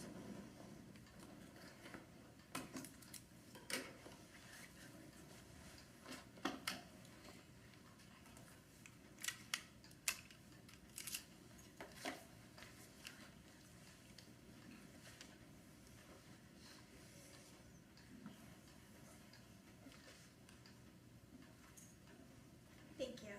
If you could just come on up in front of this jury, and I'd like you to walk us through, obviously not doing it, but could you show us how somebody would load this firearm? Sure, and again, just to demonstrate for everybody that this firearm is unloaded, I just unsnipped the zip tie that I had put through the action of the gun before. So it's unloaded, there's nothing in the chamber here, which is where a cartridge would go, and the magazine that normally would go right here is not present. So regardless, I'm gonna keep this pointed downward just to observe all the city procedures. And I'm sorry, you said the... So how would somebody load this weapon? So in its condition like this top part here is the slide that I mentioned earlier. That's locked open in an open position. But to load this firearm, you would have the magazine with cartridges in it, and that would go in this opening here in the grip that's called the magazine well. And that would snap into place and it'll click once it's properly seated. Once the magazine is inserted inside of the weapon, is it ready to fire? At that point, no. In the condition like this gun is right here, where that slide is still open, one would have to close the slide in order to take a live cartridge from the top of the magazine, and that would what's called chamber the live round. Okay. Can you demonstrate us how somebody would, is that sometimes called racking a slide? It is, yes. Okay. Can you show us how that occurs and what that looks like? Sure. You can do it two ways. The first way, again, the slide is on spring pressure, so when I pull it back, it's going to overcome a little hold that's keeping it open. So you can pull it back and let it go forward. So that's one way to do it. That will close the slide. That's going to take one of those rounds of ammunition from the top and put it into the chamber. The second way to do that, there is a button on the side here. This is called a slide release. And if I were to use my thumb and press that button, that will let the slide go forward. That little lock or that button is what's holding that slide open. So then that would close the slide. So you can do it two ways. You can manually do it, or you can use your thumb to release that slide and let it slide into position. Now, once that slide has been placed into position, there would be, were this a loaded weapon, there would be a live round into the chamber and the weapon would be ready to fire. Yes, it would. The way that this pistol is designed, this part here is called the hammer, and this is in what's called the cocked position, and that just happens, this is the hammer here, and that happens when the slide is pulled when we go to close it, using one of those two ways, that hammer is locked in the back position. So that means if you were to pull the trigger, it would fire. What kinds of safety features are associated with this particular Beretta pistol? There's a number of safety features. There's one right here, if you can see, again, I'm going to keep this pointed down, but there's a red dot that's right here, and that's indicating that the safety is off. So if I were to rotate this lever, now what that did right there, that's two things that happen. One, it's a manual safety that will keep the gun from firing, and that click that we all just heard is called a decocker. That will safely drop that hammer without having to pull the trigger. So as we saw, the hammer was cocked backwards, but if you use that lever, that manual safety / decocker, that will safely lower the hammer without firing the gun. So that's one safety feature. There's another one inside that is not visible from, not really visible from outside, but it's called a firing pin block. And essentially that's doing exactly what it sounds like. It's keeping the firing pin, it's blocking the firing pin from moving forward. So the only way that that is deactivated is by pulling the trigger. Pulling the trigger will work some of the internal components to move something out of the way, move a block out of the way, and that will let the firing pin go forward. I'm trying to think what else it has without looking at my notes. If you need your notes to refresh your recollection, just let us know. Okay. I believe there's also a loaded chamber indicator on this, which is actually the extractor. The extractor is that little piece of the firearm that will pull the empty cartridge case or cartridge out of the chamber. When there's a round in here, this little piece actually sticks out just a tiny bit, and I don't recall if there's like a bit of orange on there, but it's either a visual or you can feel it with your finger. You'd be able to feel or see that extractor, and when that happens, you know that there is a live round in the chamber. Now,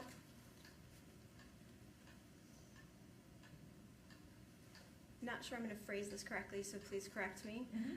When firing this weapon, does it have sights? It does, yes. Can you explain to us what those are? There's two sights on this firearm. There's one in the front towards the muzzle end of the gun, and then there's another one back here towards the back of the firearm. And what are sights?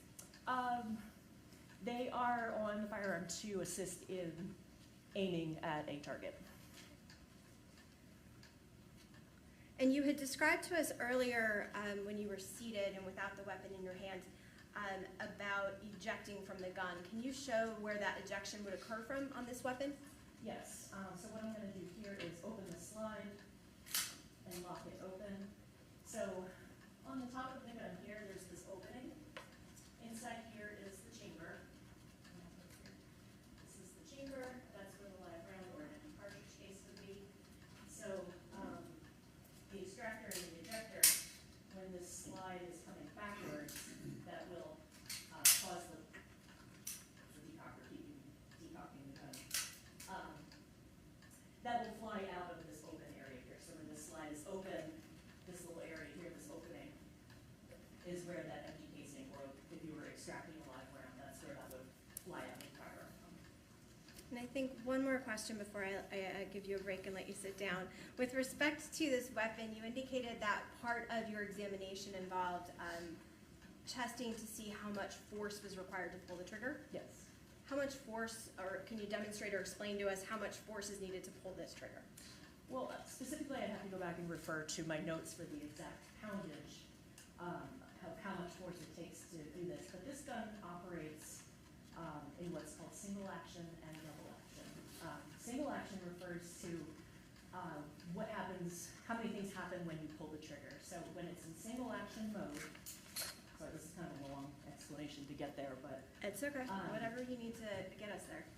so when the slide comes forward, and remember how we have that hammer in that cocked position, if I were to fire this gun, that would be called single action, because when you pull the trigger, one thing is happening. So I'm gonna, the gun's empty, but I'm gonna demonstrate.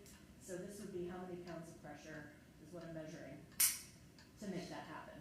And I'll do that a number of times, about 3 times, to determine how many pounds it takes to cause it to fall and where the trigger, the hammer will not fall. Now, there's another mode that this can fire in. Say, for example, we've decocked the firearm so that hammer is now down, safely lowered down. You can still fire it if the safety's off, but what we're doing here is operating it in double action. And so what that means is that when I pull the trigger, you can watch the hammer come back and then let go. So two things are happening when I pull the trigger. One, it's cocking back, and then shoot, it's releasing. So there's single action, there's double action, and each of those has slightly different pounds of pressure.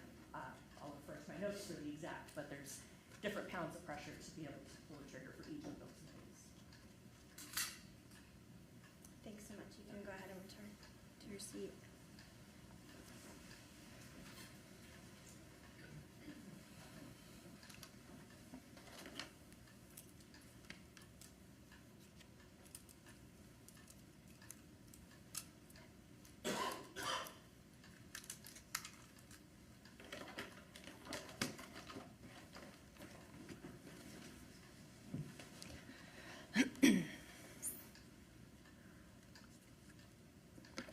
I'll go ahead and restate that question. If you Yes. recall, or if you can refresh your recollection, can you describe to us how many pounds of pressure it takes to pull this trigger, both in single action and then in double action mode? Again, referring to my notes, for single action, it takes 4 to 5 pounds of pressure to pull that, and in double action, it's about 9.5 to 10 pounds.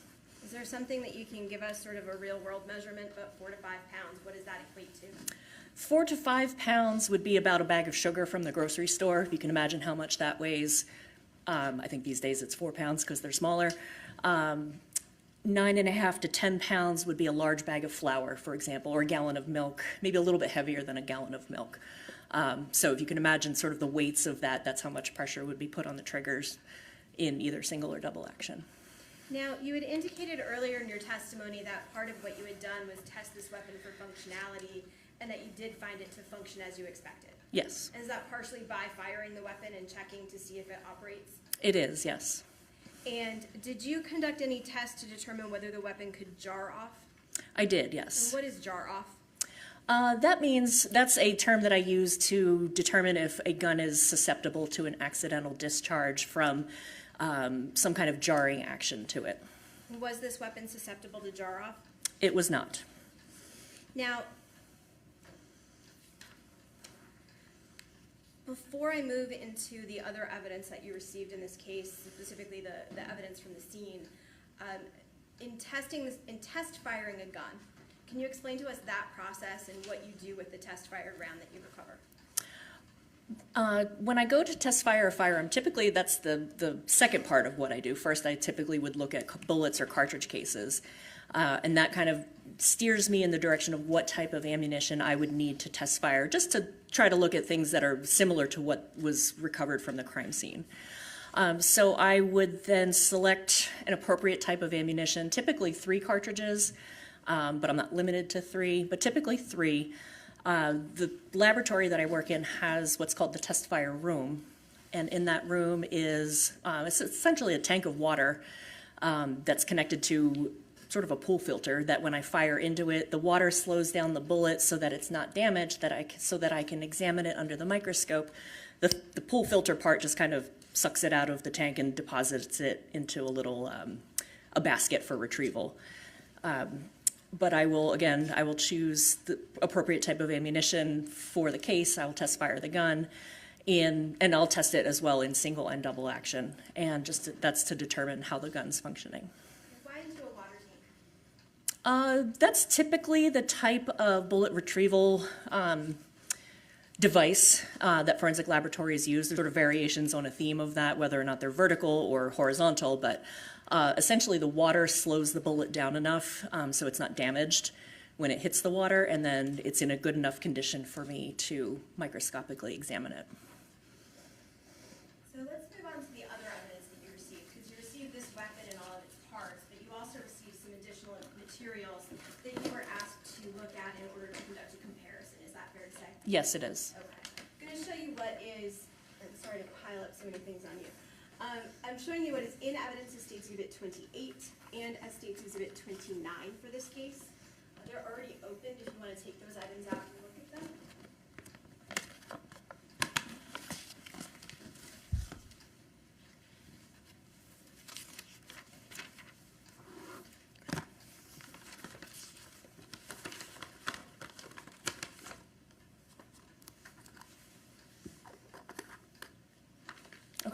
fully recognize those items? Yes, I do. Were they part of your examination? Yes, they are.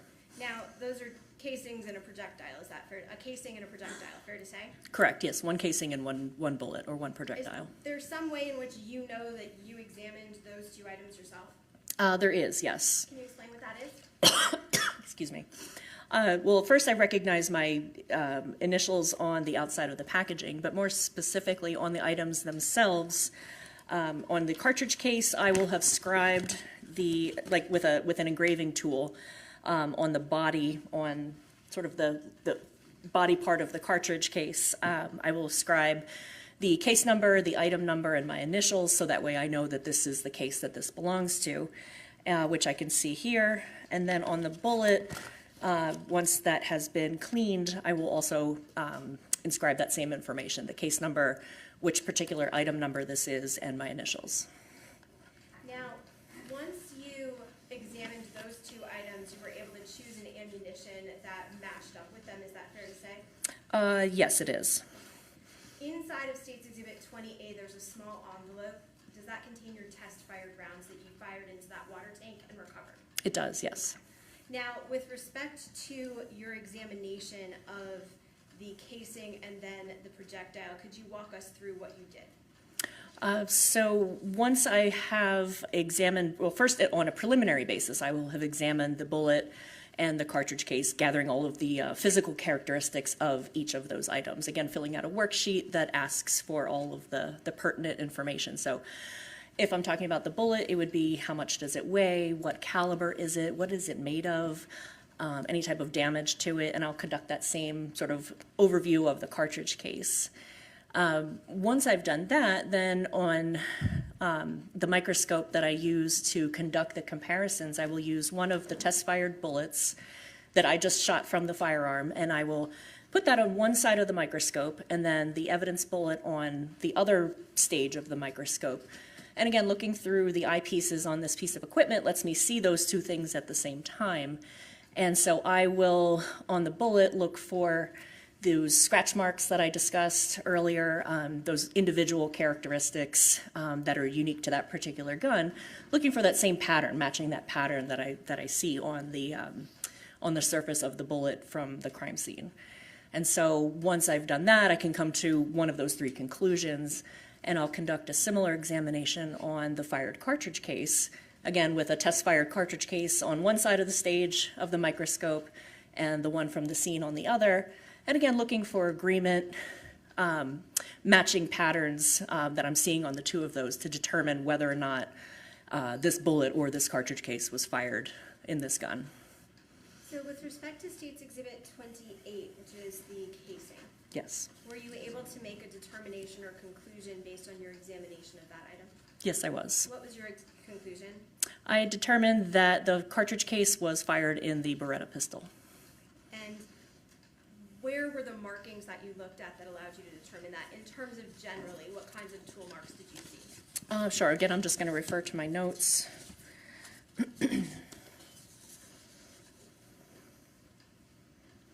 So on this, I was specifically looking at where the firing pin struck the cartridge case on the primer.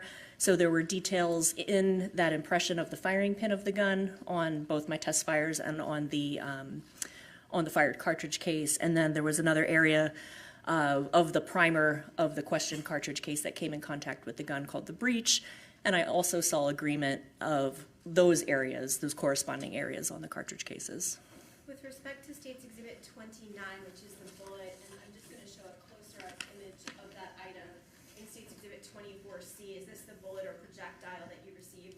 Yes, it is. And just so we're clear, this is not under a microscope, correct? This is just a close-up photograph that you took? It's through a type of a microscope called a stereo microscope. It just lets you see things a little bit larger, but it's not like a comparison microscope that I use for looking at two things. But this fairly shows what that projectile looked like when you examined it, and then you got it to go in a little bit closer and see the microscopic markings, fair to say? That's correct. Okay. When you examined State's Exhibit 29, which is the projectile or the bullet recovered from the scene, what, if any, determination or conclusion were you able to make based on that examination of that item to the Beretta? After comparing the bullet the question bullet to the test-fired bullets that I made from the Beretta pistol, I determined that that question bullet, the one on the screen, was fired in the Beretta pistol. Court's indulgence?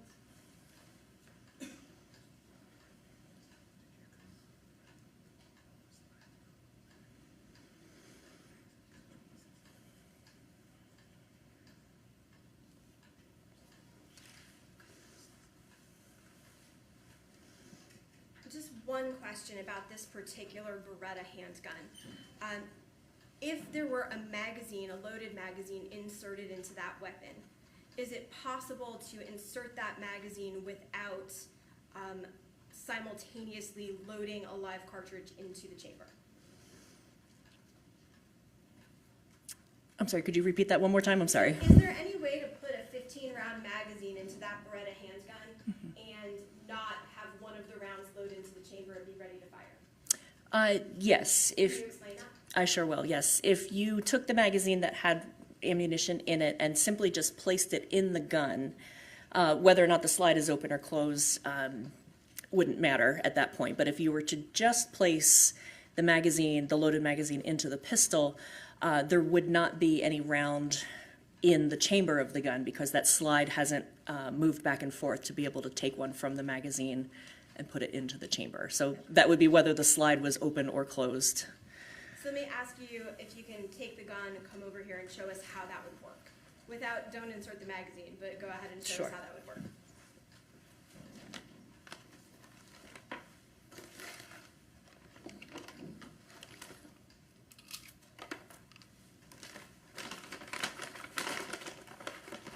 Okay, and again, just to show everyone, the magazine is empty. There's no ammunition in it, and the firearm is still unloaded.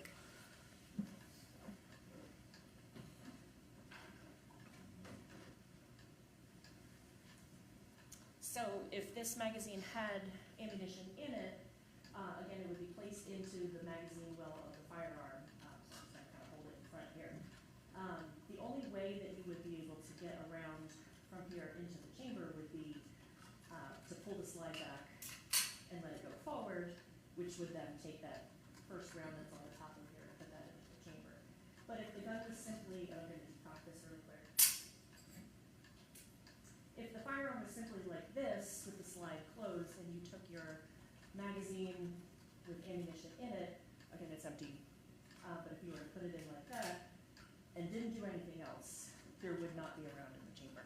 So as that weapon would be, if that magazine that you put in there had 15 rounds, which is capacity, is that fair to say? Yes. Inside of it, and it was in this position, and you put the magazine in, there would not be a round in the chamber ready to fire.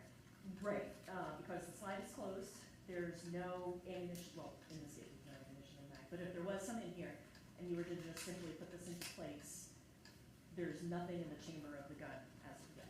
But if you were to manipulate the slide back and forth, that would then put a put a round in the chamber of the gun. So if you were storing your weapon in this manner, with the loaded 15-round mag inside of the handle or the magazine well, and had not placed or moved the slide to have a live cartridge loaded, and you wanted to fire the gun, can you show us what you would have to do To actually fire it? to fire it? Well, there would have to be, again, ammo in the magazine.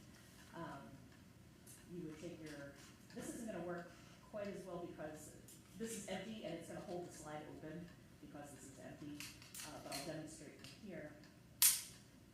So if this was loaded, this firearm was like this, if you were to put the magazine in, okay, I'm not gonna seat it totally because if it's empty and I pull the slide back, it's gonna pop open. But if I rack the slide like that and there was ammunition in the magazine, that racking of that slide would then put a round in the chamber. At this point, I had the safety on, so the hammer couldn't be locked in that ready-to-go position. But if the safety was off, you can see the little red button. I'm just going to reset that. So if we put that in and we close the slide and there was a round in there, at that point it would be ready to fire. If you were to pull the trigger in this capacity, in this position here, it would go off. But again, if you decock it, it's not going to, that decocking lowers it safely. Thank you.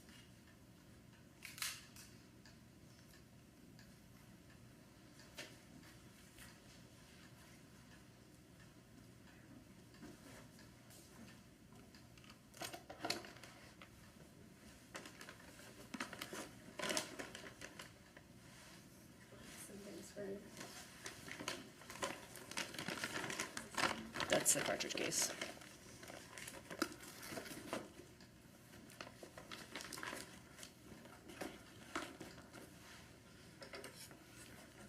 I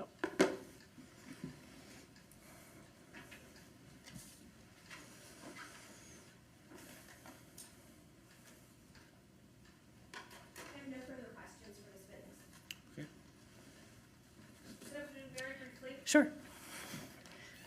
when you demonstrated over here with the Beretta 9mm pistol, racking the slide to be able to load the chamber with a bullet from the magazine, how much pressure would that take? To pull the slide backwards?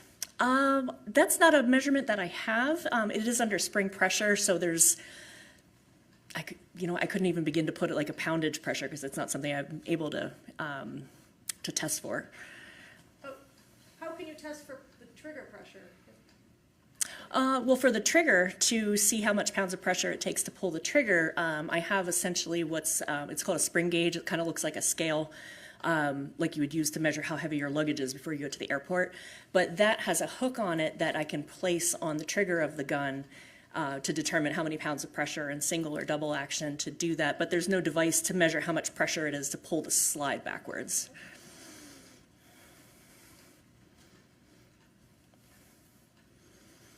Could you tell us if it's the amount of pressure used is more or less than pulling the trigger? Overall, Again, I don't really know how much pressure it would be. Like for the single action, it's between 4 and 5 pounds. The double action is 9.5 to 10 pounds. So I'm trying to think, I would just be guessing at that point. I really couldn't put a specific number on that. Yep, not a specific number, but you could say it more or less. Objection, Your Honor, speculation. approach.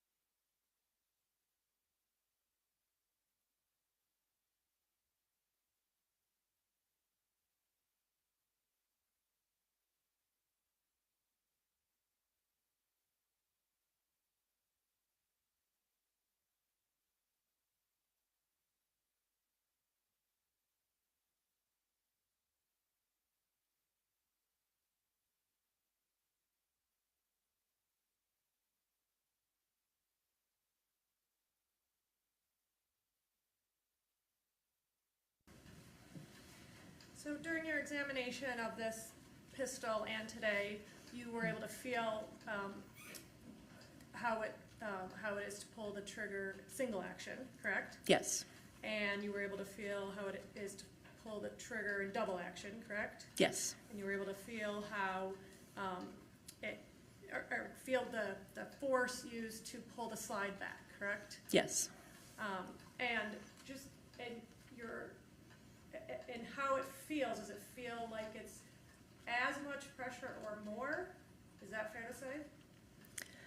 I think if I had to estimate, I don't think it's as light as the single action is, because that's pulling the trigger. That's 4 to 5 pounds isn't a whole lot. 10 to 12 is pretty, what I would describe as a stiff trigger, stiff-ish type of trigger. So I would say maybe somewhere in between there, roughly. But that's not particularly scientific. There's no real way that I'm aware of to determine exactly what that poundage would be to pull that slide back.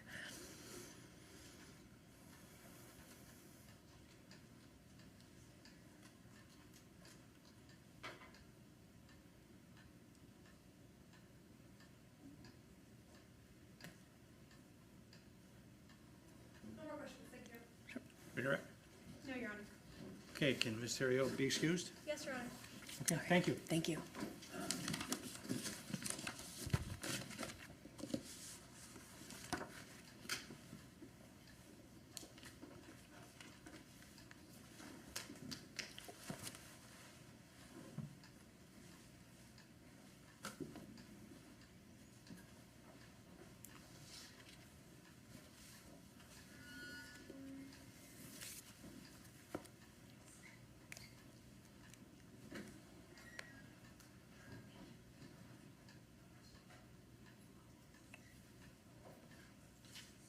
I'm sorry, Your Honor, I have no redirect. I think I said that.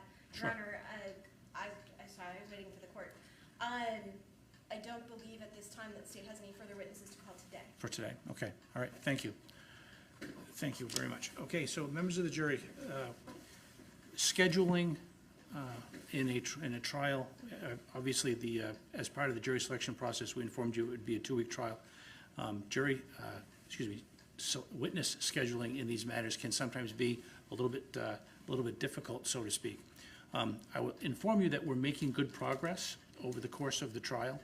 And what that means is that the state has one expert witness, one witness who is slated to testify on Thursday. That person is slated to testify on Thursday.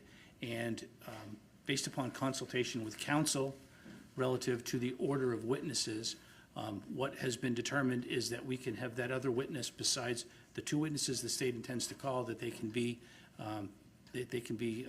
called to testify on Thursday. What I'm getting to in a roundabout fashion is it looks like we're going to take tomorrow off relative to scheduling. Once again, we appreciate your service. We appreciate your patience. Scheduling in these matters, as I said, sometimes can be difficult. But rather than have you come in for just a half day tomorrow, we'd rather say that we will not have the trial be conducted tomorrow, and instead we'll push it into a longer day on Thursday from an efficiency standpoint. I know some of you may disagree with that, but that's the decision that I've made relative to the overall pattern of scheduling. So once again, based on the order of witnesses, we'll take tomorrow off. We'll convene again at 9 o'clock on Thursday for what would be another longer day on Thursday, again, rather than breaking it up into smaller chunks and having you come in each day. So I've made that decision with consultation with counsel, and they both agree relative to that. We're on good scheduling as far as the trial as a whole is concerned. So once again, as I've advised you in the past, there is media presence with respect to this matter. I instruct you, I order you to not do any research whatsoever with respect to any of the matters that you've heard about here, whether it's online research or in-person research or anything else. I advise you not only not to discuss the case amongst yourselves, but do not discuss the case or the evidence with anyone else outside the courtroom. Again, everything that your decision in this case needs to be based upon what you hear in this courtroom and from no other source.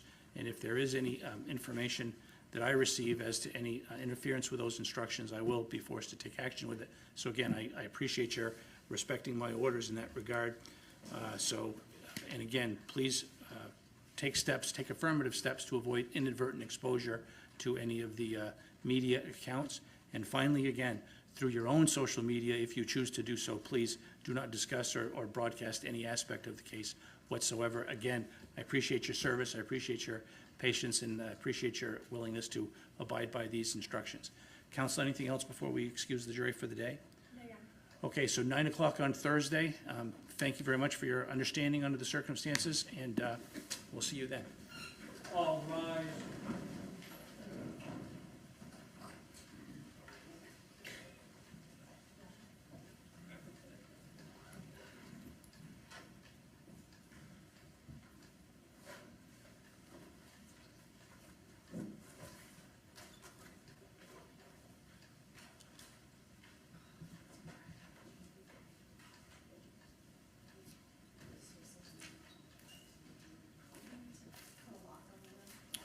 Okay. Thank you. Please be seated.